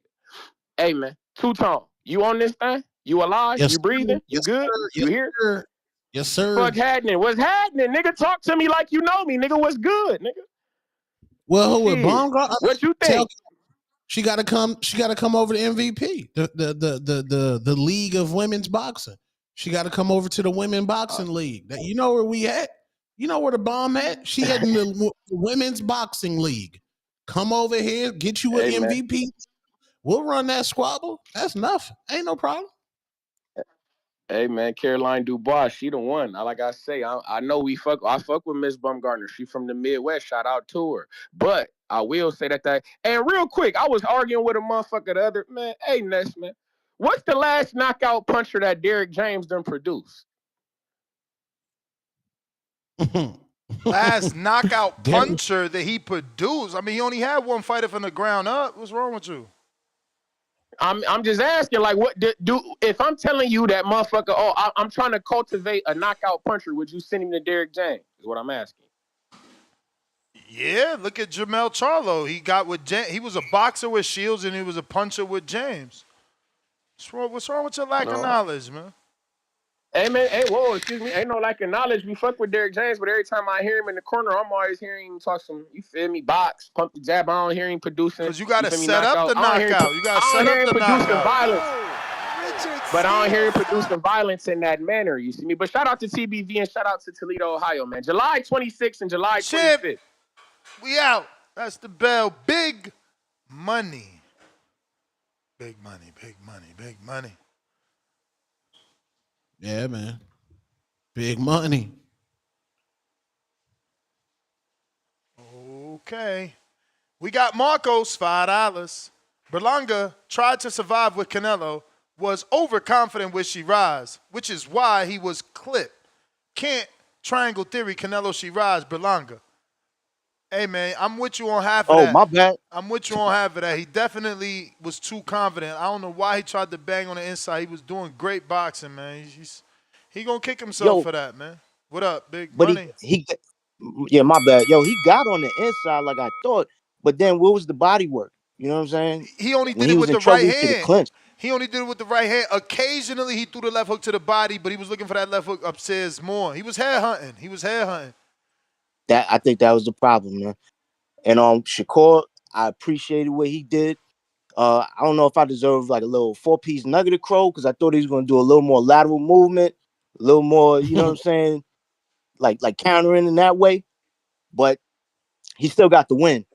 And fun fact, Zabeta threw 5 less punches against Shakur than he did against Tevin Farmer in the last fight, but he landed 72 less. So Shakur really changed up and did what he needed to do in there. He slowed him down a little bit, which was dope. You know what I'm saying? And as far as Sheeraz, man, I didn't know he worked at KFC, bro. When he gave Edgar that 4-piece, I was like, yo, was crazy. This dude he's pretty real. And as far as like next fights, like I ain't gonna hold you, I want to throw him in there with the Wolves. I want Osley Iglesias, but I already know Osley's got a fight with Vladimir Shishkin. Which is a good fight for him. That's a good Canada. fight to make sure that he's the goods before y'all keep hyping him up. That's a good no fight. doubt. If he could get a good win over Iglesias, he might be somebody to look out for. But how about in the meantime, you got Lester Martinez. He ain't doing nothing. Bruh, we got to see what's up with Lester, man. How many fights has he fucking pulled out of? I count 3. I count 3 already. I count 3, bro. I don't know what's up. Hopefully, he pulled out this last pro box fight to magically land on the Crawford-Canelo card with M. Billy. That's what I'm feeling. Right. I reached out to his people. They talking about, nah, he really sick. I'm like, yeah, right. You know what I'm saying? The other day, Turkey just tweeted like 24 hours ago, what y'all think about M. Billy Lester Martinez? It's like, bro, I see they plays, bro. You can't tell me Dubois sick and he get an undisputed fight. Now you telling me Lester sick, but you saying, how about Christian and Billy? I see the plays. And Lester's a Bud fighter. Bud already put Stone Cold. Stone Cold already announced he's on the card. Lester's the other stablemate that needs to get on the card. Canelo gonna have his fighters on the card. True. But so how about this? Beck the Bully coming off of a win. Put him in there with Beck the Bully. I mean, again, Turkey wants Sheeraz. Nah, they've been mentioning Pacheco. I seen that already, Pacheco. Well, when is Pacheco's fight with McCumbee? That ain't even happened yet. So they giving the McCumbee fight is coming. So they might be giving Sheeraz a little bit of a rest and wait for that Pacheco fight to happen and then make the Pacheco Sheeraz is what I'm hearing. Okay. Well, I mean, I guess we gotta rock with it. You know what I'm saying? It is what it is. But as far as now the women's card, Friday, it started out great. I like what Tan Tebow did. You know what I'm saying? But then I don't know what happened at the end. I was falling asleep. on Katie and Amanda. They was throwing more air punches than Trey was in Brandy living Bro, room that shit and was Boys in the ghost Hood. fighting. That was weird. It's crazy. Katie landed because she was able to land that left hook, but that was wild. That main event. I hope Netflix don't play us out and cut us off for that, man. That shit, it wasn't our fault. They gotta, and that's the thing about boxing. You train all these months for that one fight, and you could still lay an egg. Yeah, they shit the bed right there. But I don't know, maybe Jake and his partner, maybe they talk a good game. Oh, there it with is. Netflix and I didn't keep know it going. Pacheco's fight was this Saturday, so he got time. Unfortunately for Pacheco, that's a quick turnaround, but it ain't no different. It ain't no different than Sheeraz's. Sheeraz's today is he started resting today. Pacheco will start resting next Sunday. That's good money. Get on the undercard. They need to be on the Canelo undercard too, because that's where that's going. That's where that's going. Hopefully, because that's how you really build Sheeraz. You want to show the world he deserves a Canelo fight. Throw him up on that undercard with Pacheco. Let him beat a Mexican. Undefeated. He just beat Berlanga, common opponent with Canelo. Keep building. I got Price. That's true. Right. FYI, Dignity Health Park Tennis. Not one bad seat. There you go. I say do more tennis arenas and bull stadiums too. I don't know. Do we got bull stadiums in America, or is it only that's a Texas thing, right? Yeah, we definitely got bull stadiums out here. Yeah, we got to do more. I ain't never been one, but that Jaime fight looked amazing. I ain't gonna front. That looked like world level shit. Tito Vos. Yo, what up, fellas? What up? What up? Man, shout out to the panel. I just barely missed man. I had to hit the gym, though. My guy fight next weekend, so I couldn't jump on like I wanted to. Man, listen here. I think we just saw Alicia Bumgardner step through the gates of greatness. She was gifted that win. She was gifted that win on Friday, and everyone is asking who's that girl, man. And I think the new face of women's boxing lives at MVP. And if Clarissa knows what's good for her, she's gonna sign on. That's all I got to say about that part. And Ness, did I get my crow? Nah, you ain't officially get it. If you want it, here we go. Yeah, can I get it, please?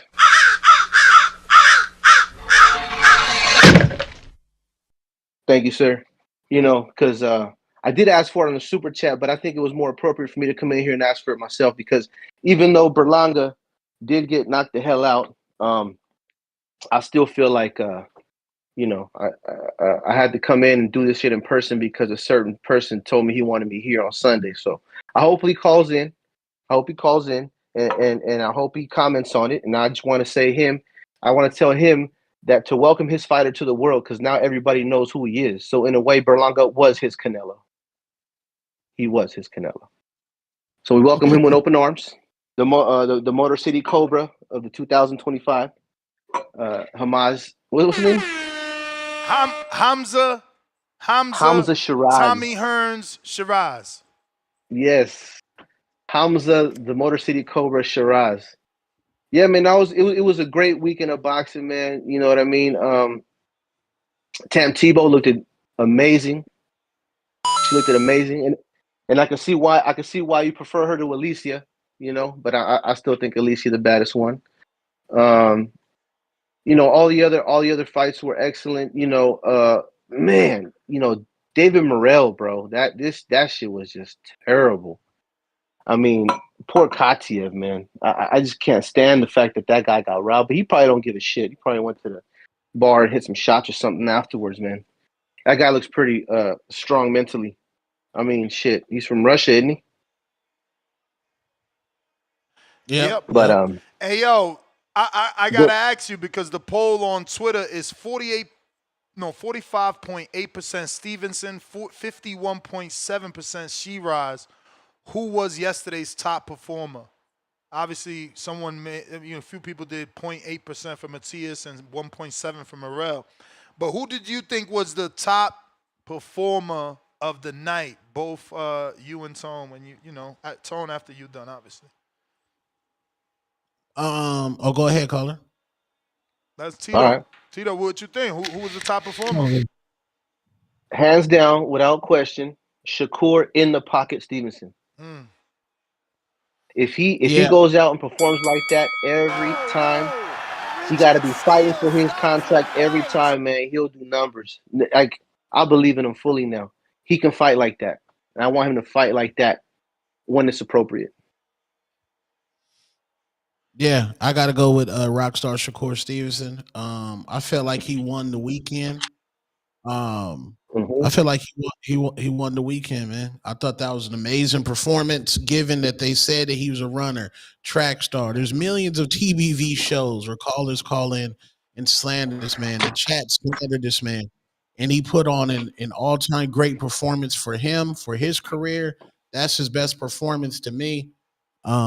He's a problem, bro. That's a problem right there. Champ, that's the bell. I'm gonna get to some other callers. We got Brian. What up? Best performance, huh, Tom? Oh, what's up? Yo, What up? what up, Nuts? What up, Two-Tone? What up? Yo, Nuts, go ahead and give me my crow, bro. For what? Man, I had Amanda and I had Edgar. They let Puerto Rico down, bro. The king and queen of Puerto Rico let us down. That's crazy. That's Bro, we crazy. went backwards, bro. We went backwards a few years, man. I can't believe this, bro. Listen. Amanda, I don't know what the hell she was doing. I don't know what her game plan was. She was fighting from the outside most of the fight, trying to box the box. That shit was disgusting.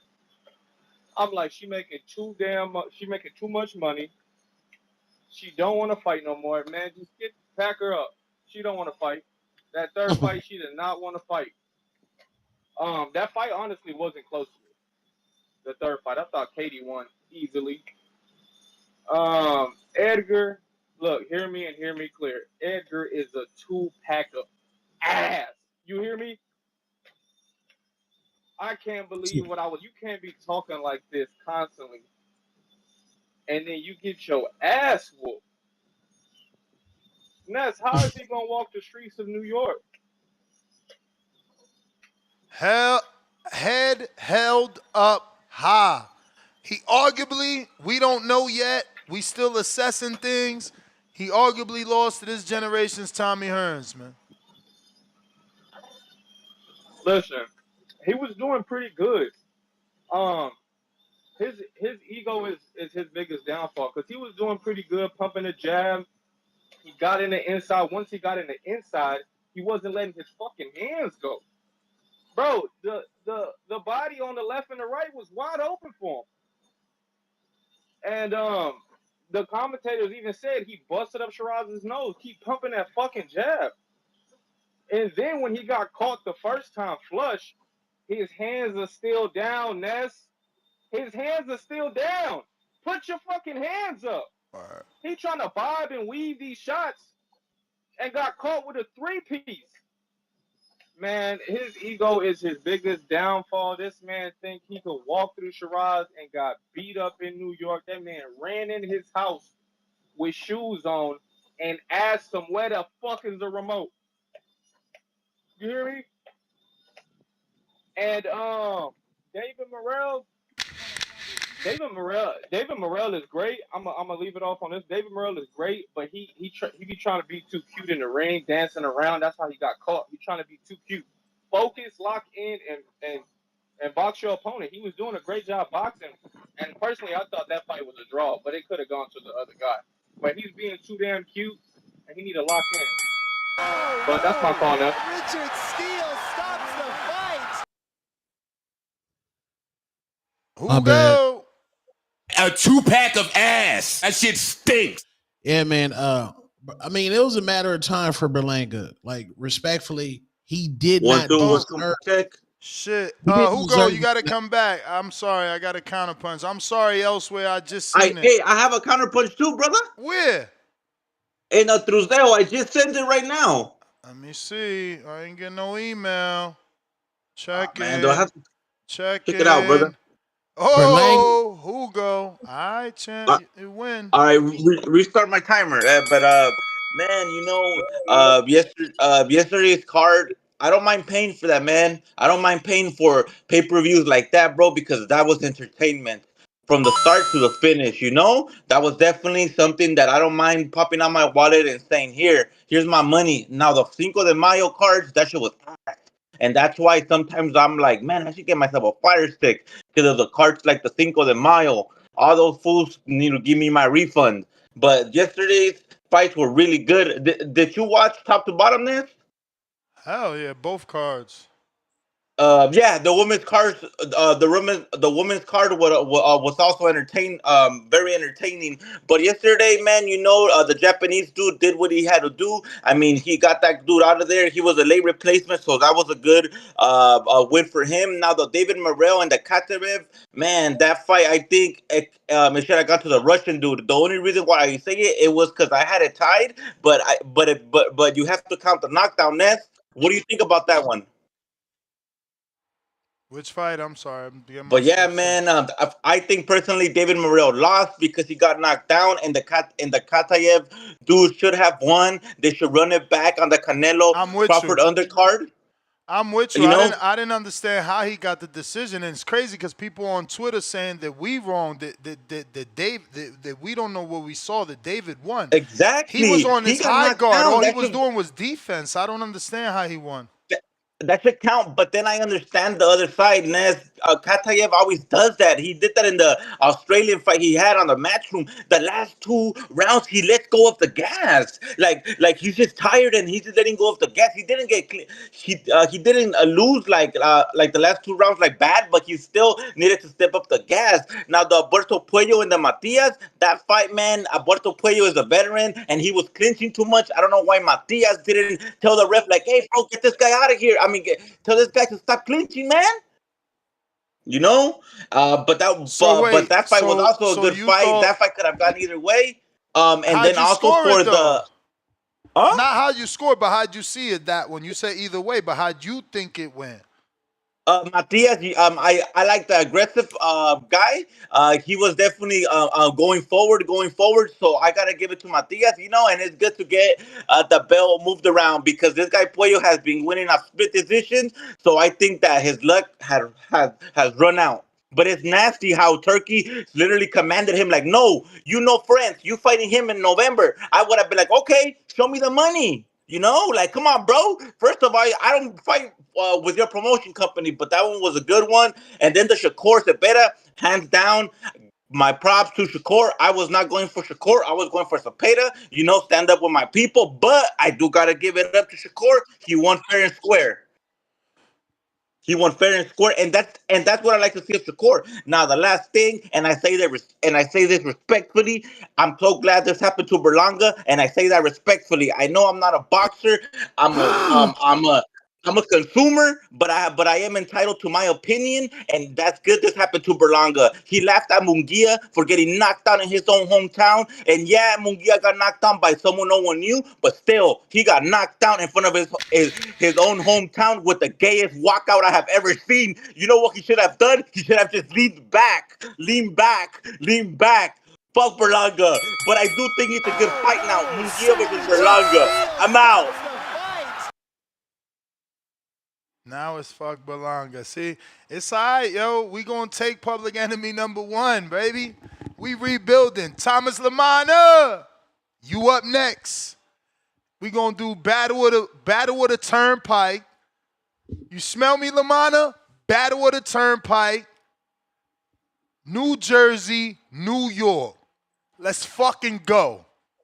Let's fucking go. Movie shit. Movie shit. Battle of the Turnpike. Hey, Turkey, when you steal my idea, please, at least But super chat, man. props to Berlanga for robbing the league. You know what I'm saying? He got he didn't deserve a Canelo payday. He got a Canelo payday. He was on an undercard and made more money than the main event. And yesterday he made it back. So he robbed Boxer for some M's, for some millions, bro. I can't hate on the hustle, man, but unfortunately, we all knew that his skill. Who robbed who? Berlanga. How we robbed, bruh?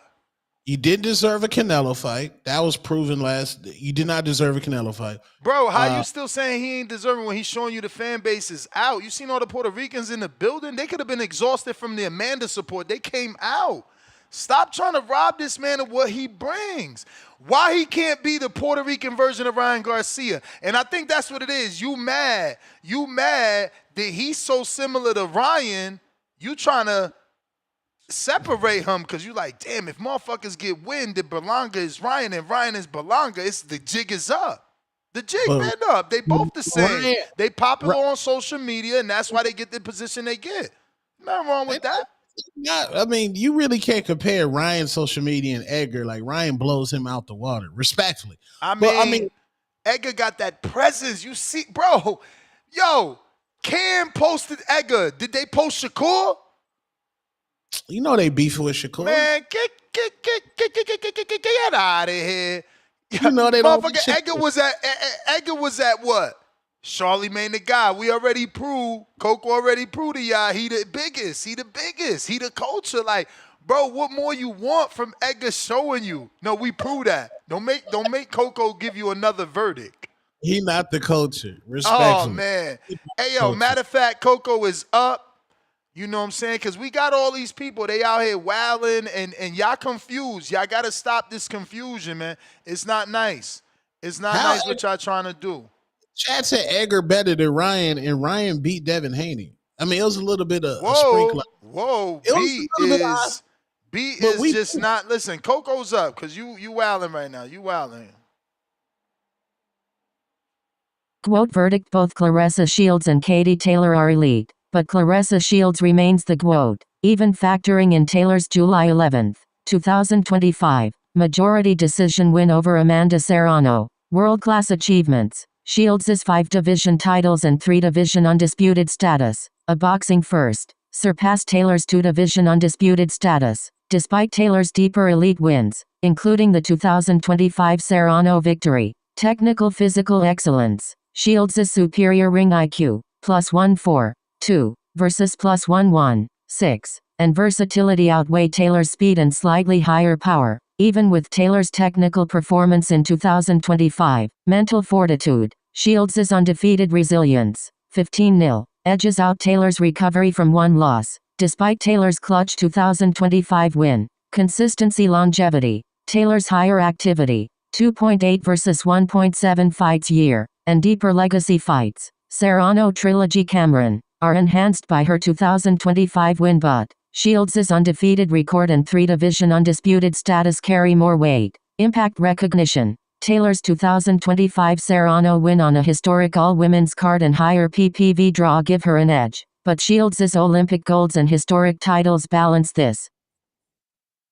That's not the conclusion. Let me skip to the conclusion. I just wanted to give some of the you know, the body, but the conclusion is a lot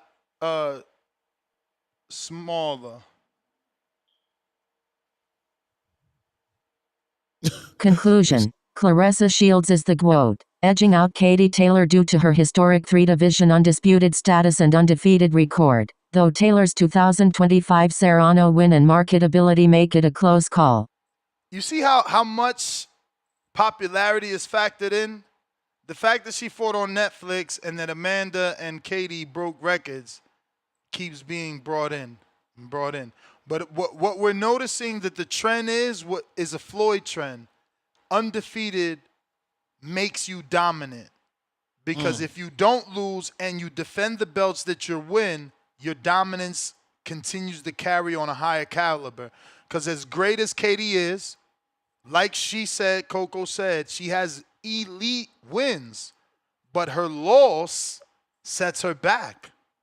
Her marketability is bigger than Shields, but her lack of medals set her back. So I don't know, which is crazy because don't Katie got medals too? I don't know. I know Maybe she it's just snuck. the laws. Maybe it's just that Yeah. laws.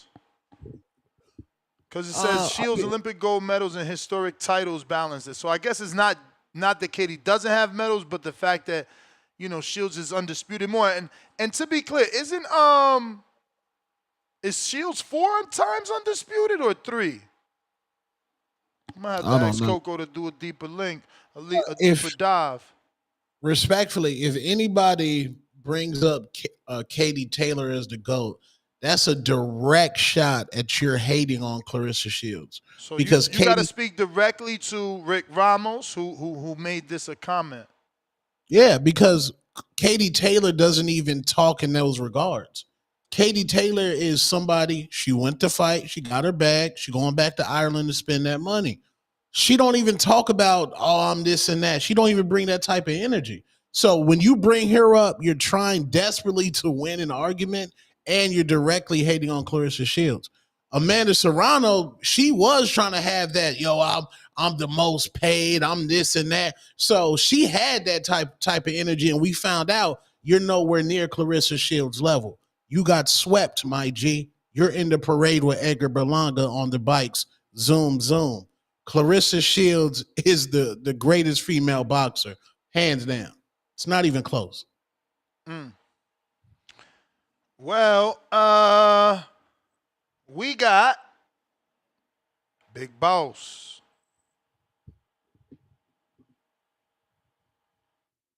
Hey, Ness, before I go, is other bro good? Or you said you had another counter. I ain't want to skip, bro. Who? Damn. Let me see. Before Hugo, you said you had a counter on the line. Hold it. Oh, shit. You're right. Fucking elsewhere. He's probably cursing me out. I said, get bro. I'll wait. Elsewhere, my bad. Nah, you good, Les. You good. I see you trying to go elsewhere with it. You good. But shit. What's good, Tone? What up, gang? Shit. Pretty good, man. First I just want to eat my crow for the Amanda Serrano and the Berlanga fight. I had both of them in that one. So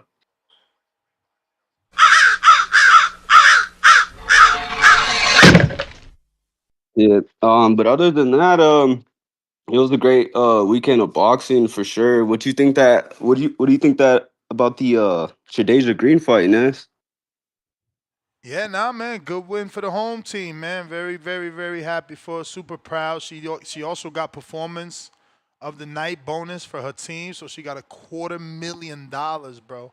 That's Yeah, I huge. seen that. You know, Yeah, I like just the adjustments that she made and all that. I seen in the early rounds. You know what I'm saying? I give Go ahead. thanks to the ref, right? Taking the point and forced her to let hands go more. Yeah, because that was one of the things that you bring up earlier in the week. You said she got to let her hands go, and I definitely agree that I knew it was going to be a tough win, but she had to let her hands go, and she would have done it if she did that, and she did that. So, congrats to her for doing that. I just want to shout out to a professional boxer in my hometown, here in the 303 here in Denver. His name is Sean Mondragon. He helped Shakur Stevenson get ready for this fight. So he was down there in Houston over there in Prince's Damn, bro. gym Tell him getting DM some me, rounds in. man. Tell him DM me. Let's get that interview. Hell yeah, I got you. I'll hit him up on Insta. I just hit him up yesterday on the Yeah, congratulations. So hell make like yeah. a group chat with the three of us. I got you for sure. But the Shakur hate is crazy, man. Man, honestly, I did see Shakur slipping whenever he got caught with that jab. I seen his right leg come up off the canvas, and he got caught with a jab.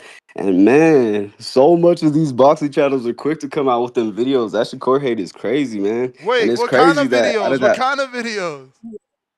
yeah, that jab. You know that jab that caught Shakur in the. Oh, It so was you like mean the you mean fourth. they clipped it as a highlight showing he got hurt? Yeah. He Okay. did get caught off balance. If you really look at it, he did get caught off balance. It's crazy, but yeah, but it's cool. It's crazy that in the whole fight they only have a jab to show for the whole fight. They won't tell you that part though. So yeah, we gonna throw that out there. But yeah, it was just a good weekend of boxing. I'm gonna try to hurry up. I know I got a lot more callers, but yeah, I got you on that Nest. I'll hit you up on Instagram. For sure, champ. All right, salute, bro. Tone, you seen this? Oh, let me see. We looking for that. We looking for that UK squabble. I don't know why the world mad. Fuck. Where we going? Right back. Here we go. If Sheeraz, if he because this version of Canelo, he might pose some problems, man. But they were saying my man H-Town was saying, yeah, Canelo passed the crown to Berlanga. What crown did he pass, my brother? I mean, Berlanga dropped the ball. At least Canelo tried. He made him into a star. You stop hating that he was more he came out of the laws more popular. He made Hamza into somebody. He told I'm your Canelo. Now Hamza is being compared with fucking Tommy Hearns, bruh. Bruh, why y'all gotta do this to my mans, bruh? He out here making motherfuckers household names. Bruh, let him be good for selling the fight. Like, what the fuck? We throwing everybody away. He gave a good scrap. He forced Hamza to kick up and show a different version of himself. I ain't mad, man. I want my Thomas Lamana, Steven Nelson hit list, man. And then we want Pacheco. We gotta help Pacheco get to the next level. Ain't nobody know Pacheco. Who knows Pacheco? Who they know, Berlanga or Pacheco? So we need to get Berlanga back in the win column and get the squabble with Pacheco on a Turkey Al-Rashid card. What you saying? Wait, so you're saying not Berlanga... afraid. We not afraid. That's the problem with y'all. Y'all keep thinking because I got a favorite fighter, I don't want to see him fight. Wait, you just said he's a gatekeeper? Talk about Murder Inc. That just establishes a darker, deeper criminal link. You missed it. You missed it. We've been said that. There's even a super chat where I agree with the super chat. Says there's nothing wrong with that. When you fall into the journeyman, then we got to start reconsidering shit. But right now, yeah, you hold the gate to fucking Pacheco getting a world title shot, of course. Of course. And guess what? If you beat the undefeated Pacheco, you back where you belong. It's not wrong with that. Pacheco will do him dirty. Hey, well then stop trying to diminish him and make him the next fight for Pacheco. Pacheco don't got his stardom. And he could use some help. He could use some help. We just trying to get him the right help. We just trying to get him the right help. Truth, what up?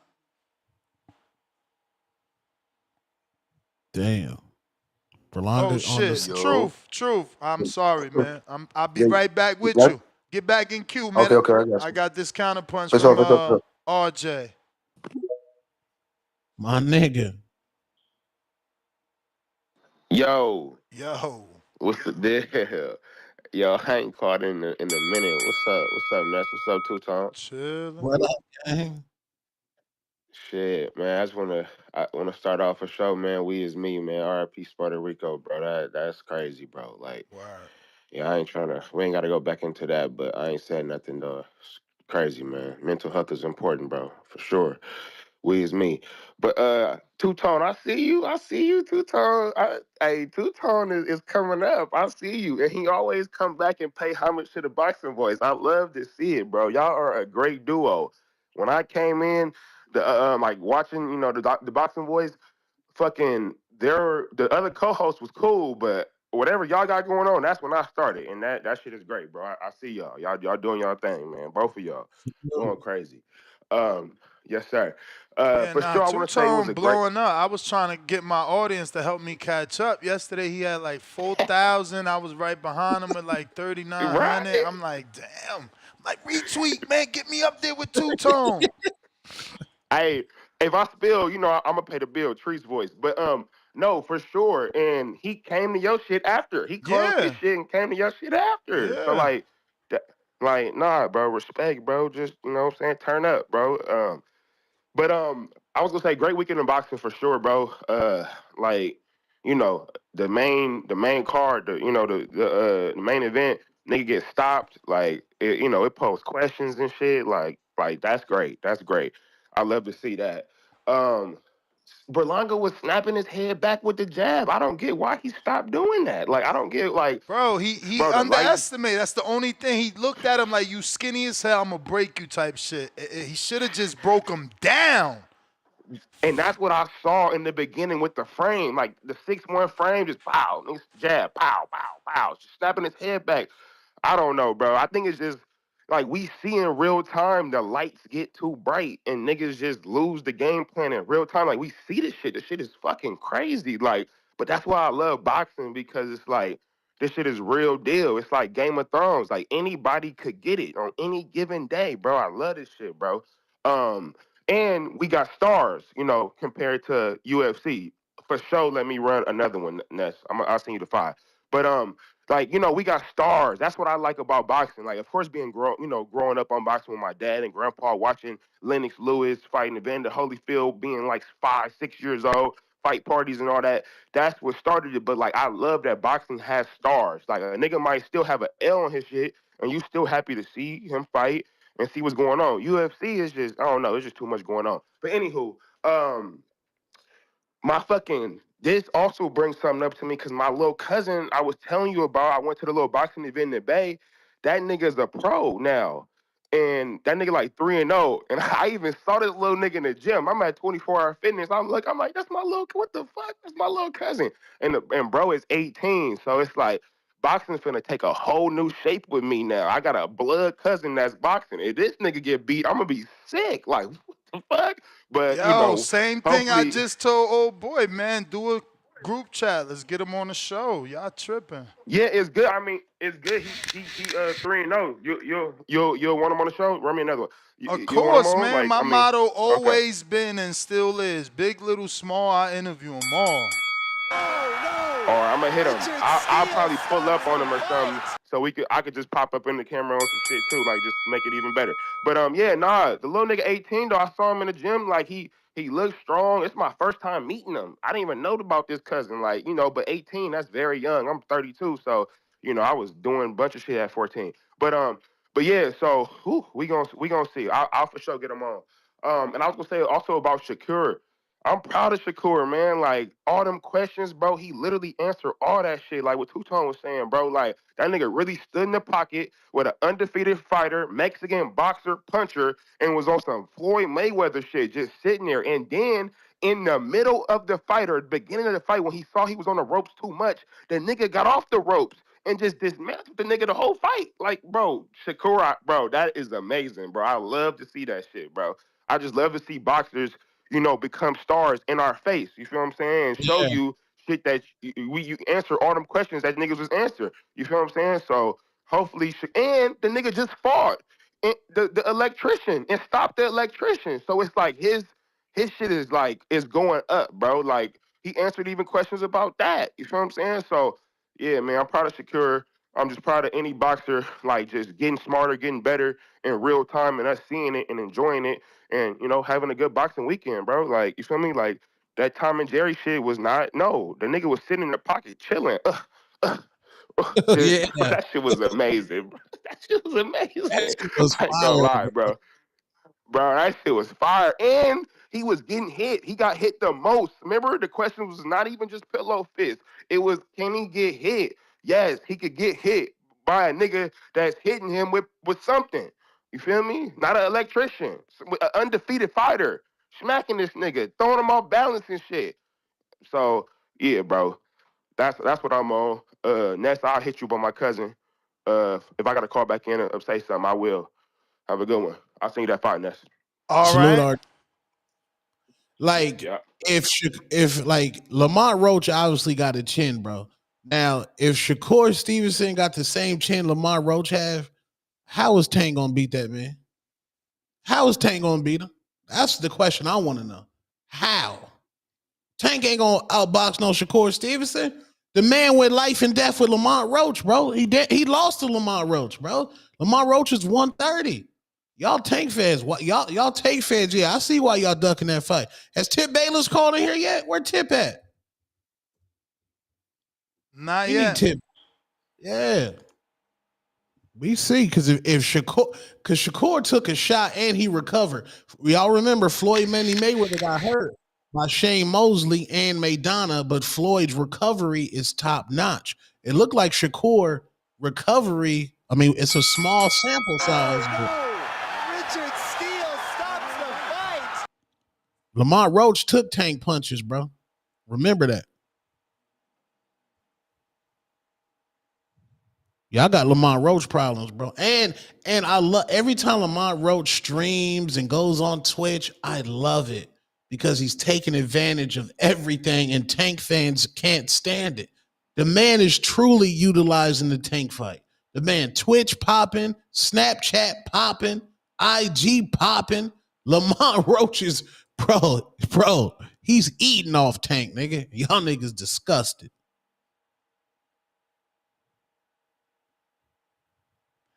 All right, I got H-Town. Shit. Fuck H-Town. I'm sorry. Counterpunch. Yeah, I do. I'm bad with this. My bad, Bacavelli.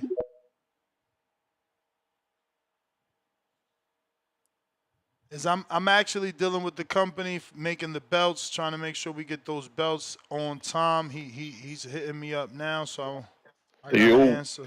We listening.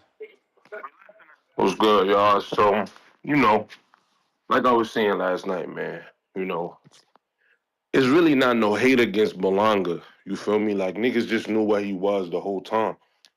You know what I'm saying? Like, it's good that, like, if you have said that Berlanga is in the position he in, then okay, you hating. Because, you know, he turned a bad thing to a good thing. He got 12-0 by Canelo, and he managed to use that to make himself marketable, make himself a household name. That's cool. That's good. He's a good marketer. He's good at marketing himself. You feel me?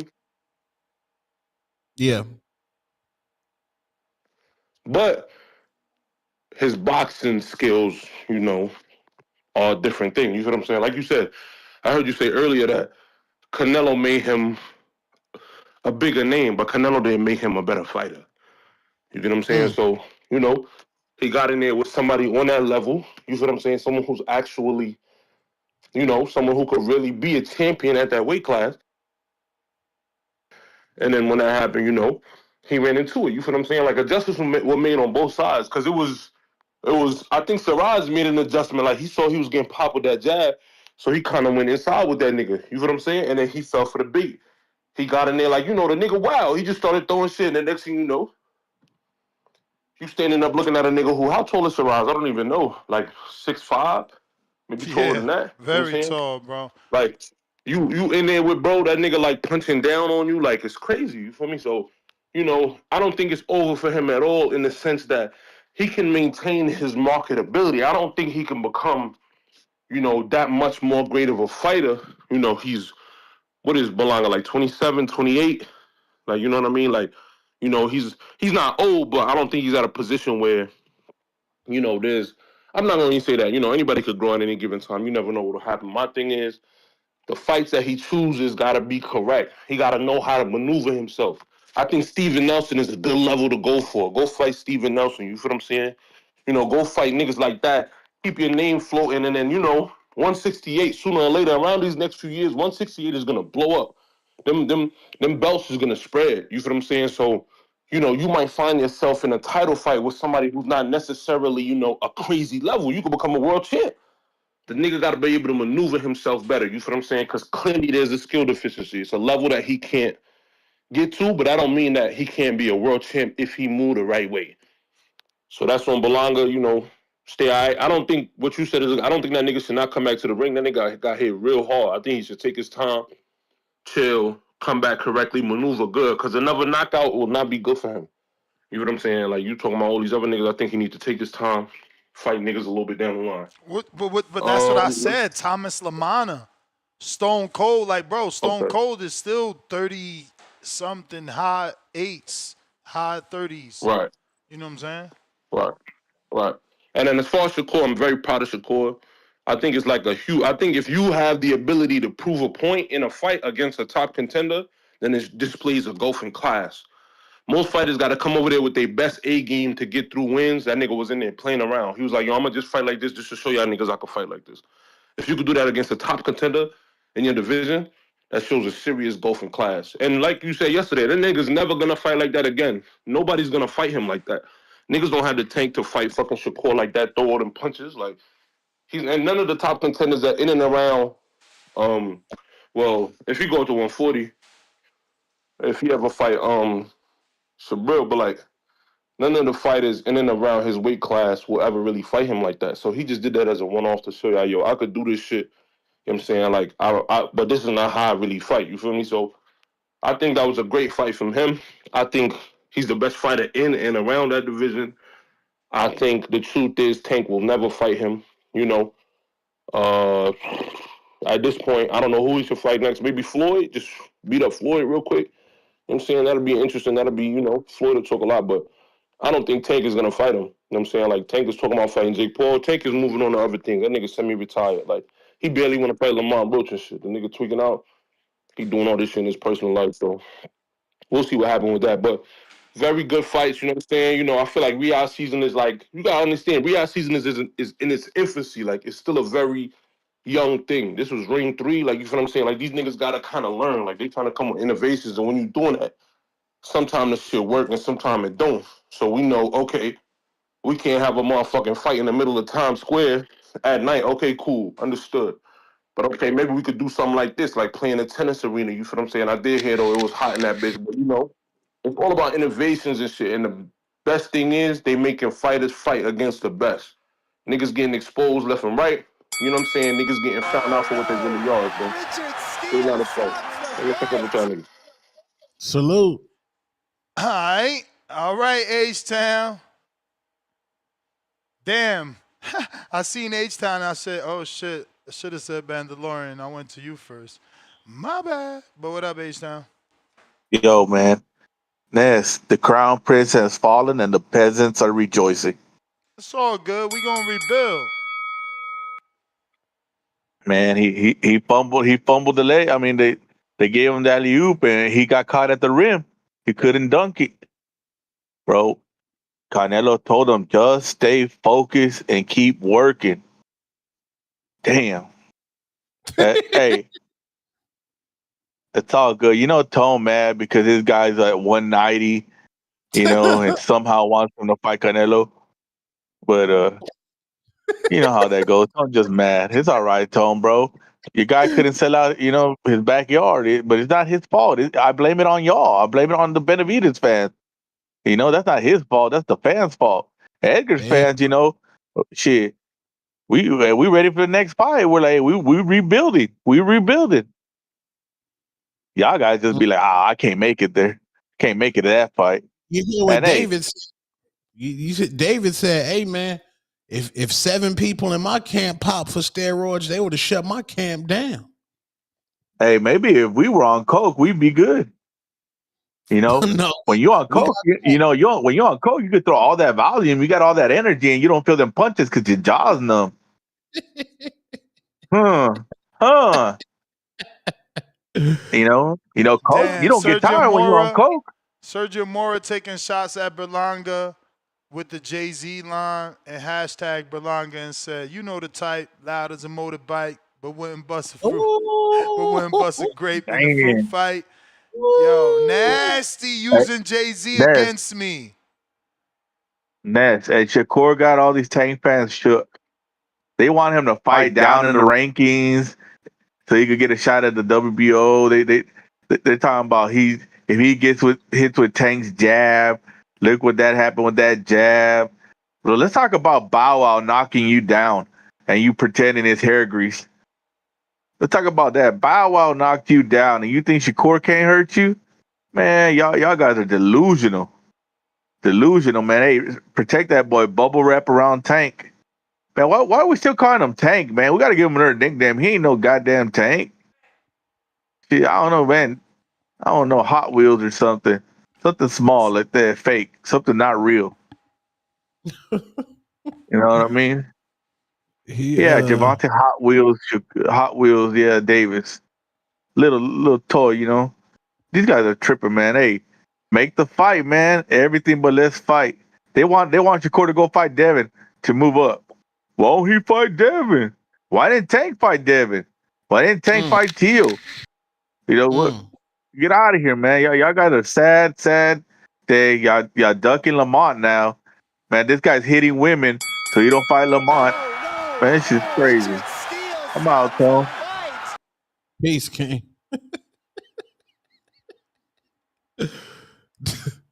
Damn, Tank fans say everything, but we want to fight Shakur next. They never say who they want to fight next. That's crazy. I've never heard a Tank fan like, "Nah, Tank, we got to fight this dude next."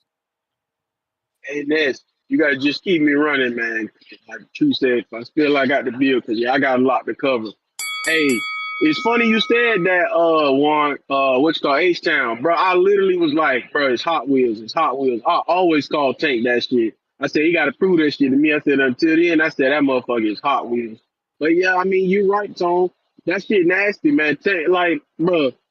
Like, I'm like, Ness, you gotta ignore the motherfuckers because Shakur can't win. First it was he'll never get hit. We gotta see his chin tested. Then he got hit with a jab that was a power jab, Ness, you're right, but he was off balance and he wasn't even hurt. Now it's all shit. Well, if Tank hit that jab, you know damn well he gonna put him through them ropes and all. Bro, that man Shakur just can't win with them Tank fans, man. I'm telling you, you just gotta ignore him, man. Like it's crazy, and they don't even understand. Because I was watching you talking about it, Ness. You was going hype, and I was really hype like you when Shakur got caught because he fought out of that shit. That motherfucker, he got off balance. He got his balance back and started throwing them bitches back, making Zapata back up. That's how the fuck you do it right there. Like take that punch and then, like he said, show that dog. Get yourself out of that corner. Nah. So that, like I said, keep me running that. I got a lot. That shit was funny because I was watching interviews, the reactions. They asked Pop Wally after the fight. They said, "How you feel? Did you like Shakur performance?" He said, "Hell no." Nah. He said, "Cause I ain't want him to fight like that." He said, "Hell no, I ain't want him to fight like that." He said, "I ain't like it at all." He said, "I wanted him to box. I ain't want him doing none of that on the ropes shit and all that he was doing." Then Raheem, he like Bud the same thing. Bud said it too. He was like, "No, because Shakur, like you said, he was like he was getting hit with shit he wasn't supposed to be getting hit with, doing that on the rope." So I said that's why people mad. But now you see why Shakur said, "Yeah, I won't fight like that again." Which I'm the same. What you were saying just not, Tony, you were saying it a few minutes ago. You was like, we seen Floyd get caught with Shane Mosley. I always tell people, I was 11 years old.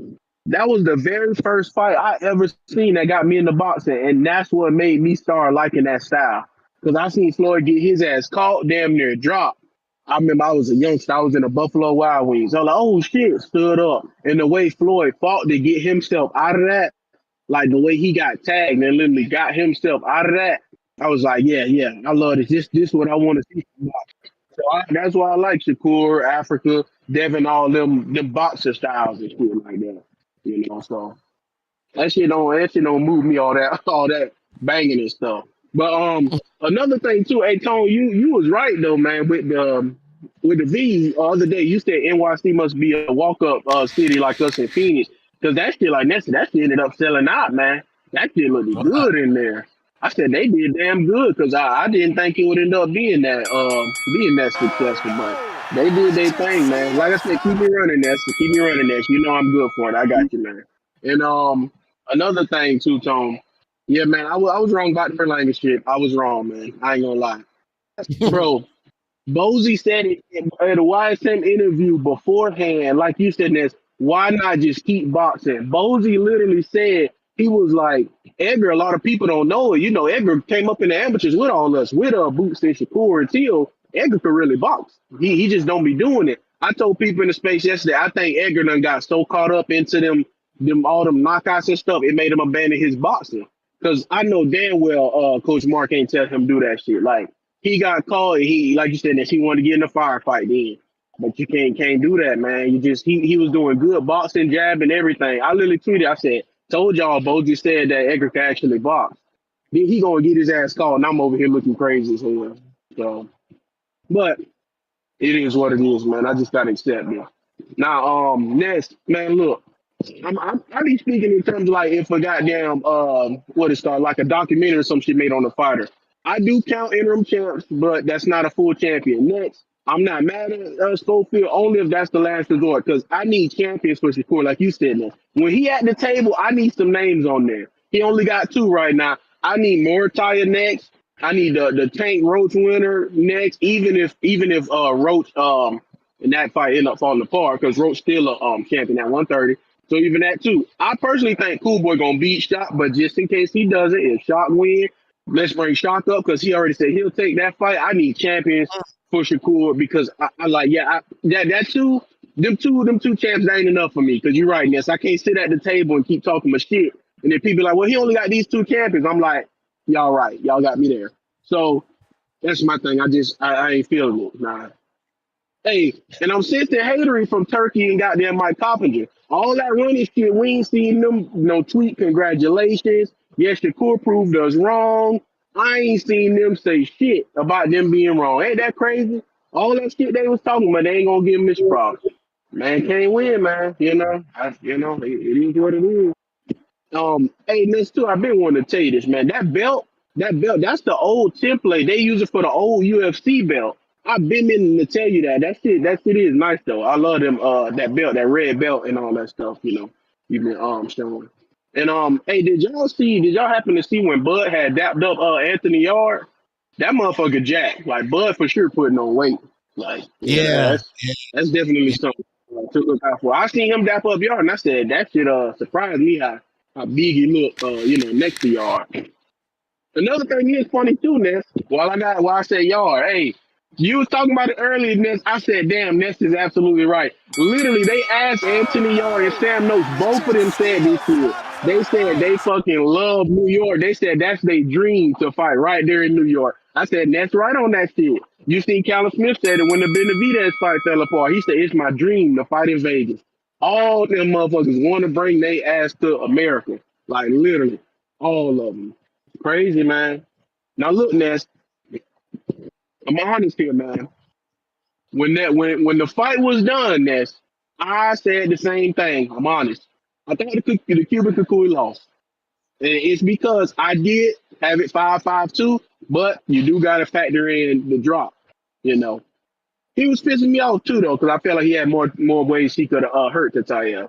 But everybody kept telling me like you, Ness. They was like, no, it's a swing round. It's 2 swing rounds or whatever. You could give them to either fight or whatever. So that's why Morel won and all that. So I'm like, yeah, okay, I can accept that then. It is what it is, because I feel like they could run it back. I feel like they probably will run it back. I feel like they ran it back. David Morel will win no problem because you seen Ronnie Bob Santos. They was in that corner cussing his ass out because he was, flying around and stuff too much. So I don't know. I'm hoping they do that because I highly doubt after that performance they'll probably go straight into a Callum Smith fight because I know that was a WBO eliminator for that strap. And hey Ness, I started that on Twitter early when somebody said it. I started last night, but because Mobili had won the interim WBC title, I knew this fight. I knew this fight was a WBO eliminator. I didn't know until the last minute they said it was the WBC final. So I started that when I said Sheeraz and Maul need to fight next, and I said Maul gonna beat him because of his jab. I said Maul, that jab fucking elite. But yeah, I started on Twitter last night, and everybody was like you. They was like, "Oh shit, I ain't even think of that fight." They was like, "Yeah, that's a good ass fight." And Maul be the A side. It's a big Pakistani I googled this too. I used my Gemini over here, man. It said it's a big Pakistani population in Texas too. So there you go. Take Shiraz's ass to Houston, Texas, and let's get it popping. So I don't know. And yeah, I definitely thought Matias lost too, Ness. I tweeted that shit. I said they gotta run that shit back because Matias his damn self thought he lost to Puello.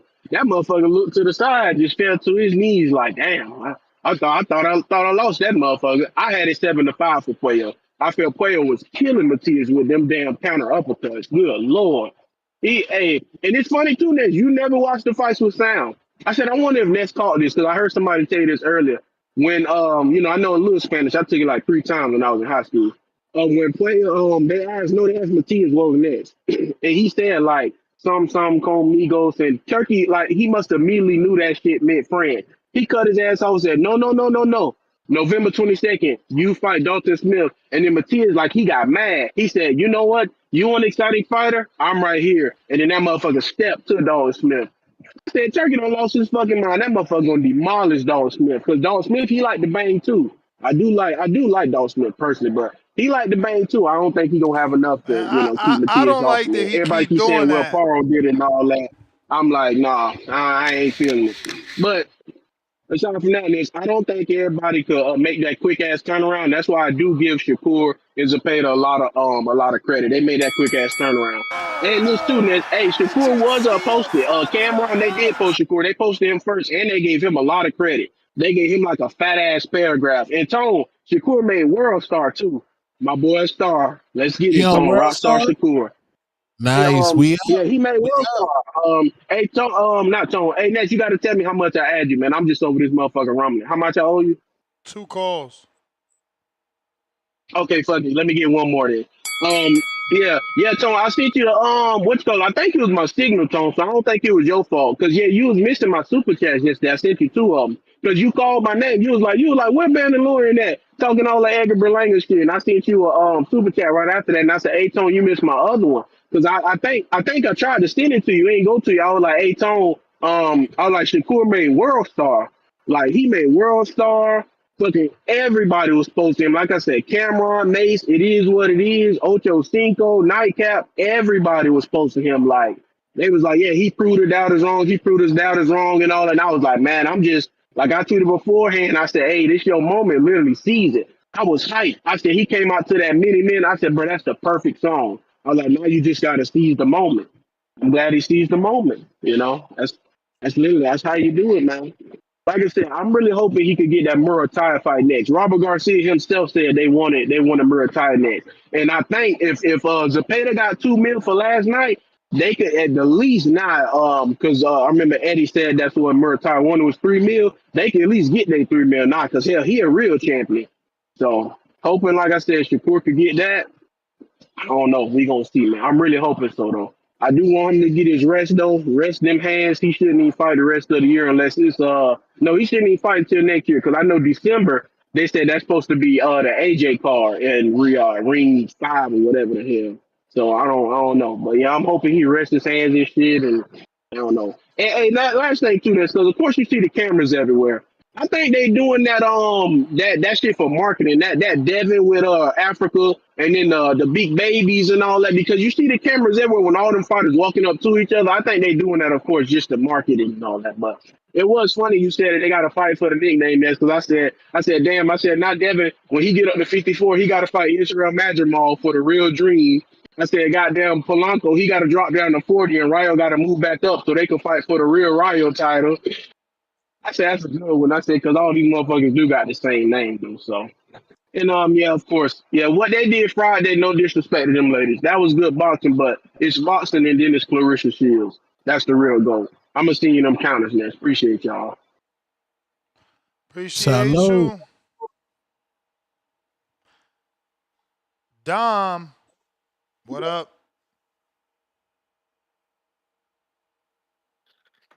B, how we doing? Chilling. Y'all hear me? All right. So I'm gonna start with that Serrano Taylor. Yeah, just too much boxing, I guess. Too much sweet science for me. Not enough action, especially how they set the tone with those first two fights. Yeah, that's how trilogies go sometimes, and uh, they were 2-0 going into it. So hey, but moving on to the Matias from last night, I didn't think he won, and this is speaking from somebody who had him for plus 500 decision. By the end of the fight, I didn't think he won. I thought Puello did a really good job fighting Matias. But I'm not mad at it. It was a great fight, so it is what it is. That division, is it's still pretty hot there, and everybody has plenty fights to make. Moving on to the Sheeraz, no, Shakur Stevenson. He did a great job just boxing and uh, showing that he can be active against somebody like Zapata, and I was impressed with his defense. But he definitely was trying to put on a show. He did not respect Zapata's power. He won't be doing that against the Devin Haney or somebody I guess more elite. But it was good to see him have fun in the ring and put on a show. But I will say I think he should just remain a co-main. I feel like it's a good place on the card for a fight like that, especially if he's not fighting these elite guys quite yet. Um, so barring like a pay-per-view where he could headline, just keep him a co-main. But the Sheeraz Berlanga, I mean, Berlanga just sort of asked for it. I guess he didn't really stick to any winning game plan. But Sheeraz, he was really active. He knew he had the advantage on Berlanga, and again, he just put on a show and made easy work of him. Berlanga, he fell down. He was composed each time, so I guess he's got a chin. But Ness, can you tell me? I guess I need to go to school right here. Why was that a KO and not a TKO? Which one? Berlanga? Yes. Because the ref stopped it. It wasn't him who didn't get up. He was up. Remember, he wasn't even down. He had one fist on the glove, on the floor. No, but it was ruled a KO. Am I tripping? Oh, I didn't check the details. I was going off what you said. I didn't see if it was KO, TKO. No, I figured was you said asking, why TKO. was it not a TKO? I thought it was, right? When the ref gets involved. Nah, man, I had a parlay for unanimous Shakur and TKO Sheeraz, and the Sheeraz was officially KO. That's pretty strange. So I didn't know if I missed something. Or, I thought, maybe I don't know. I thought if the ref waves it off, you might have to check that 3 knockdown rule or the ref waving it off, because I thought the ref waving it off. Couldn't find it when I looked it up. Yeah, I don't know. Yeah, but that's it for me. I missed out on some money with that one, but That's hey, it was crazy. a great night of fight. Yeah. But it's cool. I didn't put too much on it anyway. But yeah, great show. I was listening a little bit towards the main event. So yeah, you guys were cracking me up. I was also bouncing from Two Tone. He did his little separate show. That was cool. He had the hangout spot with them, and honestly, I'm not gonna lie, they were breaking the fights down a little bit more than you guys with the large panel, but you guys are having fun. Nothing wrong with that. But yeah, great show. Have a good weekend. Peace. All right. Yeah, it says KO. I don't know why. Because it says... No, it doesn't say ref. It just says KO. I don't know. Because the knockout that Edgar got was in the same fashion over Jonathan Ortiz, and that's as a TKO. I don't know, man. Boxing is strange. Fucking bookies ripped you off, probably. Let's see where we at. Let me catch up. Knockout. Excuse me. We got that poll going. Can Shakur beat Tank? 50% say yes. 23% say no, Tank by KO. 23% say yes in a close fight. 4% say Tank decision. And on the super chats, we got Price $2. FYI, we read that. DC3 $2. We need Berlanga versus Plant. G Coffin $2. Just asked ChatGTP. It said Clarissa is the GWOAT. So did my assistant. Pistol Parkway Mozzie $5. GWOAT was only bully timing in the crowd in between rounds with Remy in attendance, walking around with the fitted turned to the back, shadow boxing. Julio Guzman $2. Sheeraz versus Resendiz on the Canelo card Plant. On the Canelo card. Perfect. I do like that, but let's keep it to where it was. Let's keep Pacheco on that pressure. We got to get Pacheco in these real fights. Can't have Berlanga being the only one taking the chances. We got Daniel Vega $5. The real king of Puerto Rico, Puerto Rican flag, fights in 2 weeks. Xander Zayas. Get these hands, $10. Edgar Berlanga was forced to lean back. Fat Joe voice crying out loud. Face 3 times. Bradley, 2-pounder. Berlanga is food for Jake Paul now, Ness. It's a big fight for Berlanga. Big fight. Leonard Sterling, pound for pound, #1 in the chat. Drop a bomb for the status. He said, Presume Katie Taylor fought in stronger division. So maybe you meant something else. Maybe you didn't mean I'm, and maybe in resume or in. I don't know, but let's go with resume or resume. Person Katie Taylor fought. So I'm going with resume. I don't know why you got I'm, but whatever. Katie Taylor's resume fought in stronger division, amateurs and pros, 20 medals, 18 golds, having Shields at number 1. Not wrong. I got Katie Taylor as the GWO. Is he biased because he's from the UK? And you biased because you're from America? G-Ball, $2. Shakur did what he do with a guy with no power. Now he got no power, huh? Big Ball sending the rent. And we got truth.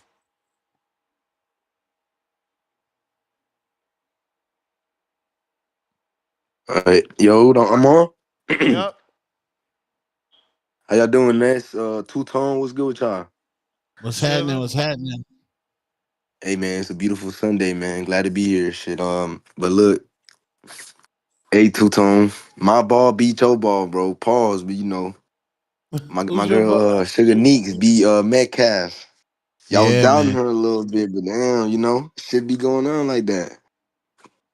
Shout out to Metcalf, though. I see she came on the show. She funny as hell, but you know, Sugar Meeks, she a 10 out of 10.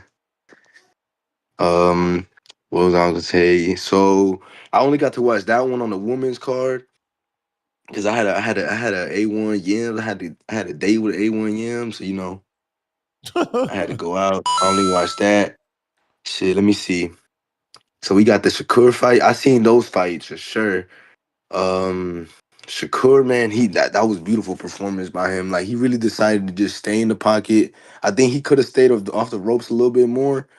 But you know, that shit was easy for him, man. It was easy work. He was playing around with Cepeda. He barely got touched too. Like all those punches Cepeda was throwing, that was getting blocked. He just got good reflexes, good hand-eye coordination, great counters. Um, he was hitting him with some good stuff too. Like, oh, and the commentators, damn, they're so bad. They're equal to damn top ranked commentators, man. But the difference is the top ranked commentators, they be trying to manipulate shit, and then the commentators last night, they're just dumb as hell. They just don't know what the fuck they're watching. And then yeah, so I don't blame you Ness for watching the fights without sound, but I like to hear the punches. Let me see. So then the Berlanga fight, damn man, like that shit kinda, you know, it kinda hurt me a little bit seeing Berlanga get knocked out like that, man. I'm not gonna lie. I really was rooting for him to get that knockout, but terrible game plan. Like trying to sit there and look pretty and take pictures and box with this tall ass motherfucker when you see he's skinny and tall. Like a guy like that, you when you smaller and bulkier, you get in his chest and start throwing them overhands and they gonna connect. You know what I mean? I don't think Shiraz got legs like that to move around, but yeah, it was a terrible game plan, and even the technique he tried to use, which was the distance, it was bad. Like when you're gonna do that with the hand, with the high guard, you gotta be able to weave and duck under those punches. He was trying to pull back against a taller guy. You don't do that. That's how you get clipped. But yeah, man. Hey, that's my call. Appreciate y'all. All right. Salute. Sin.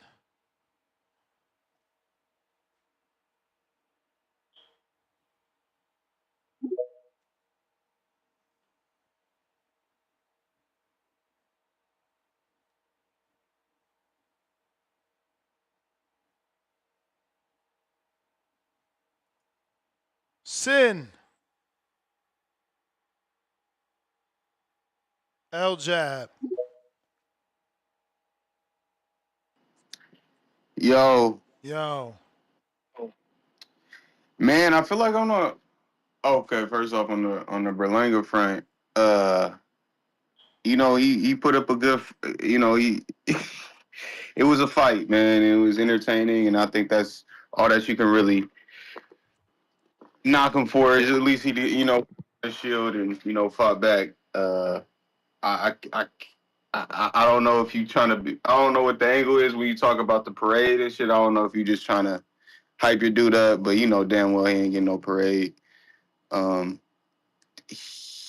I can't believe you trying to throw him to Jake already. That's That wild. wasn't me. You That was trying a super chat. Get out of here. You heard it. I said it's a big fight, no, but you said I didn't I say heard it that. too. You said it's a big fight. I'm It like, is a nah, big this we fight. What, we can't. gonna lie and say it's We not a big can't. fight? I mean, what do you mean by big fight? What the Like fuck? you want? Are we calling? Canelo was Are we about to calling? fight Jake. What do you mean what I mean by big fight? You know exactly what I mean. Don't be crazy. No, I'm with you. It's a huge fight, but we can't do that, man. We gotta. I mean, we gotta build him up a different way. We have to, like you said, start from scratch. I mean, first off, see how he's doing. But onto the Shakur, man. I know he had a decent performance, but I think it's getting a little overrated. I thought he was. Damn. Hello. Yep. Hello. Oh, Yep. okay. I thought he was Yes. going. I thought he was going to knock Zepeda out. Watching Zepeda versus Tevin Farmer those couple of times, I thought he was going to open up the fight a little more. It just seems like Shakur could never hurt him. But Zepeda's a dog. I'm not. Zepeda had a great performance. That was probably the best performance he could have put on. I don't see what everybody's saying about Shakur. Looking like Floyd. I think his defense is great, but I think his counters aren't as good as nearly as Floyd. And I think he's more defense, offense, as opposed to like defense, offense. It's kind of one way or the other. But I don't want to critique his performance. I mean, he went in there and gave the fans a great fight. But for my expectations and how he talks about himself, I wouldn't consider that shit belt to ass. And lastly, I don't know if Tone's still on here, but him pushing that narrative that Berlanga and Canelo win life and death is sad because I don't know what fight he watched or what fight anyone else watched, but if that's life and death, I I guess I don't know what life and death is anymore because he 12-0 it ain't life and death with nobody. Appreciate the time. I'm gone. All right. We got PBC.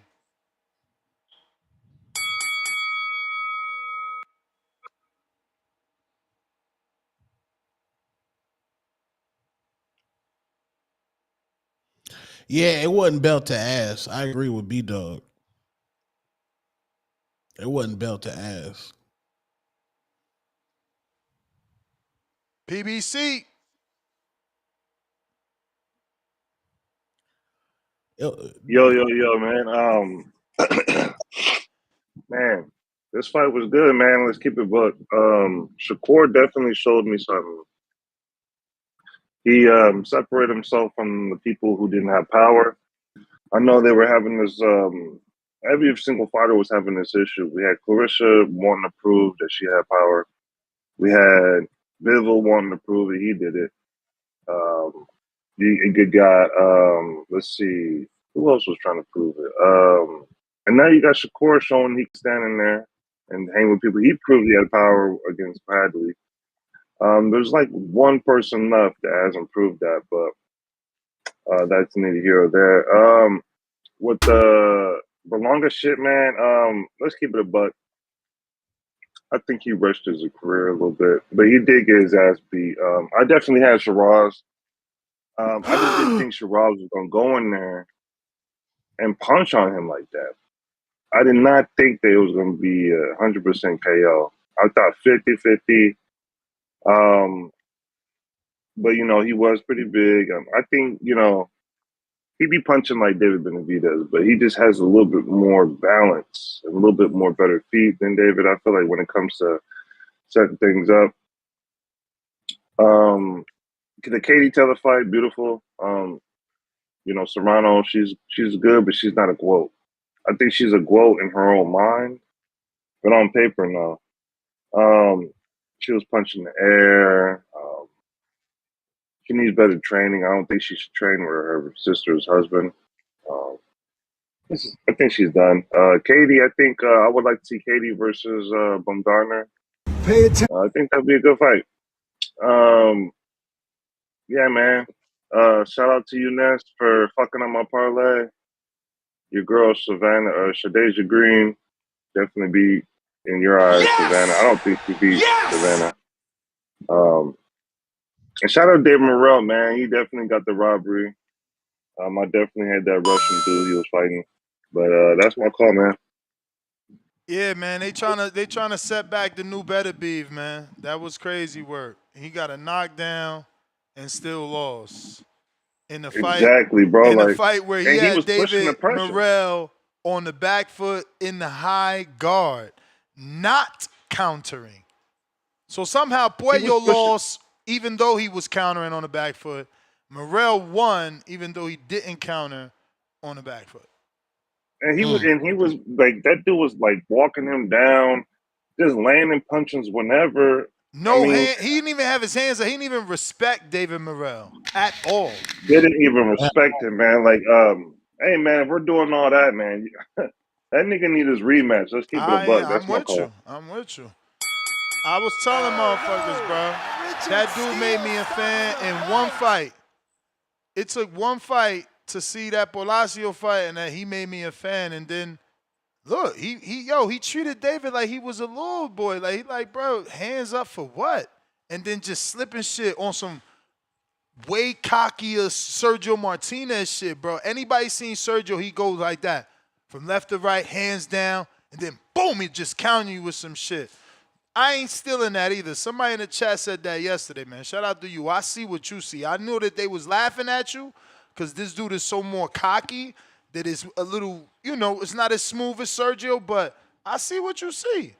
I see what you see. Hey, yo, Dizzy, $5. Just wanted to shout out TBV one time. Actually got to me round one at the event yesterday. Took a pic with the bro. Much love to you guys from Queens, New York. Salute the Queens. Actually went to the fight, man. You know what I'm talking about? That's what's up. They got the go. They wasn't left out only for the rich. We got Walter, $2. Lampley is the GOAT. Tarver is annoying. Luis Sanchez, welcome to the prospect level. You was about to say?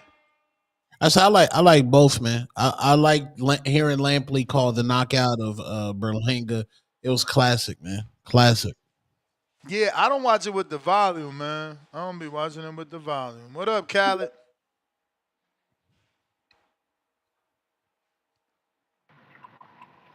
Hey, yo, Ness. Yes, sir. All right, salute. Hold on. Let me run my window out real quick. Hey, all right, let me get into it. I thought David Morel lost that fight yesterday. It was close, but I thought he did lose. I would have favored the Russian steroid guy, but they weren't finna give him the scrap. He was on steroids. I thought that Puello won that scrap, close scrap. Sabril didn't really have no head movement. He was just kind of coming forward. I think Puello did hurt him a couple times on like the back end of the fight, but Puello just didn't have enough pop to keep him off of him. But even then, I still favored Puello. Like, if it was 115, 113, I still had Puello getting that joint done. Shakur looked very sharp yesterday. He looked very sharp, very good. I thought that Cepeda fought well as well. I thought that he fought how we thought he was going to fight. Whether you thought he felt well or not, that's up to you. But, he just did what he normally does. If he would have had some more feints, a little more head movement, tried to have some defense, he might have made some moves. I actually think that even though Shakur Stevenson was sharp, I think that he kind of like banned in like the jab a little bit. And I think that if he would have just stayed behind it on a more consistent basis with that southpaw jab, he could have made the fight a little easier, and just that might have helped him stop it because he could have just had Peter running into shit. And for Shakur, only fights that really matter to me is either him and Lamont Roach or him and Tank Davis. Other than that, I don't want to see it. Same thing with the 140 joint. I think that Sabril. Hey, was it a rematch clause with Puello and Sabril Matias? Hell yeah. But that ain't gonna matter. Yeah. That ain't gonna matter, man. Yeah, you see Sabril going straight to Dalton Smith. They just gonna give Yeah, that's they crazy. gonna give Puello a bigger fight, not a bigger, but like more money fight to keep him quiet. Like, bro, Turkey doing what he want to Yeah, do with that belt. You see, he already faced off fucking Dalton Smith with Sabril. yeah, that was nasty. All right, well, I mean, at some point he need that back. And Richardson Hitchens, on side note, need to stop calling out welterweights to have fights and deal with the 140-pound guys in your division. Yes! Somebody has to say Gary Antoine Russell's name. Somebody has to address Gary Antoine Russell. Like, somebody has to do Well, it at some point. address Hitchens too, because I mean, Sabril, because it's like they made it seem like you were ducking Sabril because you were scared of him. You said, I ain't scared, it's the IBF. Now you the IBF champ. You didn't fight him, you took a voluntary. He took a different route, but now he's the champ. Why not unify? Perfect time. Great point. Exactly. You either need to fight Sabril or Gary Antoine, bro. But that's my call, bro. Thank you. And they both on his heels, so he lucky though, because look, Turkey already putting Hitchens in a whole nother direction. Not Hitchens. Turkey already putting Matias in a whole different direction, so Hitchens is in the clear. Pat Bandero. Yo, you can hear me? We hear you. Shout out to you. Shout out TBV. Don still there? Nah, Solo Dolo. He probably All right, making man. chicken fingers for Lil Tone. Hey man, great night of boxing last night. That was top. And really, the big winner in all that, I have to admit, is Turkey, man.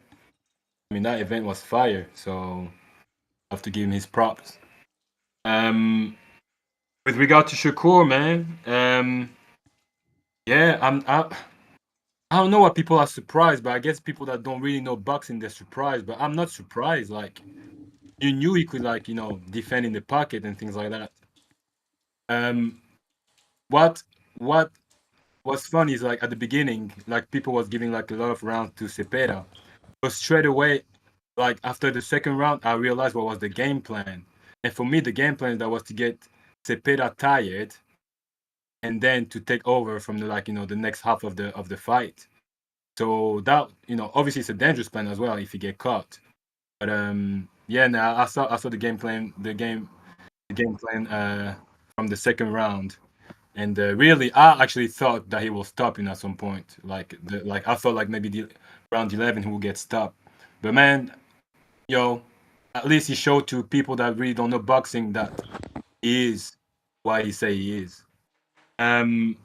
Next thing, like, I have to say, he wouldn't fight another fighter like he was fighting Zepeda. Zepeda is one kind of fighter that you can, because he doesn't have like a one bomb punch, but he wouldn't fight like that against Tank, or even against. I don't think he will fight like that against Kid Austin.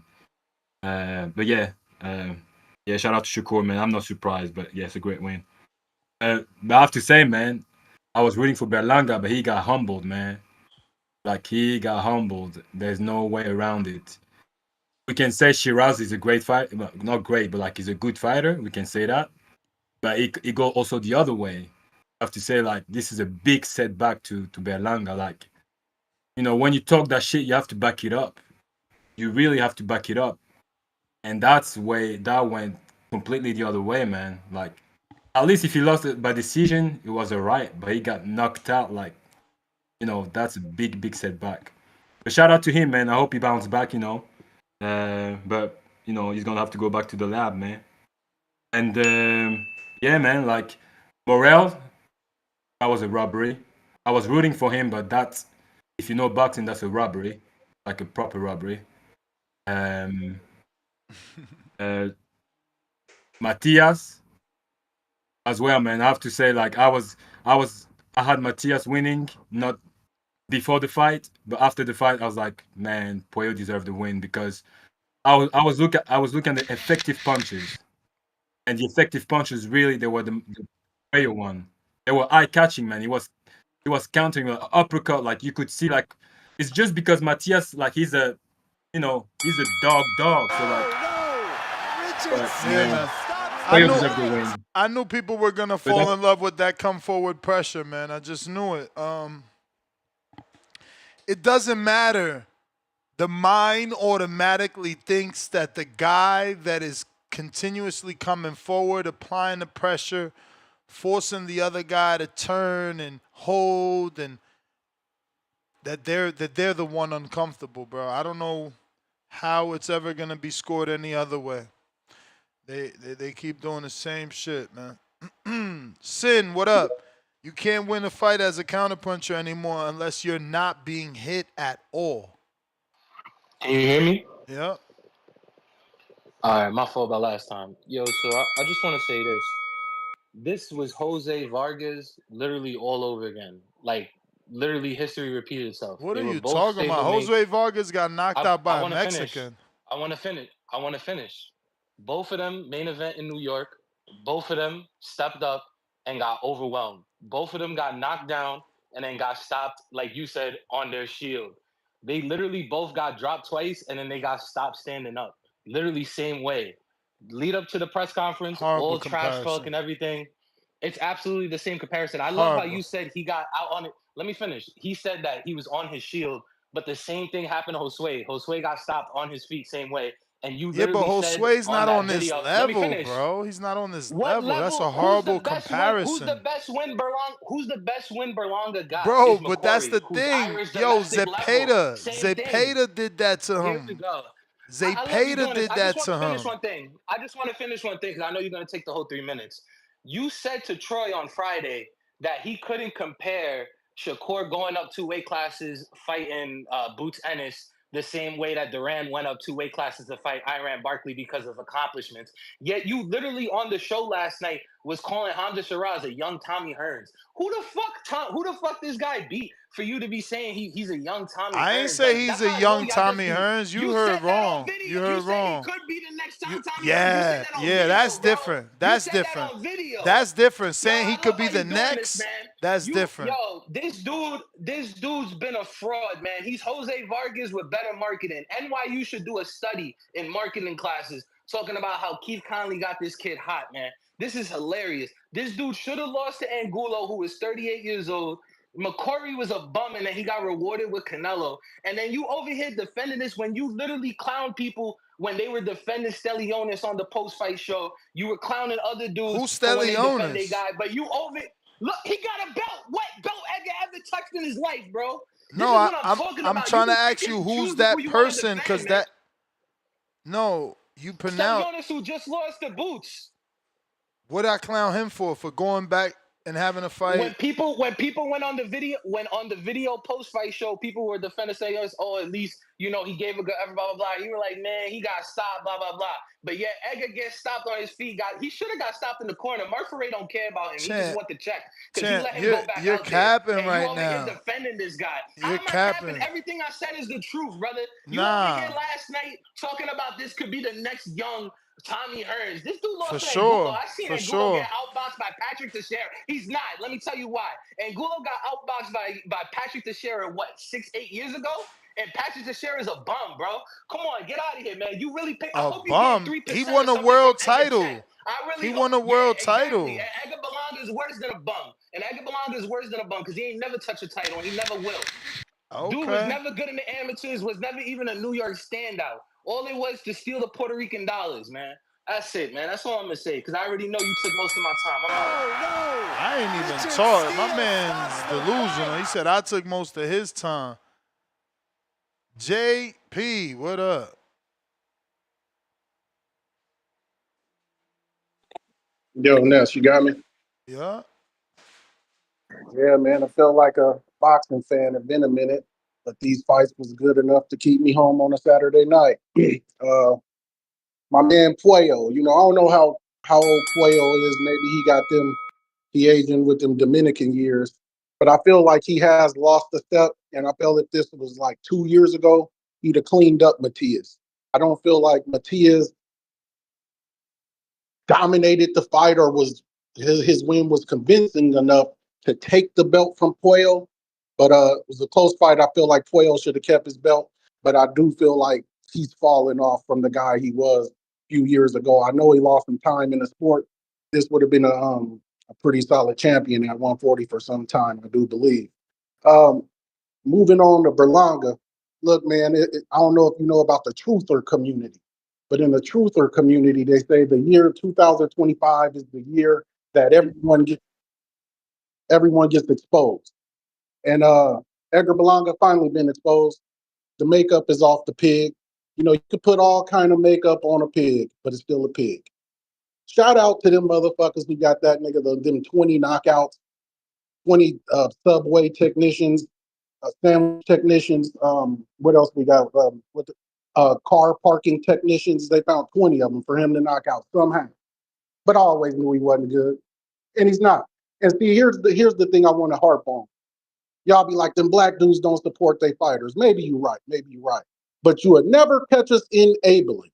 See that enabling and support, they look the same because they both are helping someone. Enabling and support look the same because they both are helping.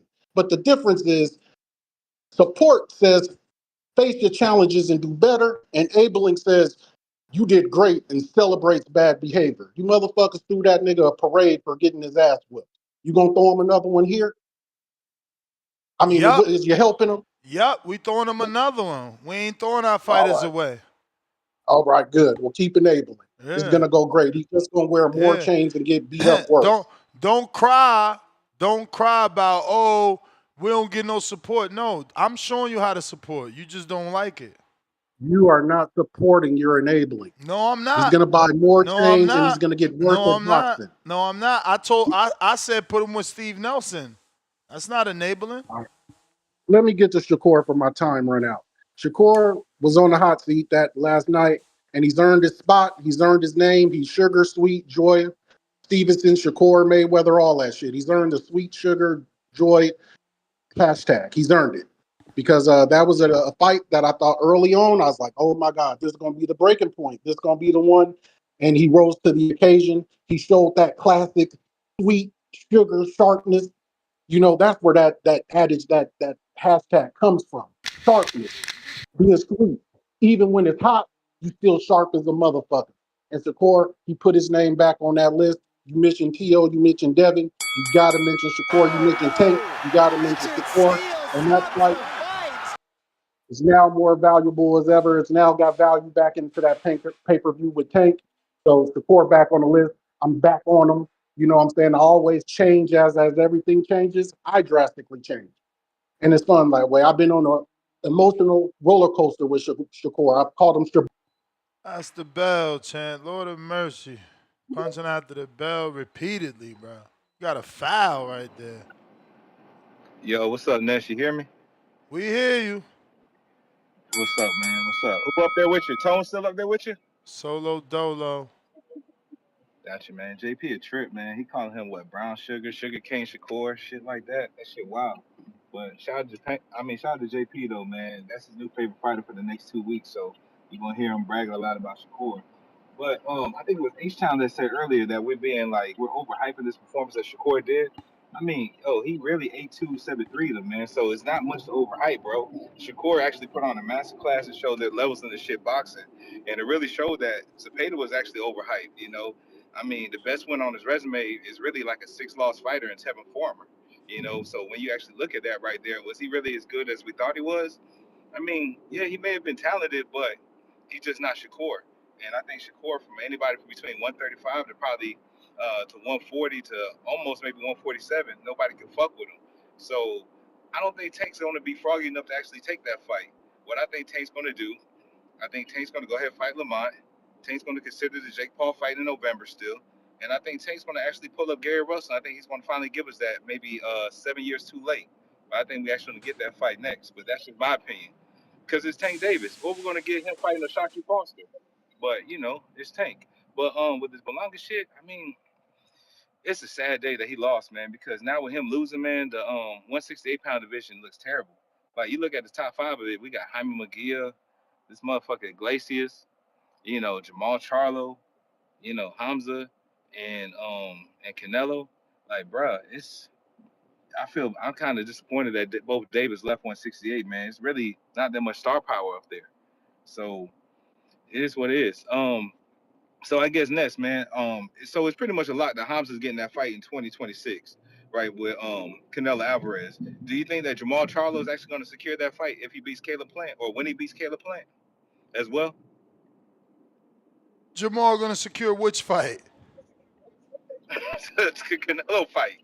The fuck Oh is a man, Canelo fight? bro. Come on, bro. You know what world we live in. This Canelo fight, who he want? So Who the fuck knows who could secure that fight? I'm just saying though, bro. Like, I mean, I think Hamza got more of a shot at a Canelo fight than fucking Charlo because Hamza has the rich uncle penny bags. You know, my man got all the money. He's gonna push that. But I see you muted yourself, so I'm gonna move on. You good? Okay, I guess so. yeah. All right. All right. Stock chasers.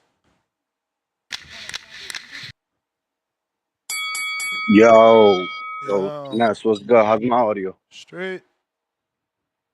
Hey man, let me get my crow, man, for Alberto Puello, and I'll take the fucking crow for Berlanga as well.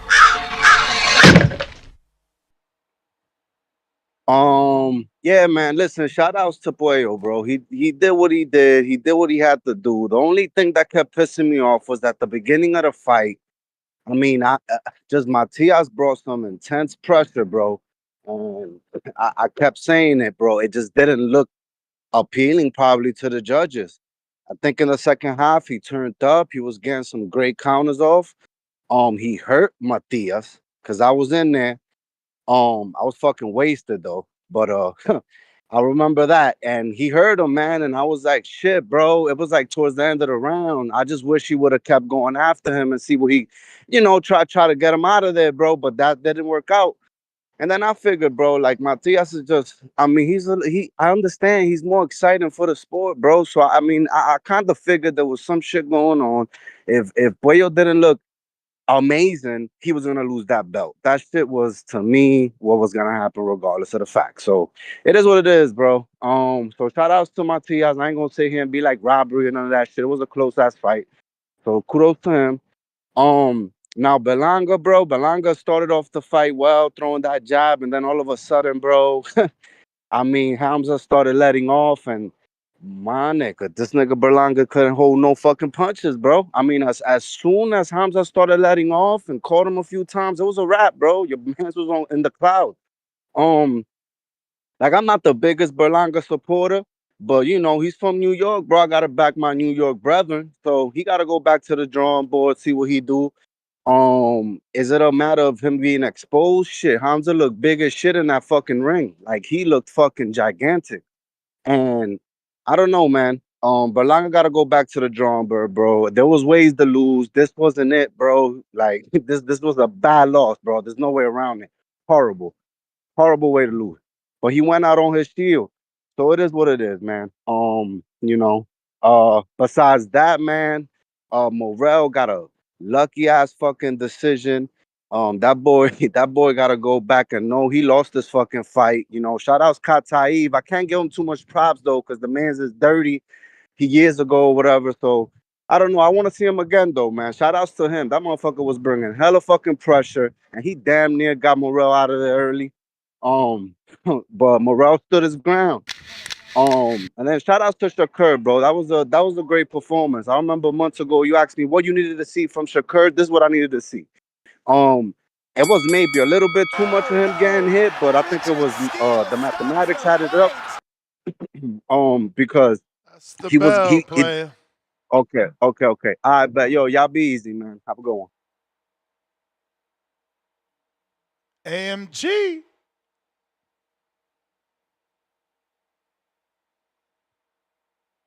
Hey, what's good, Ness? You get me? Yep. Yeah, man. Just wanted to chime in on the fights last night. Um, Shout out to Shakur. I thought he did well. Obviously, he controlled the fight when he wanted to, and I think the biggest difference between the reason that Puello didn't get the nod, even though I agree that Puello won, he didn't have those like head popping shots. At least not as many, like clear as day, the way Shakur did against Cepeda.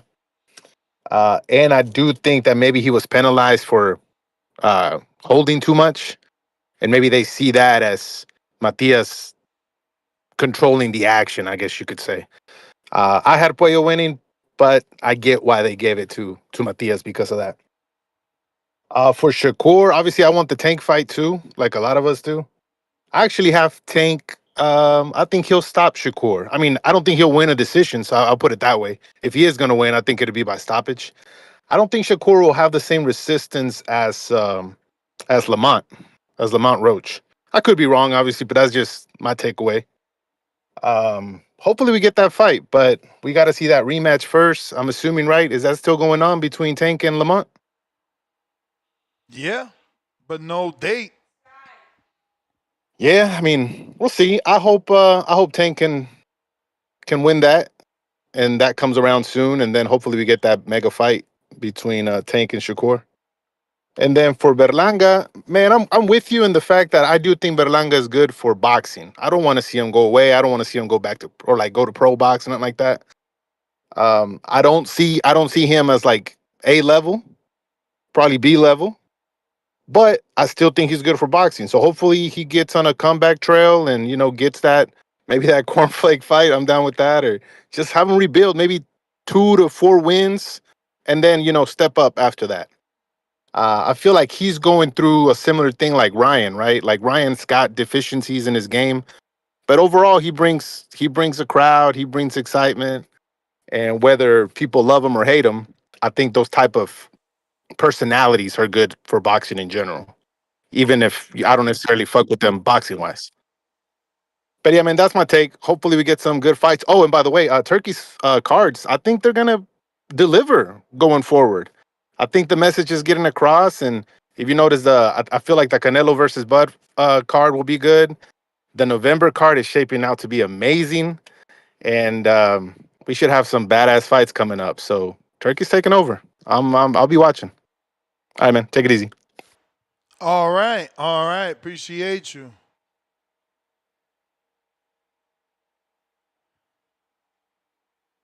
We got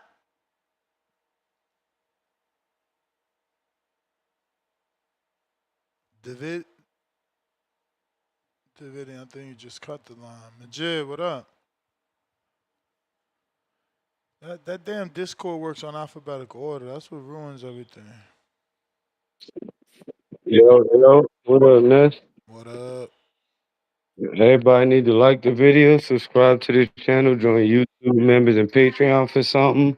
I'm gonna need that crow for that Belonga, cause I straight up was just going against UK. You know how we do and shit. Um, yeah, man, that Katie Taylor Serrano shit. I feel like Katie Taylor did her job. She had that fight look easy. Amanda, she looked too slow, couldn't play the distance, so she was throwing hella punches at the air and shit. So shout out to closing out that. That ain't even a trilogy, just a third chance and shit. Um yeah, they had some girl from Canada, yo, on like the undercard Friday on Netflix. I want to see that chick again because she had the jab. She was working some good punches, like straight hooks, all that shit, like just playing the distance good. So I want to see her. And then as far as that Shakur shit, I'm the Shakur fan. I'm not fucking surprised. The smaller ring, I told them it wasn't going to be enough. What's going to happen is that shit going to suck for everybody that got to fight on the undercard because they ain't going to have nowhere to go. And I heard a question earlier. They was talking about would that style yesterday be Tank? Hell fucking no. The style that they hate, with them feet mixed with the style they seen yesterday, you know, that's what it beat Tank. You know what I'm saying? But as far as all the people saying, oh, now I like him, don't like him because he said he ain't gonna fight like that every time and shit. He ain't gonna put that chin on the line to appease everybody. So don't like him today if you ain't like him yesterday. You know what I'm saying? So shout out to the dub that I already knew he was gonna get. And the real question is who next? Mama Schofield and them been talking shit. They got little Abdoodle, coming up in the rankings, about to have the title fight. So just who the fuck is next? But all these fans acting like they like Shakur. We don't want y'all support today. Stay on that other side before we give you another boring performance. Fuck the fans, but shout out to the show. Like the video. I'm out. All right. Ahmed.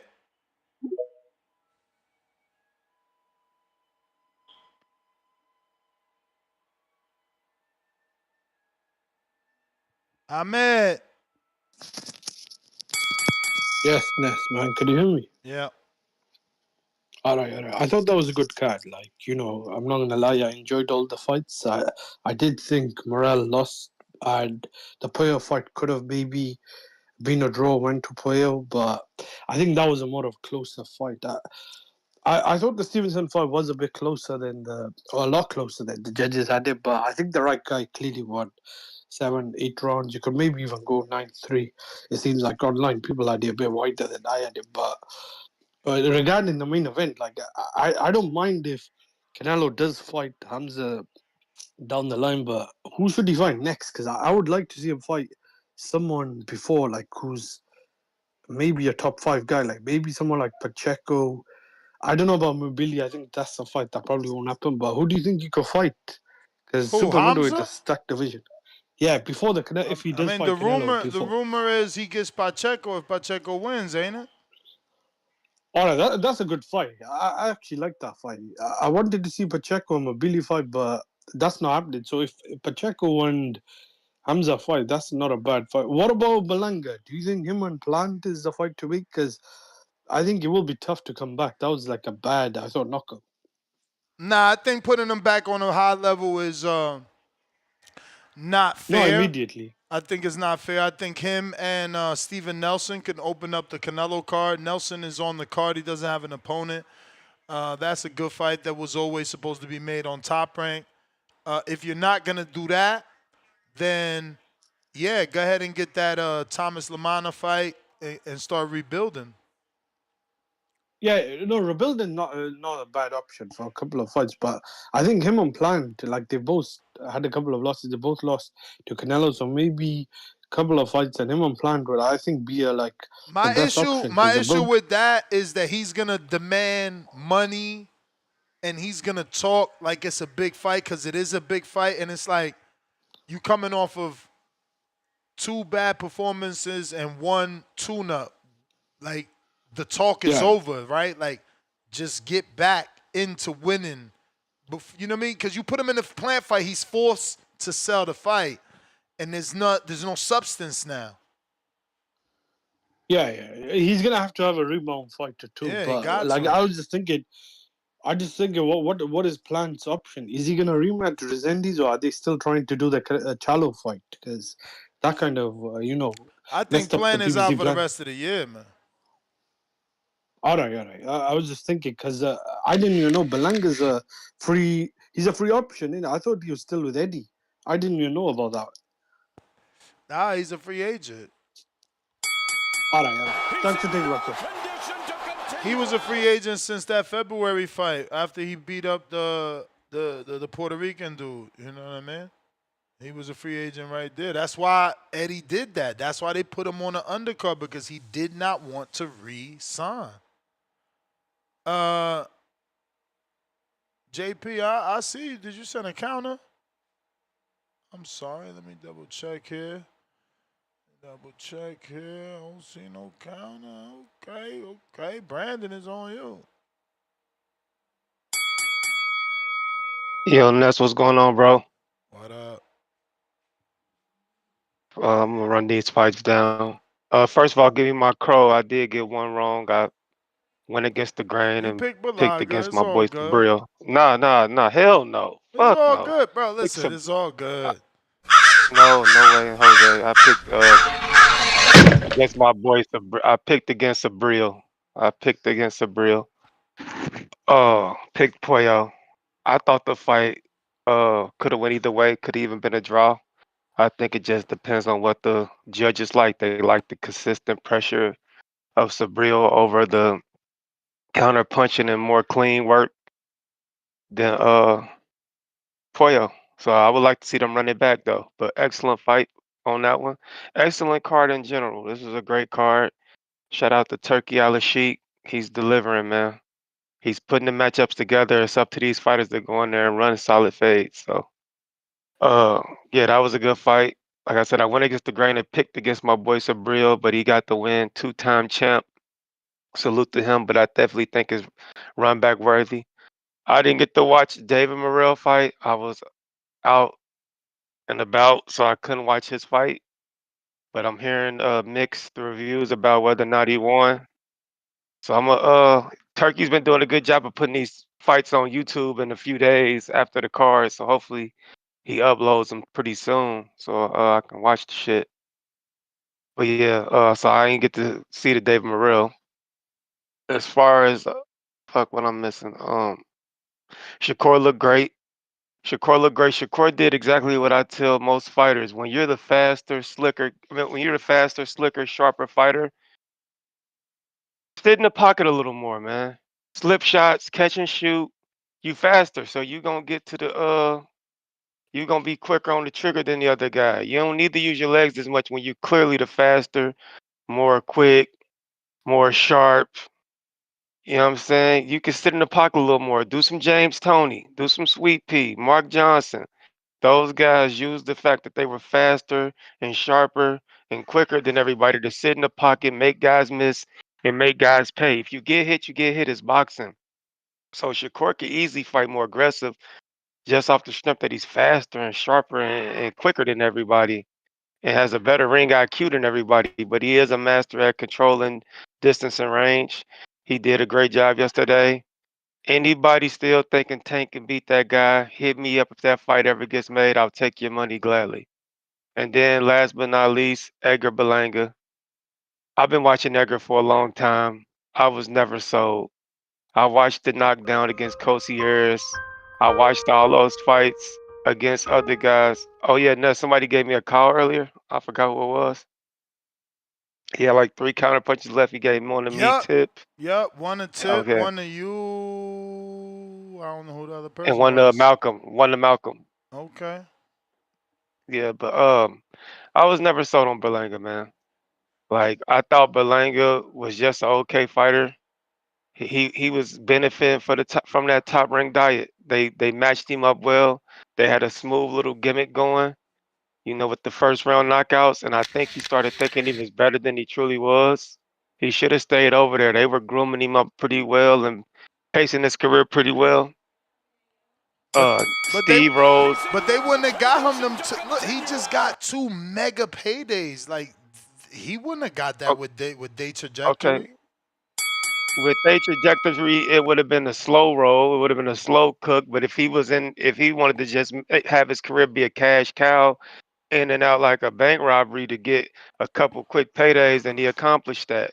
He wasn't ready for Canelo when he fought Canelo. Like I said, the guy that I seen fight Cosieres, Steve Rose, who the fuck did he bite on his shoulder out of frustration? Angulo. He was never that good. Bruno.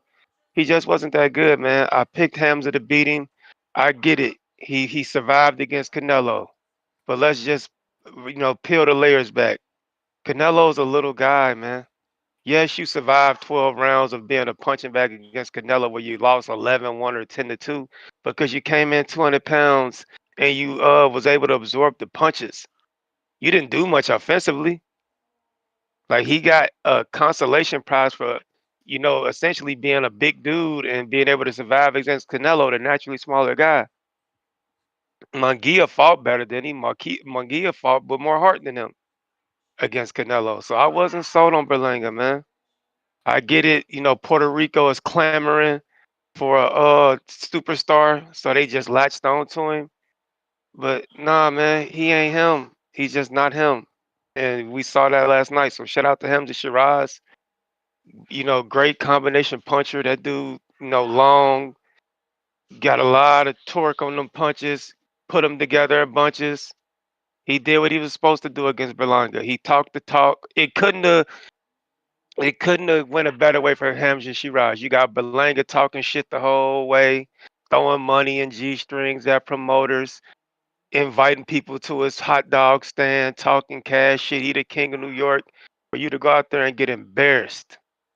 When you talk shit like that, Ness, I know you tried to come on with the you trying to feel bad, don't clown. But when you talk shit the way Edgar did, you put that target on your back to face this kind of scrutiny because you didn't come into this shit humble. You came in this shit popping shit, talking about you the king of New York when you ain't did shit to be the king of nothing. So when you get your ass obliterated in 5 rounds, oh, you got to eat every fucking insult you get. And don't feel bad for him because he went out there and got destroyed. So yeah, I don't feel bad for the dude, man. You talk that shit you talk, you better back it up.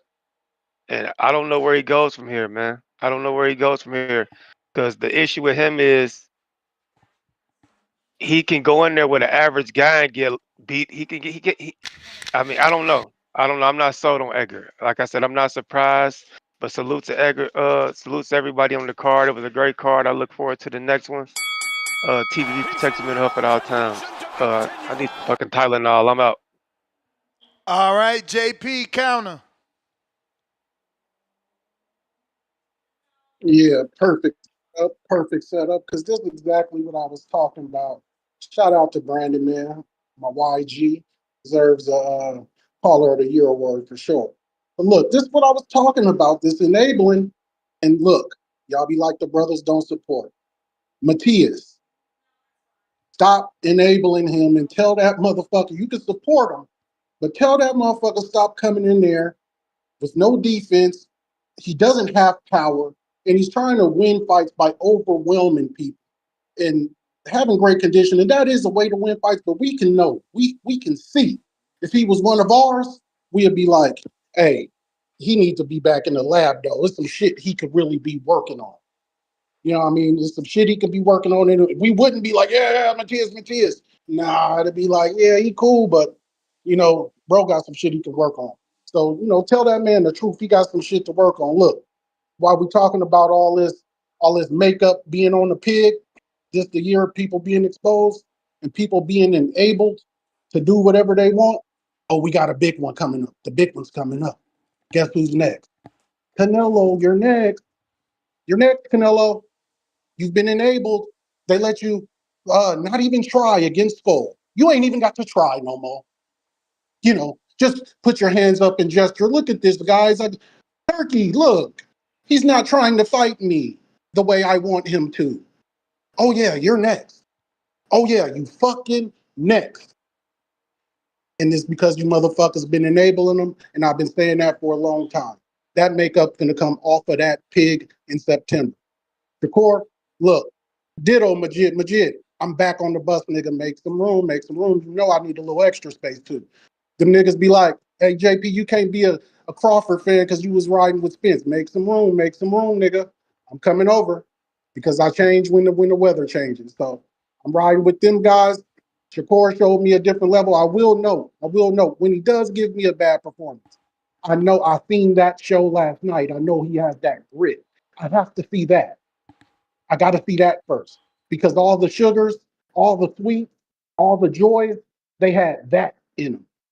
They had that when it wasn't, you couldn't be sweet and flashy no more.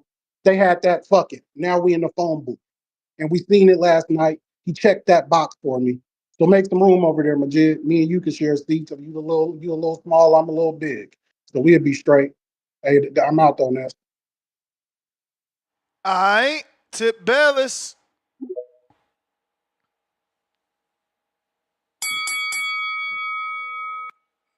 Ooh, yo,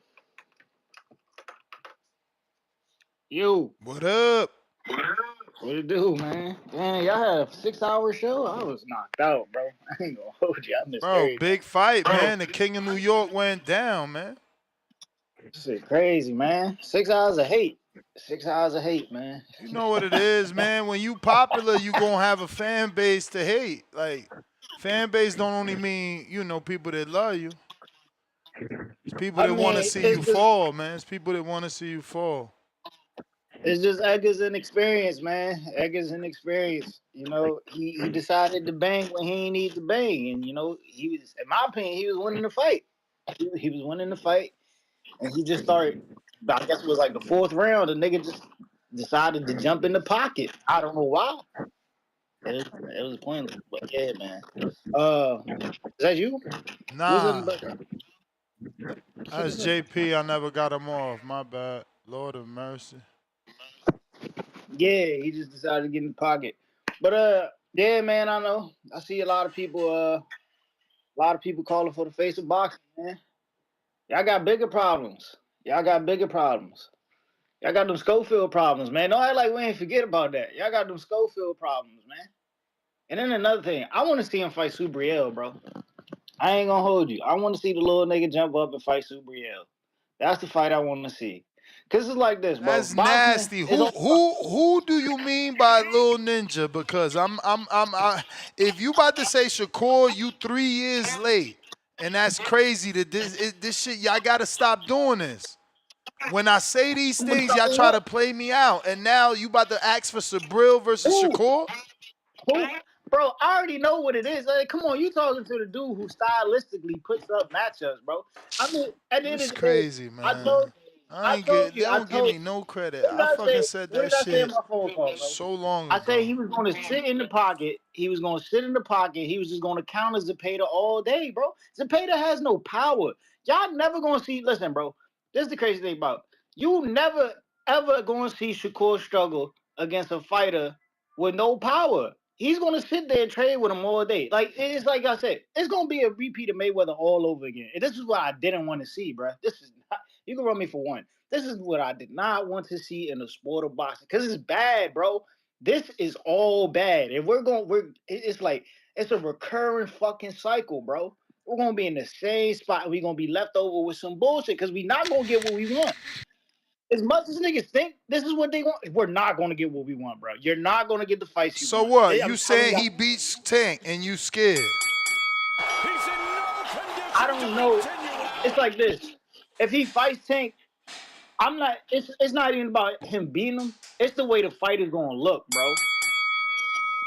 It's the way the fight is gonna look. It's not gonna be an entertaining fight because I know I how he's mean, gonna come in yesterday and was fight. entertaining. Yeah, bro. Because listen, the reason the fight is entertaining because Zepeda's gonna keep coming forward. He's gonna overwhelm him. He has no choice but to engage. Now, in the Tank situation, you know Tank has a lower output. Tank is not like his output is not gonna be that high. He's not, you know what I'm saying? So this is where it's going to be in favor for Shakur to stay on the outside and just box and keep his distance the entire time, bro. But it's also going to be tricky, right? Because So Tank is a natural basically you saying Tank Canelo doesn't want to cut the ring off from Shakur's skull. Yeah, but the thing is, Tank won't have to do that because Tank is a back foot fighter anyway. Tank he naturally fights on the back foot. So you saying he got to So pick the style that let him do what he do? like it's all gonna be on Shakur, bro, because you know Tank can engage when he wants to, and you know what I'm saying he's gonna be the defensive fighter. It's whether or not Shakur wants to engage. It's gonna look like Edwin De Los Santos, bro. That's what I'm telling y'all. It's gonna look like De Los I Santos mean, all it over again. can't because Tank is levels I'm above De telling Los you, Santos. So bro. no I'm way I'm Tank telling you, makes it's it gonna look look like like De Los Santos. De Los Santos it's couldn't gonna do it look, because he wasn't a 3 division champ. He wasn't Tank. bro. Ness, you're not understanding. It's gonna look like that because So you saying Shakur will not Shakur is want to just too engage. good then? You saying Shakur because No, he I just thought doesn't want Tank to was better engage. than De Los Santos, so He he just should be able doesn't to want do to a better engage, bro. job of He cutting the just ring doesn't want off. to engage. No, so He you just saying doesn't want to engage. Shakur is too good. No, he's a good fighter. He's No, not too good. he's He's a good too fighter. good that not even Tank Nah, could cut the ring off. I ain't saying all that. I ain't saying all that. You reaching. You reaching. Because he I from mean, North I don't Brazil. get it. I don't get it. Why wouldn't Tank be able to beat him? You saying he can't cut the ring off. Man, I know what I'm talking I about seen here. Zepeda cut the BGI. ring off. I seen Zepeda land shots. You telling me Tank can't land that power jab? I don't know. You damn, one fight got you turning on Tank. Nah, you tripping. You tripping. If anything, we beat the young nigga in a decision about 115, 113. We beat him about 2 rounds, man. It might be a close fight though. We gotta handle Lamont first though. But I just like the pressure of Subriel, and I know that Subriel's a power puncher, and you know what I'm saying? That motherfucker not gonna hang in there with punches, bro. Respectfully. That's why he said after the fight, man, I took too much damage. Now if he's fighting a bigger puncher, bro, like trust me, it would have been much worse, bro. Like, he's gonna stay away from a lot of these punches, bro. Telling you, like the Gary Antoine's of the world, he's gonna stay away from them type of dudes, bro. That's why I don't want to see. It's gonna be a bunch of bullshit. It's just the way boxing works. It's all about timing. It's all about timing, bro. We're not gonna get. It's gonna be like Sugar Shane all over again, man. Telling you. All right, man. Hey, man. Let's see what we got here. What is this?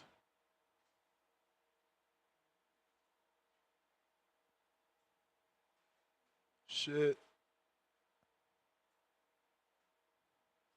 Sorry, Shakur, but if you want to be this superstar that you know you are, you know you're that guy, you have to take a risk. So yeah, I think going up in weight, facing this killer and Matias, this guy that knocks everyone out he beats, that's the thing to do. Go to Puerto Rico, like you said, in La Isla. Sabril may never get his name hotter than right now. You know, you never know. He could face someone like a Teofimo or a Devin and lose. So why don't you skip the line? Why don't you have to take risk. You have to take terms that are not in your favor. We talk about Devin, he signed to another promoter, to multiple promoters, went to another country to make it happen. Not everyone gets to run the Canelo, the Canelo career path. I'm sorry, that's just not for everybody. Sometimes you have to go ahead, get the short end of the stick, take the big risk, and I promise, boxing fans, they will appreciate that. They will come. I'm sorry, Shakur.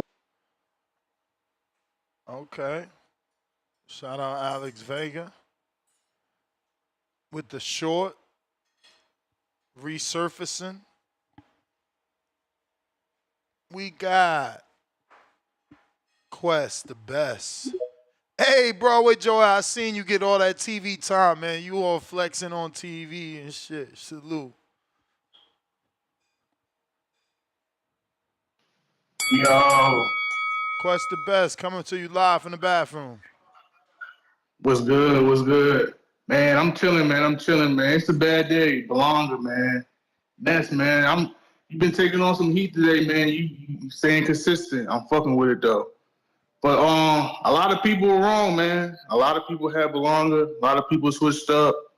L's happened. But it's kind of different, man. People comparing him to Ryan. I wouldn't compare him to Ryan.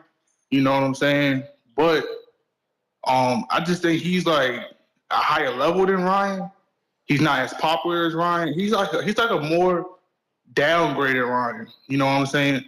But to his credit, he has been taking more tougher fights than Ryan. I say that.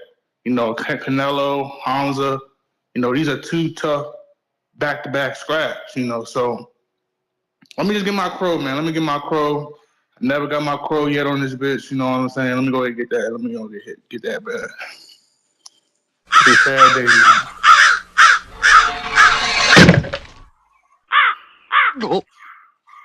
Yeah, I had Pollo too. I think Pollo won though.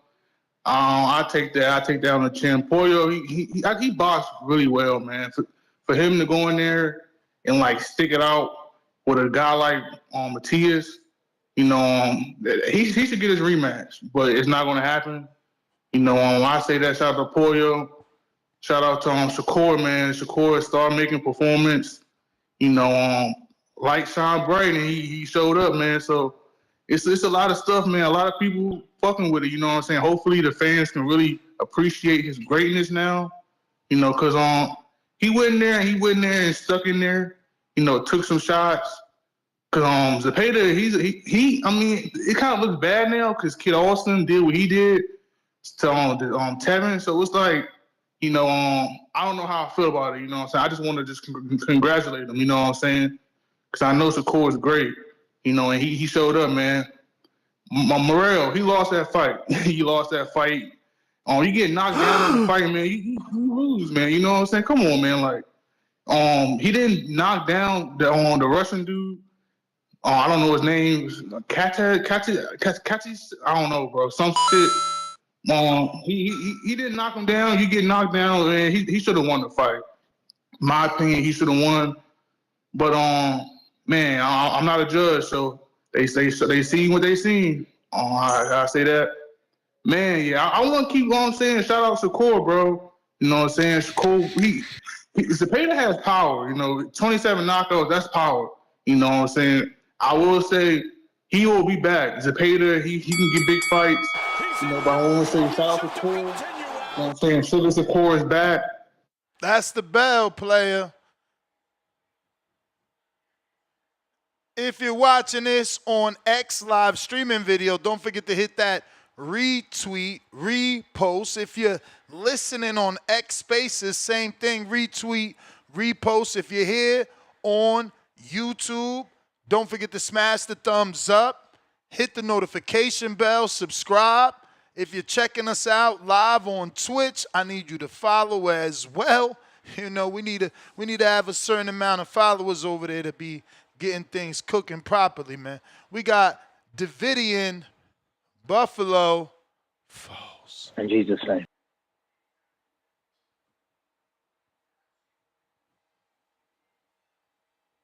Yo, what's good, Ness? Can you hear me okay? Perfect. All right. You can start by giving me my crow. Unfortunately, I did have Berlanga and Pollo.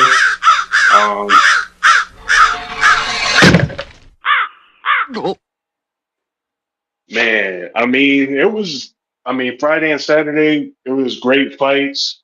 Shout out to all the women boxers too. I really, Ellie Scottney and all them. The Amanda fight was a little lackluster only because, but as much as I wanted Amanda to win, she just can't beat Katie. That's just what it is. So, but it was still a great night of fights. Who else? Shout out to Shakur. He did what I thought he was going to do. So I was hoping he could get somehow a stoppage, but it is what it is. He got some nice defensive skills.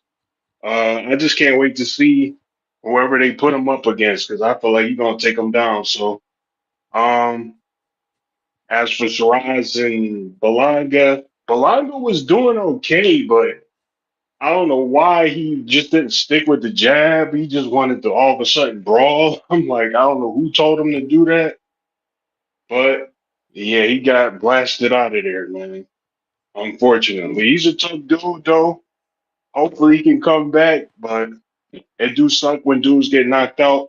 But, on the UFC side, UFC is different than boxing, but you had a guy, main event, on the UFC side that's got 12 losses. So I'm not going to, I ain't going to really say nothing about it. It's just, he just ain't got the boxing, the defense, like some of the other, boxers have. So it is what it is. I don't know how he could come back, but he can. But other than that, shout out to all the boxers. Shout out to everybody. Shout out to the TBV Boxing Voice, and God bless y'all. That's my call. All right. 12 years. I never expected it to turn out like this. All right, so I need to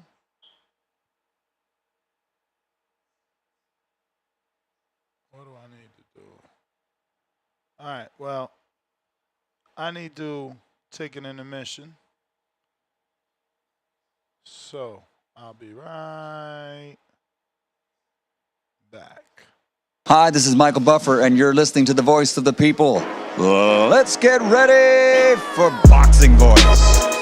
Breakfast Club of Boxing as GTO, Instagram, we just spotted it's the passion, man. And we're here to talk about the big fight. Super duper, duper duper, big fight. We are live and taking phone calls. Boxing Voice. Boxing Voice. Boxing Voice. Hey yo, Ness, roll up the Hardin. I just landed at Reed, I'm trying party. Roll up. Shout out to I mean. We rollin' permanent marker. Be careful, this jabber stain you like a permanent marker. Size them up, then back them down. Vander Holyfield posture. All these other shows frauds. We the real, they imposters. We got like 2 phones lit. I'm on my 2-tone ish. Ness drop the line up. We got Bill Haney on the list. Whether it's X or Discord, hit the line. The floor is yours. You ain't feeling my opinion? We can meet at Border Wars. Throw you straight and I'ma slip. Throw my straight, you know it's lit. I take this rollie off my wrist and throw some gloves on this. I throw some gloves on this and turn the money made Hit the subscribe button, it's free and you can join the day. And hit that champ level. Appreciate it. We live every day, twice a day, we stay dedicated. This the boxing voice, no better way to start your day. If it's hot, we got the drop, and that's each and every day. Whether you on the West Coast or the East, press play. 6 a.m. or 9 a.m., we'll get you through your day. This the boxing voice, no better way to start your day. If it's hot, we got the drop, and that's each and every day. Whether you on the West Coast or the East, press play. They tuning in from New York all the way to the UK.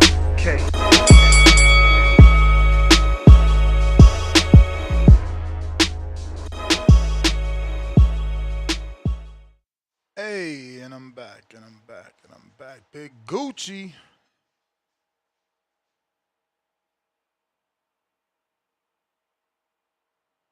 Big Gucci Nick. Big Gucci Nick.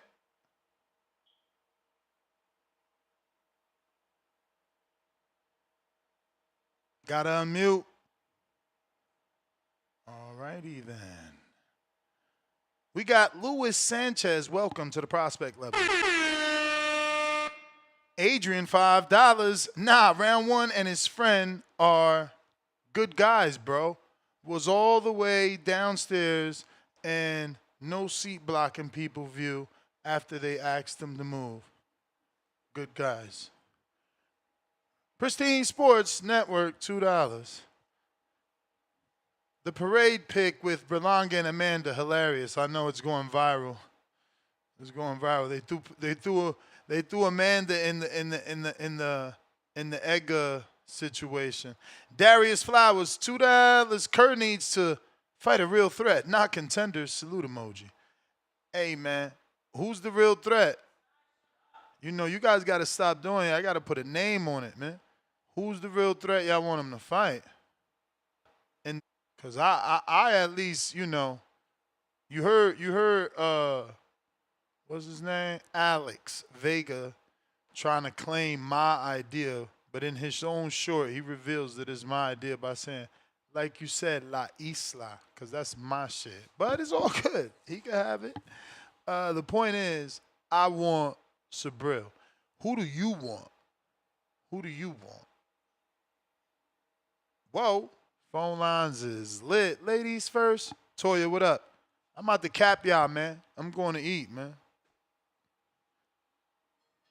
Yo. What up? Boxing, that's great weekend of boxing. You know it. I know your high level. I need a little fixing because every time I go with somebody that you give the okay to, I lose money. So you ain't make no money on Shadeja Green? No, I made money on the female card. Okay. I made some, but I ain't make no ends on the Shakur card and the Berlanga card, man. I did not see that coming. You ain't pick Shakur? Because I ain't never tell you pick Zapata. I had a parlay with Shakur. I really believe. I thought he was gonna stop him. I really did. I really thought he was gonna turn it on and stop him. Every time I put my faith in Shakur about stopping him. I never said that. You said that. No, you never said that one, but I listened to you with Berlanga. You had me thinking Berlanga was really finna put the Beats by Dre on Sheeraz. We all know I was riding with my guy. Everybody here, everybody, accuses me of bias. Why would you, that's a strange one. It's all good though. It was a great weekend of boxing. Shakur looked real good, man. I don't like this kid outside the ring, but inside that ring, I don't like his personality. But inside that ring, he definitely put on a great performance. That was something good. I think that was high level. I think he definitely see what's going on with my man's after this Roach fight, because that put the eyes on this fight. Got to happen. We got to see how Tank is going to do with somebody who with him, not that version of Shakur, the one that doesn't run, the one that stands in the pocket. And I never thought Shakur was a runner anyway, to be honest. I never thought that, but we got to see that fight. That fight got to happen because it's at a high level now. Shakur definitely turned it up. I still got my man's knocking his ass out, but the shoulder roll was on point last night, man. The way he was fighting out that shoulder roll, that catch and shoot, he was just looking real spectacular, looking real Floydish up in there. And he did really good. With the women's card, all the fights was great. I think Shadeja need to shorten up them shots when she's when she needs to shorten her shots up. Like she's doing good when she boxing from the outside, but on the inside, she's looking really sloppy. Like she needs to shorten up them shots a bit. She could have got Savannah out of there if she'd have been hitting that target the way she should have been on the inside. But what else? Old girl got beat up. McCaff, what's her name? McCaff, right? The black girl. Yeah, Metcalf. What's her name? Sharetta Metcalf. Metcalf. Yeah, she. And I had that girl beating her up because I went back and did a little film study and I watched her fight and I said, no, she can't hang well. She was going, man, like a rag doll all over that ring. It was over with. I felt so bad. She coming over here popping that shit like she got it, man. It was over with. But it was a really good fight. Great weekend of boxing, guys, and for sure, TBV #1. All right, Big Gucci. Yes, sir. How the audio sound, man? Straight. Yeah, sorry about that, bro. I was having some internet connection. But yo, Ness, sorry for what happened, bro. Um, sorry for what happened, man. I can't tell you. Look, it ain't over for your boy. You feel me? Um, it's crazy how he went out like that, man. But like you said, man, I wouldn't throw him away, man. But yo, I'm gonna say this, right? I feel like he the 168-pound Rolly, man. You feel me? Like he got that mouthpiece, he got that power. And look what happened to Rolly, bro. He made a big comeback, style make fights. And he can take if he can take out like an M. Billy, bro, or a Pacheco, he back in the mix for real. Now his power is a game changer. But nah, I feel like he's still a dangerous player in the game, man. Um it ain't gonna be an easy fight for anyone. I was surprised what Sheeraz did, man. You should get him back for a victory lap, man. Just tell him how he felt with that weight and shit like that, man. Um, but yeah, I gotta take my crow, man. My whole parlay was kind of fucked up. I had that dude Katsuni or whatever his name was. I just threw him in there, just for a 3-fight parlay, right? But I had Berlanga winning by KO, man. It went the opposite way. I had, of course, I had Shakur winning, but I had that fight not going the distance in my parlay. And yeah, that shit went the distance, man. But shout out to Shakur. He definitely changed up that fight, man. He raised the value of his brand right there, bro. Cause he let hands go, man. If you look at the punch stats, of course, Zepeda threw more. But Shakur landed more, the more meaningful shots, bro. And I'm happy to see that, bro. Like, I give him full respect, man. Full respect. I just want to see where he go from here, man. But I'm thinking unification, bro. Unification. Uh, but yeah, bro, that Morel W was nasty, bro. That shit was not. I couldn't believe it. Be honest with you, I left the fight maybe like at the ninth round. I had to go do some shit real quick, come back, get some weed and shit. I came back and I saw Morel got the W. I'm like, yo, what the hell? Because he was getting dropped, beat up, before the ninth round, before I left, it was looking like a landslide. I come back and the man got a victory, bro. I'm like, yo, what's going on, bro? But nah, I would like to see Butayev, what's his name? Kabatev or some shit. I keep saying Butayev. Katayv, you talking about Iman? But that's the Nah, bell. Katayef, That's the Katayef. That's the bell best though, champ. champ. That was the bell. I know it's one way audio. Uh Timboski. Yo, yo, yo. We hear you. Yo, yo, yo, Yeah, yo, yeah, I know you hear yo, this tune, boy. yo. I know you hear it. Yeah. This is it. I'm from New York, New York. Hunting automatic spits next time if you talk, you talk. I got a big hit man, 168 pounders. If you Americans talk, you talk. Who's the king of New York, Ness? Who is the king of New York now? Hamza I want. Shiraz. Thank you very much. All you guys that was talking. What I told you, me, people, or some people are familiar with me, some people ain't, and they know that I keep close attention to detail. I'm gonna find all of you, get Malcolm, Tito. Some of you guys came in and ate your crow already. I appreciate that. I accept that. But like I said, this is why you're gonna put respect on our fighters. And next, man, I got a couple of bones to pick with you. Obviously, it's opinionated. We all got opinions. They're like arseholes. At the end of the day, not as serious. You know what I'm saying? It's just boxing, but I like to take it there when it needs to get there. Listen, man, I know some personal fighters. Myself personally, I know some fighters. I live over here. You guys don't live over here.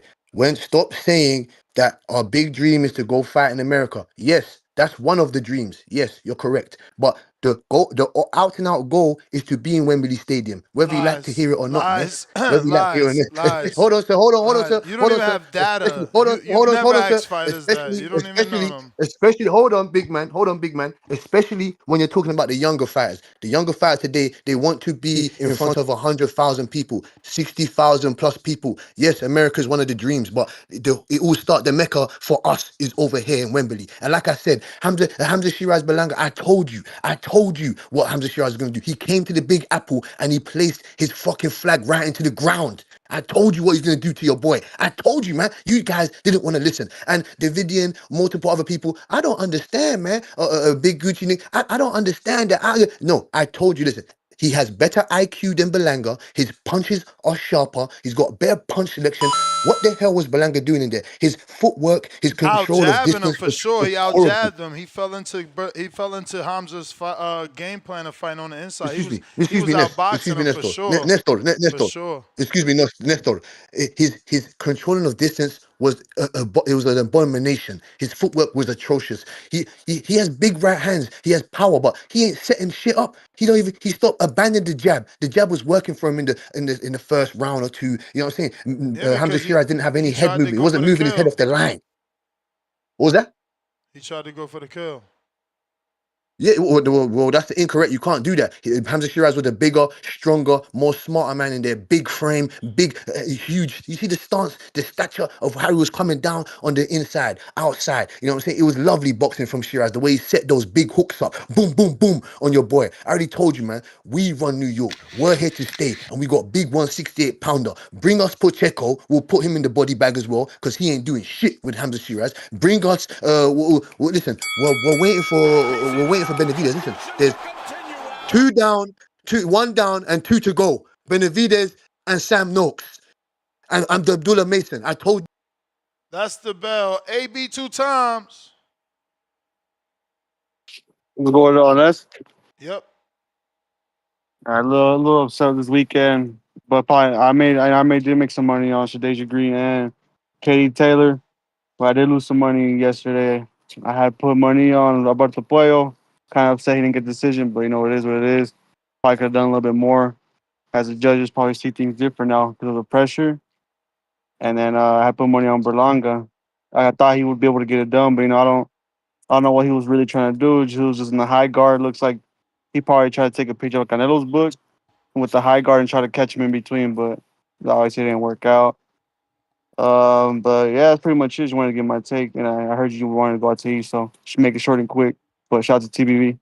Thank you, Nick. You the man, champ. You the man. Salute to everybody for the great weekend recap. Salute to Turkey and MVP for putting on a great weekend to give us so much to recap. We right back at it tomorrow morning, 6 a.m. Pacific Standard Time, 9 a.m. Eastern. Peace.